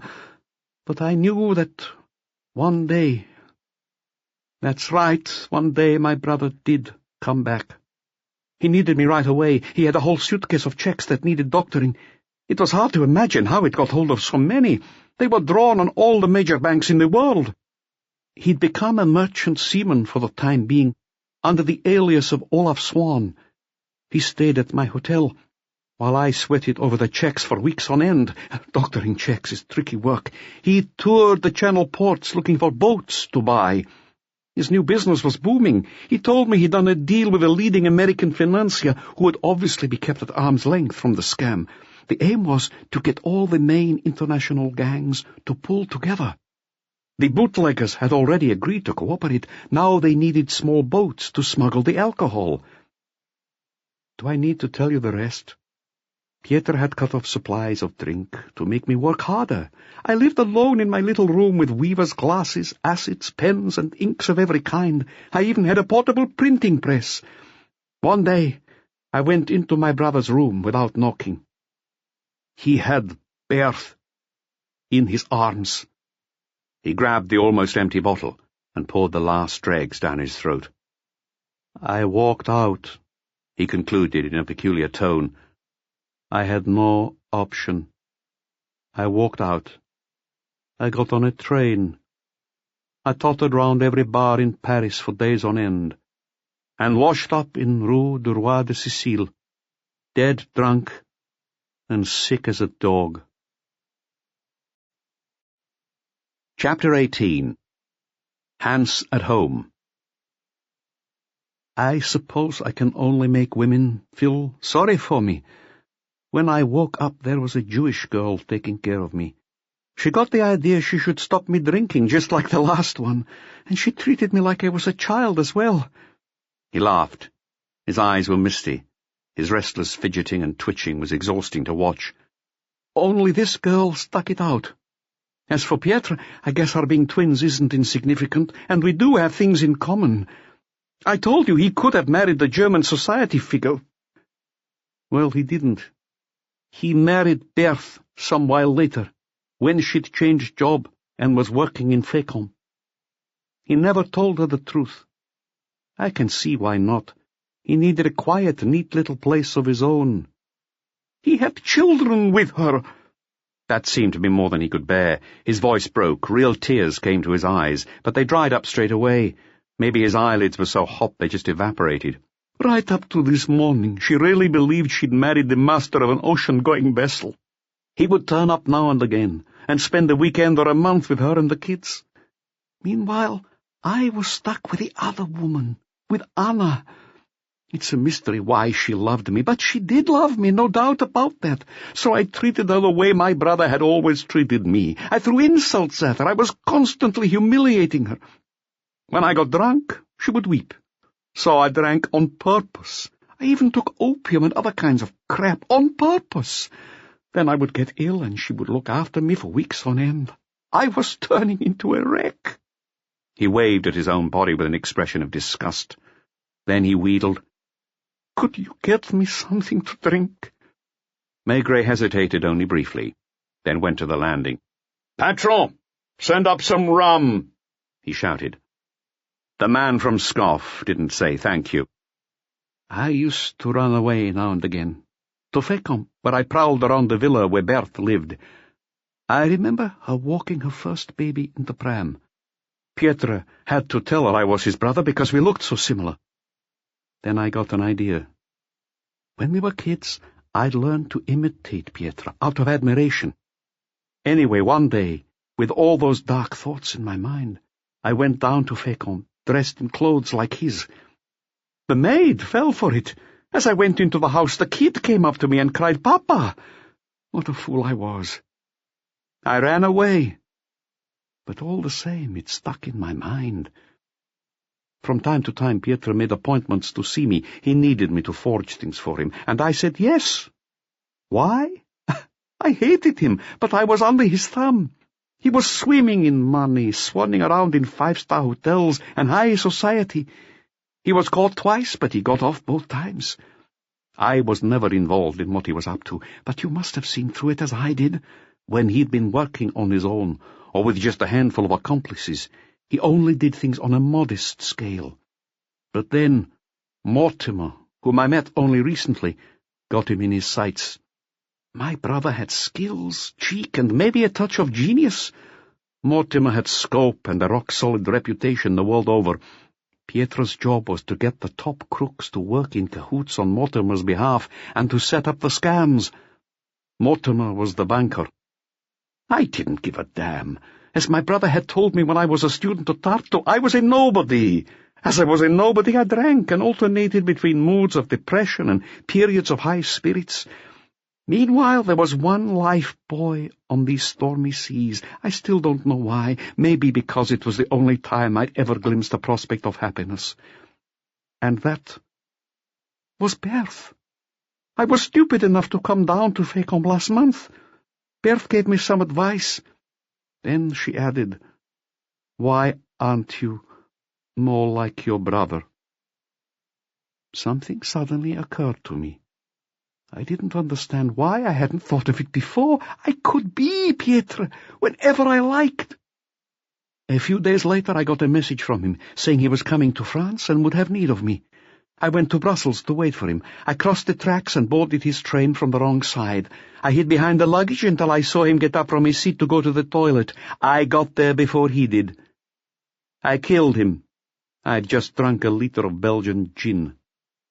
The hardest part was to get his clothes off and then dress him up in mine. He was drinking greedily, with an appetite Maigret had never imagined possible.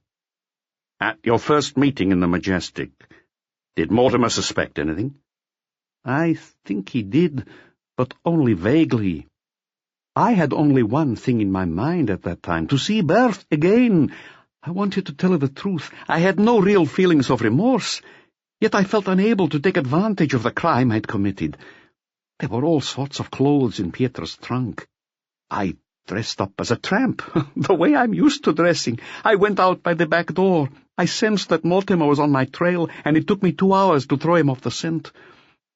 Then I got a car to drive me to Fécamp. Berthe was bewildered when I got there, and once I was standing in front of her with her asking me to explain, I didn't have the heart to tell her what I'd done. Then you turned up. I saw you through the window. I told Berthe I was wanted for theft, and I asked her to save me. When you'd gone, she said, "Be off with you now. You're bringing dishonor on your brother's house." That's right. That's exactly what she said. And I did go off. That's when you and I went back to Paris together. I went back to Anna. We had a row, obviously, screaming and crying. Mortimer turned up at midnight, since he'd now seen through the whole thing, and he threatened to kill me unless I took over Pietre's place completely. It was a huge issue for him. Pietre had been his only channel of communication with the gangs. Without him, Mortimer would lose his hold over them. Back to the Majestic, with you right behind me. Someone said something about a dead policeman. I could see you'd got a bandage under your jacket. You'll never know how much life itself disgusted me, and the idea that I was condemned to acting the part of my brother forevermore. Do you remember when you dropped a photograph on the counter of a bar?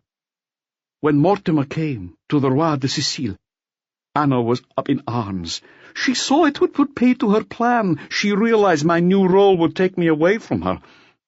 Next evening, when I got back to my room at the Majestic, I found the package and the letter. A grey off-the-peg suit and a note from Anna saying she was going to kill Mortimer, Maigret said. And also making an appointment to see you somewhere. The air was now thick with smoke, which made the room feel warmer. Things looked less clear-cut in the haze, but Maigret spelled it out. You came here to kill Berth. Hans was having another drink. He finished his glass, gripped the mantelpiece, and said, So as to be rid of everybody, myself included. I'd had enough. All I had in my mind was what my brother would call a Russian idea, to die with Berth in each other's arms. He switched to a different tone of voice. That's stupid. You only get that kind of idea from the bottom of a bottle of spirits. There was a cop outside the gate. I'd sobered up. I scouted around. That morning I gave a note to the maid asking my sister-in-law to meet me on the outer pier, saying that if she didn't come in person with some money, I'd be done for. That was base of me, wasn't it? But she came. All of a sudden, he put his elbows on the marble mantelpiece and burst into tears, not like a man, but like a child. But despite his sobs, he went on with his story. I wasn't up to it. We were in a dark spot. The roar of the sea. She was looking worried. I told her everything, all of it, including the murder. Yes, changing clothes in the cramped train toilet. Then, because she looked like she was going mad with grief, I swore to her that it wasn't true. Oh, wait a moment, I didn't deny the murder. What I retracted was that Pietro was a piece of scum. I yelled that I'd made that up to get my own back on him. I suppose she believed me. People always believe things like that. She dropped the bag she'd brought with the money in it, then she said no. She had nothing else to say. He raised his head and looked at Maigret. His face was contorted. He tried to take a step but couldn't keep his balance and had to steady himself on the mantelpiece. Hand me the bottle, pal. Pal was said with a kind of grumpy affection. Hang on. Let me see that photo again. The one? Maigret got out the snapshot of Berth. That was the only mistake he'd made in the whole case, believing that at that moment Hans's mind was on the woman. No, not that one. The other one. The picture of the two boys in their embroidered sailor collar shirts. The Latvian gazed on it like a man possessed. Inspector Maigret could only see it upside down, but even so the fairer boy's hero worship of his brother stood out. They took my gun away with my clothes, Hans blurted out in a blank and steady voice as he looked around the room. Maigret had gone crimson. He nodded awkwardly towards the bed, where his own service revolver lay. The native of Scoff let go of the mantelpiece. He wasn't swaying now. He must have summoned up his last scrap of energy. He went right past the inspector, less than a metre from him. They were both in dressing gowns. They drank rum together. Their two chairs were still facing each other on opposite sides of the charcoal heater. Their eyes met. Maigret couldn't bring himself to look away. He was expecting Hans to stop. But Hans went on past him as stiff as a pike and sat on the bed, making its springs creak. There was still a drop left in the second bottle. Maigret took it, clinking its neck against the glass. He sipped it slowly. Or was he just pretending to drink? He was holding his breath. Then the bang. He gulped his drink down. Administratively speaking, the events were as follows.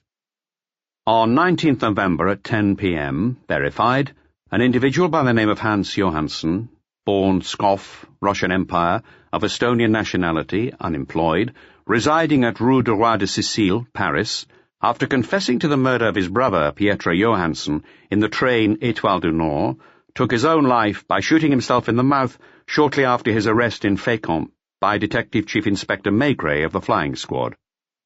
The 6mm bullet traversed the palate and lodged in the brain. Death was instantaneous.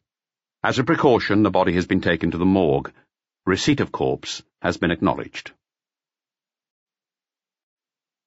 Chapter 19. The Injured Man.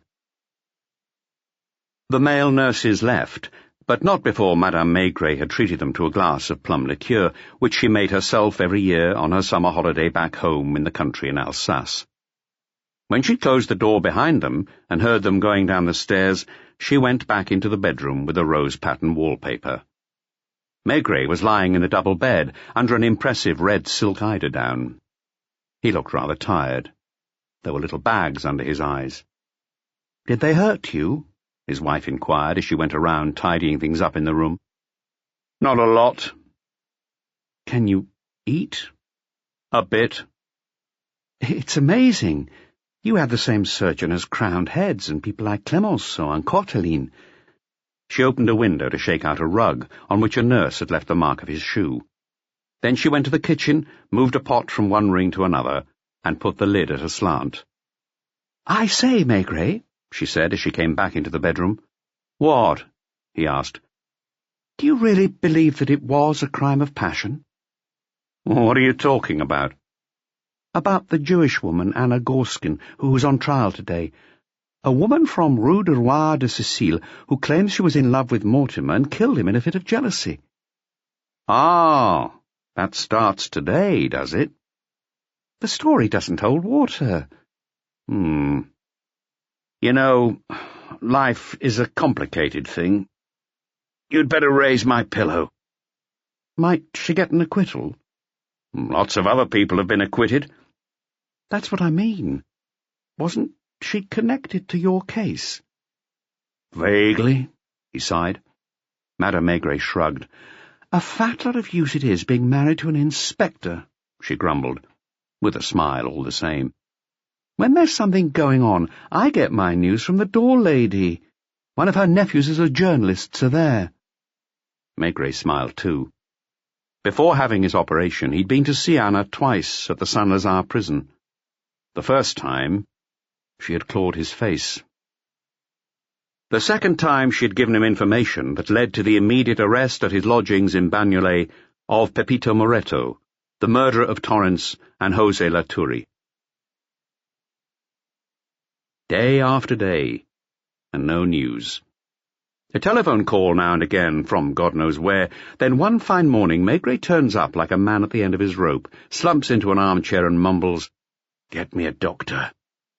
Now she was happy to be bustling around the flat, pretending to be grumpy just for show, stirring the crackling Swiss fries in the pan, hauling buckets of water around, opening and closing windows, and asking now and again, "Time for a pipe?" Last time she asked, she got no answer. Maigret was asleep. Half of him was buried under the red eiderdown, and his head was sunk deep in a feather pillow, while all these sounds fluttered over his resting face. In the Central Criminal Court, Anna Gorskin was fighting for her life. In the prison, in a top-security cell, Pepito Moretto knew what fate awaited him. He walked in circles around his cell under the glum gaze of the guard, whose face could only be seen through the grid pattern on the wire screen over the hatch. In Scoff, an old lady in a folk hat that came down over both cheeks must have been on her way to church, in a sled behind a drunken coachman, whipping a pony, trotting across the snow like a mechanical toy.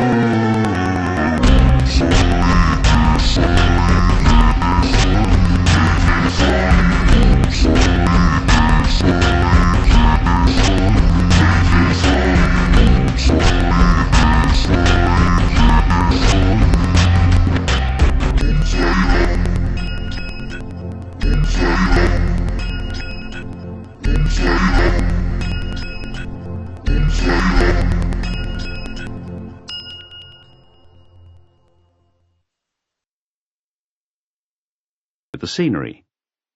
Maigret went over to a door that opened onto a closet, washed his hands in an enamel basin, ran a comb through thick dark brown hair, flecked with only a few silver strands around the temple, and did his best to straighten out his tie.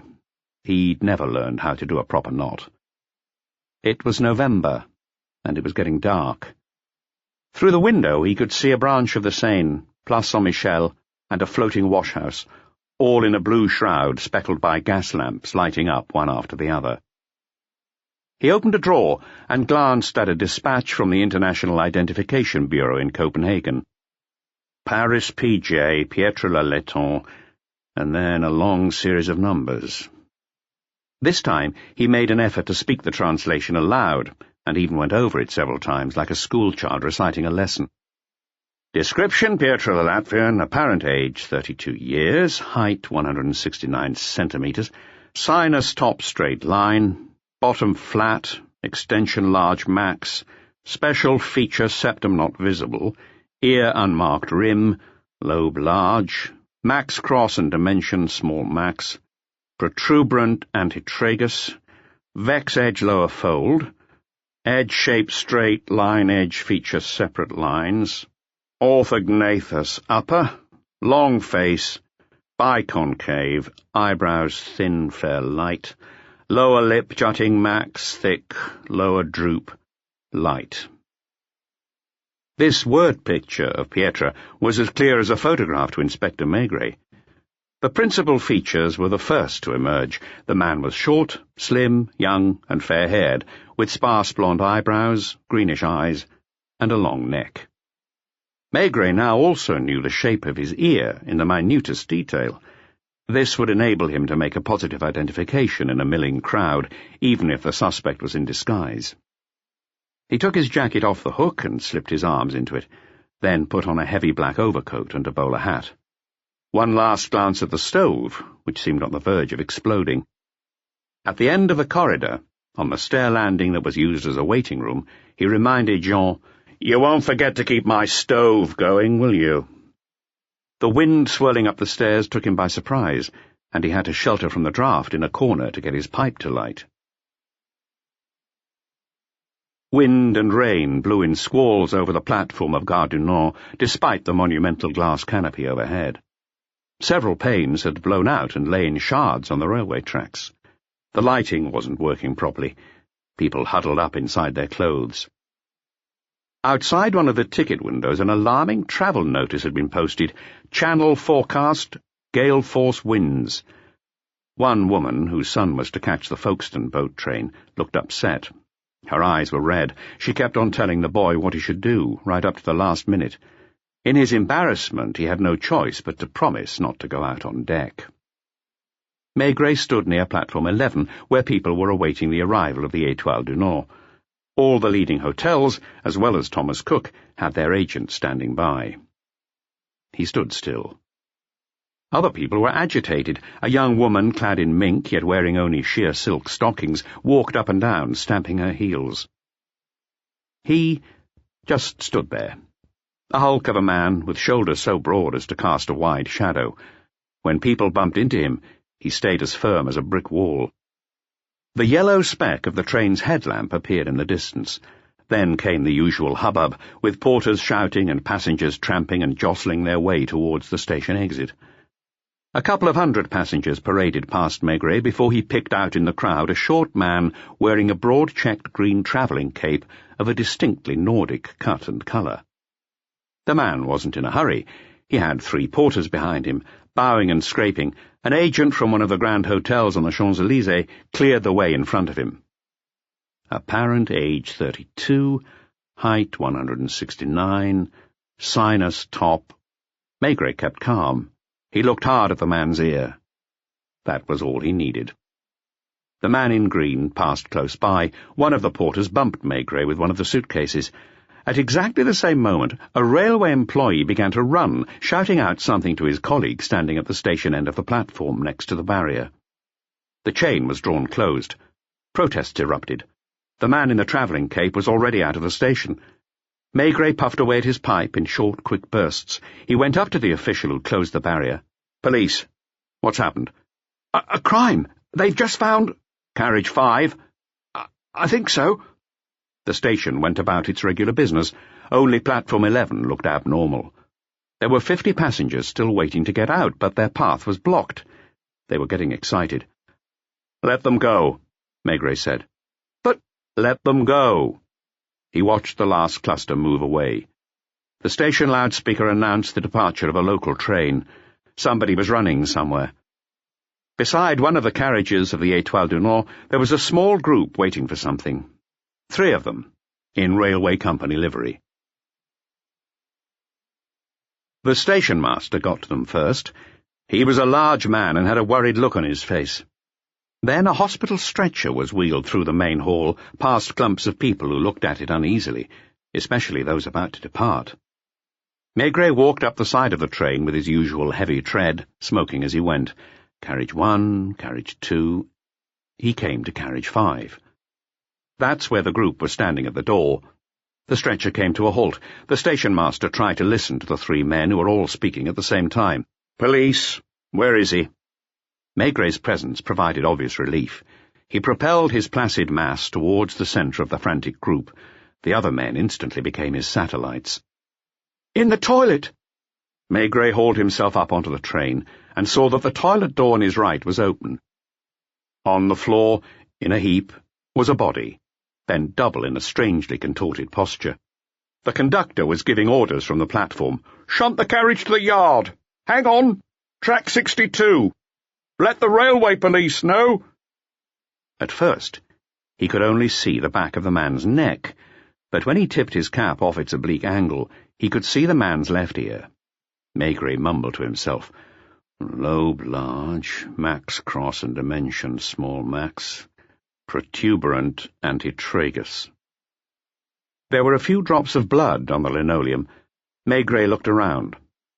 The railway staff was standing on the platform or on the running board.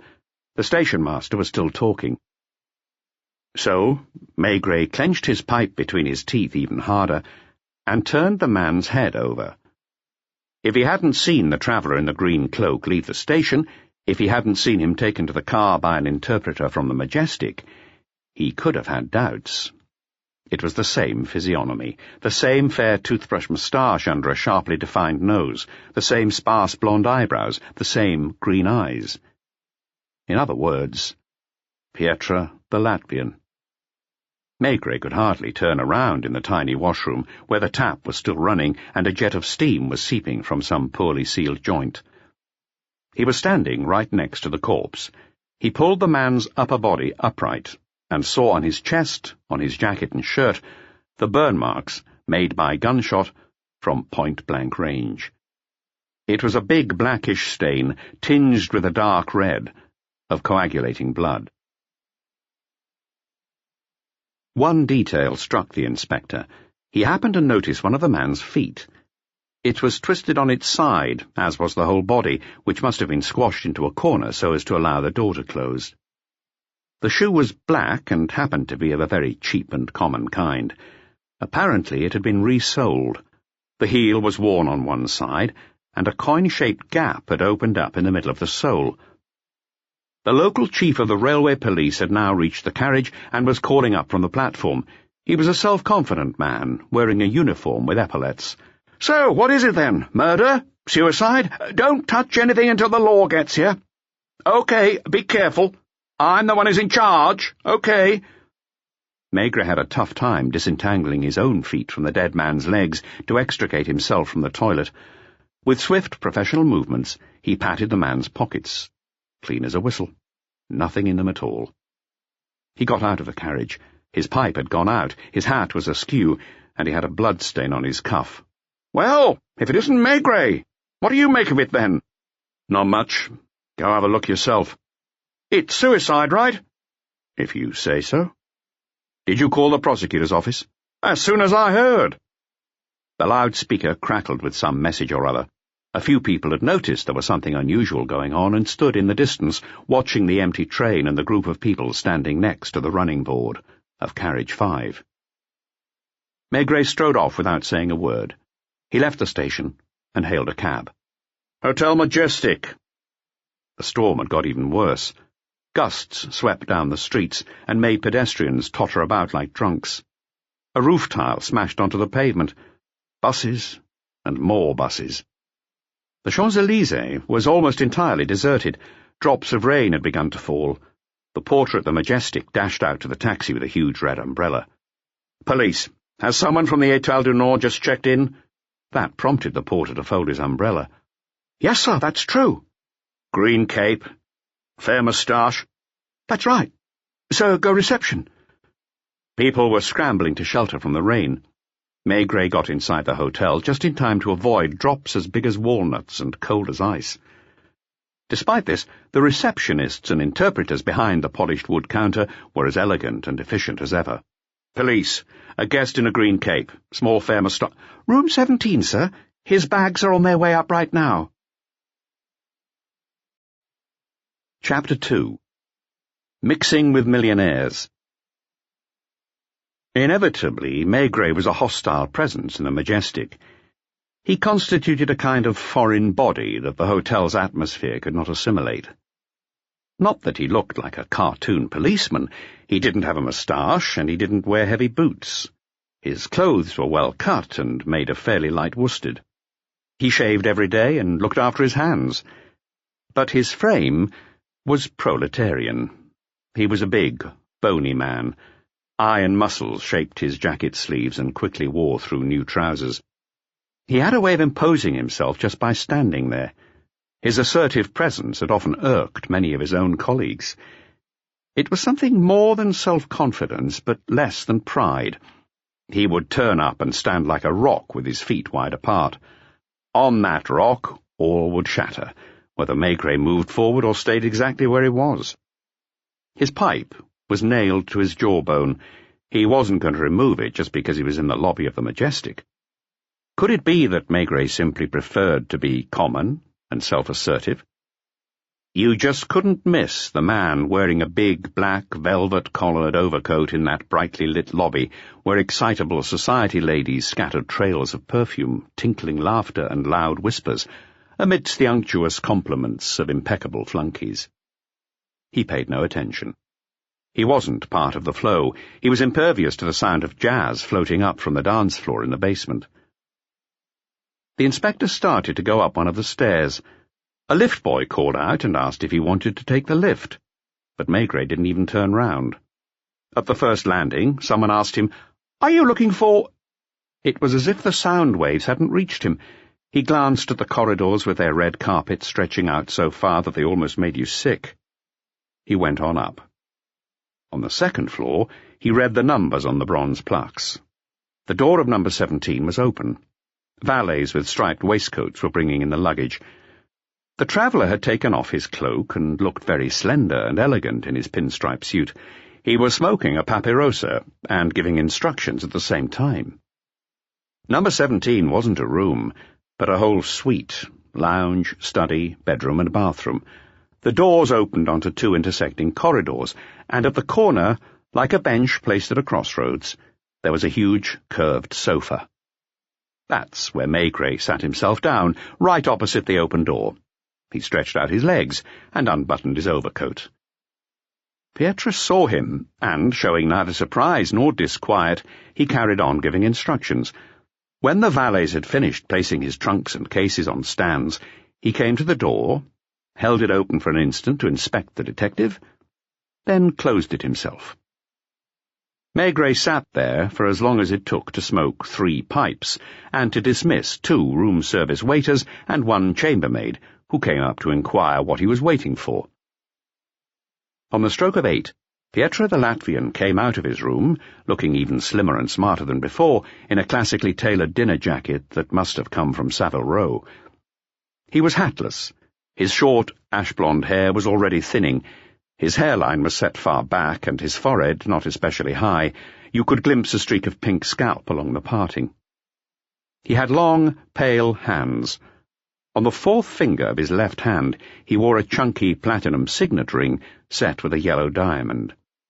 He was smoking again, another papirosa. He walked right up to Maigret, stopped for a moment, looked at him as if he felt like saying something, then walked on towards the lift, as if lost in thought. 10 minutes later, he took his seat in the dining room at the table of Mr. and Mrs. Mortimer Livingston. The latter was the centre of attention. She had pearls worth a cool $1,000,000 on her neck. The previous day, her husband had come to the rescue of one of France's biggest automobile manufacturers, with the result that he was now its majority shareholder. The three of them were chatting merrily. Pietro talked a lot, but discreetly, with his head leaning forwards. He was completely at ease, natural and casual, despite being able to see the detective's dark outline through the glazed partition. Inspector Maigret asked reception to show him the guest list. He wasn't surprised to see that Pietro had signed in under the name of Oswald Oppenheim, shipowner, from Bremen. It was a foregone conclusion that he had a genuine passport and full identity papers in that name, just as he no doubt did in several others. It was equally obvious that he'd met the Mortimer Livingstons previously, whether in Berlin, Warsaw, London, or New York. Was the sole purpose of his presence in Paris to rendezvous with them and to get away with another one of the colossal scams that were his trademark? Maigret had the Latvian's file card in his jacket pocket. It said, "Extremely clever and dangerous. Nationality uncertain. From Baltic area. Reckoned to be either Latvian or Estonian. Fluent in Russian, French, English and German. High level of education. Thought to be capo of major international ring, mainly involved in fraud. The ring has been spotted successively in Paris, Amsterdam, Van Heuvel case, Bern, United Shipowners affair, Warsaw, Lippmann case, and in various other European cities where identification of its methods and procedures was less clear. Pietro the Latvian's associates seemed to be mainly British and American. One, who has been seen most often with him and who was identified when he presented a forged cheque for cash at the Federal Bank in Bern, was killed during arrest. His alias was Major Howard of the American Legion, but it has been established that he was actually a former New York bootlegger known in the USA as Fat Fred. Pietro the Latvian has been arrested twice, first in Wiesbaden for swindling a Munich trader out of 500,000 marks, second in Madrid, for a similar offence involving a leading figure at the Spanish royal court. On both occasions he used the same ploy. He met his victims and presumably told them that the stolen sums were safely hidden and that having him arrested would not reveal where they were. Both times the complaint was withdrawn and the plaintiffs were probably paid off. Since then, has never been caught red-handed. Is probably in cahoots with the Marinetti gang, counterfeit money and forged documents, and the Cologne gang, the Wall Busters. There was another rumour doing the rounds of European police departments. Pietro, as the ringleader and money launderer of one or more gangs, was said to be sitting on several million that had been split up under different names in different banks and even invested in legitimate industries. The man smiled subtly at the story Mrs. Mortimer Livingston was telling, while with his ivory hand he plucked luscious grapes from the bunch on his plate. "Excuse me, sir. Could I please have a word with you?" Maigret was speaking to Mortimer Livingston in the lobby of the Majestic after Pietro and Mortimer's wife had both gone back up to their rooms. Mortimer didn't have the athletic look of a Yank. He was more of the Mediterranean type. He was tall and thin. His very small head was topped with black hair parted down the middle. He looked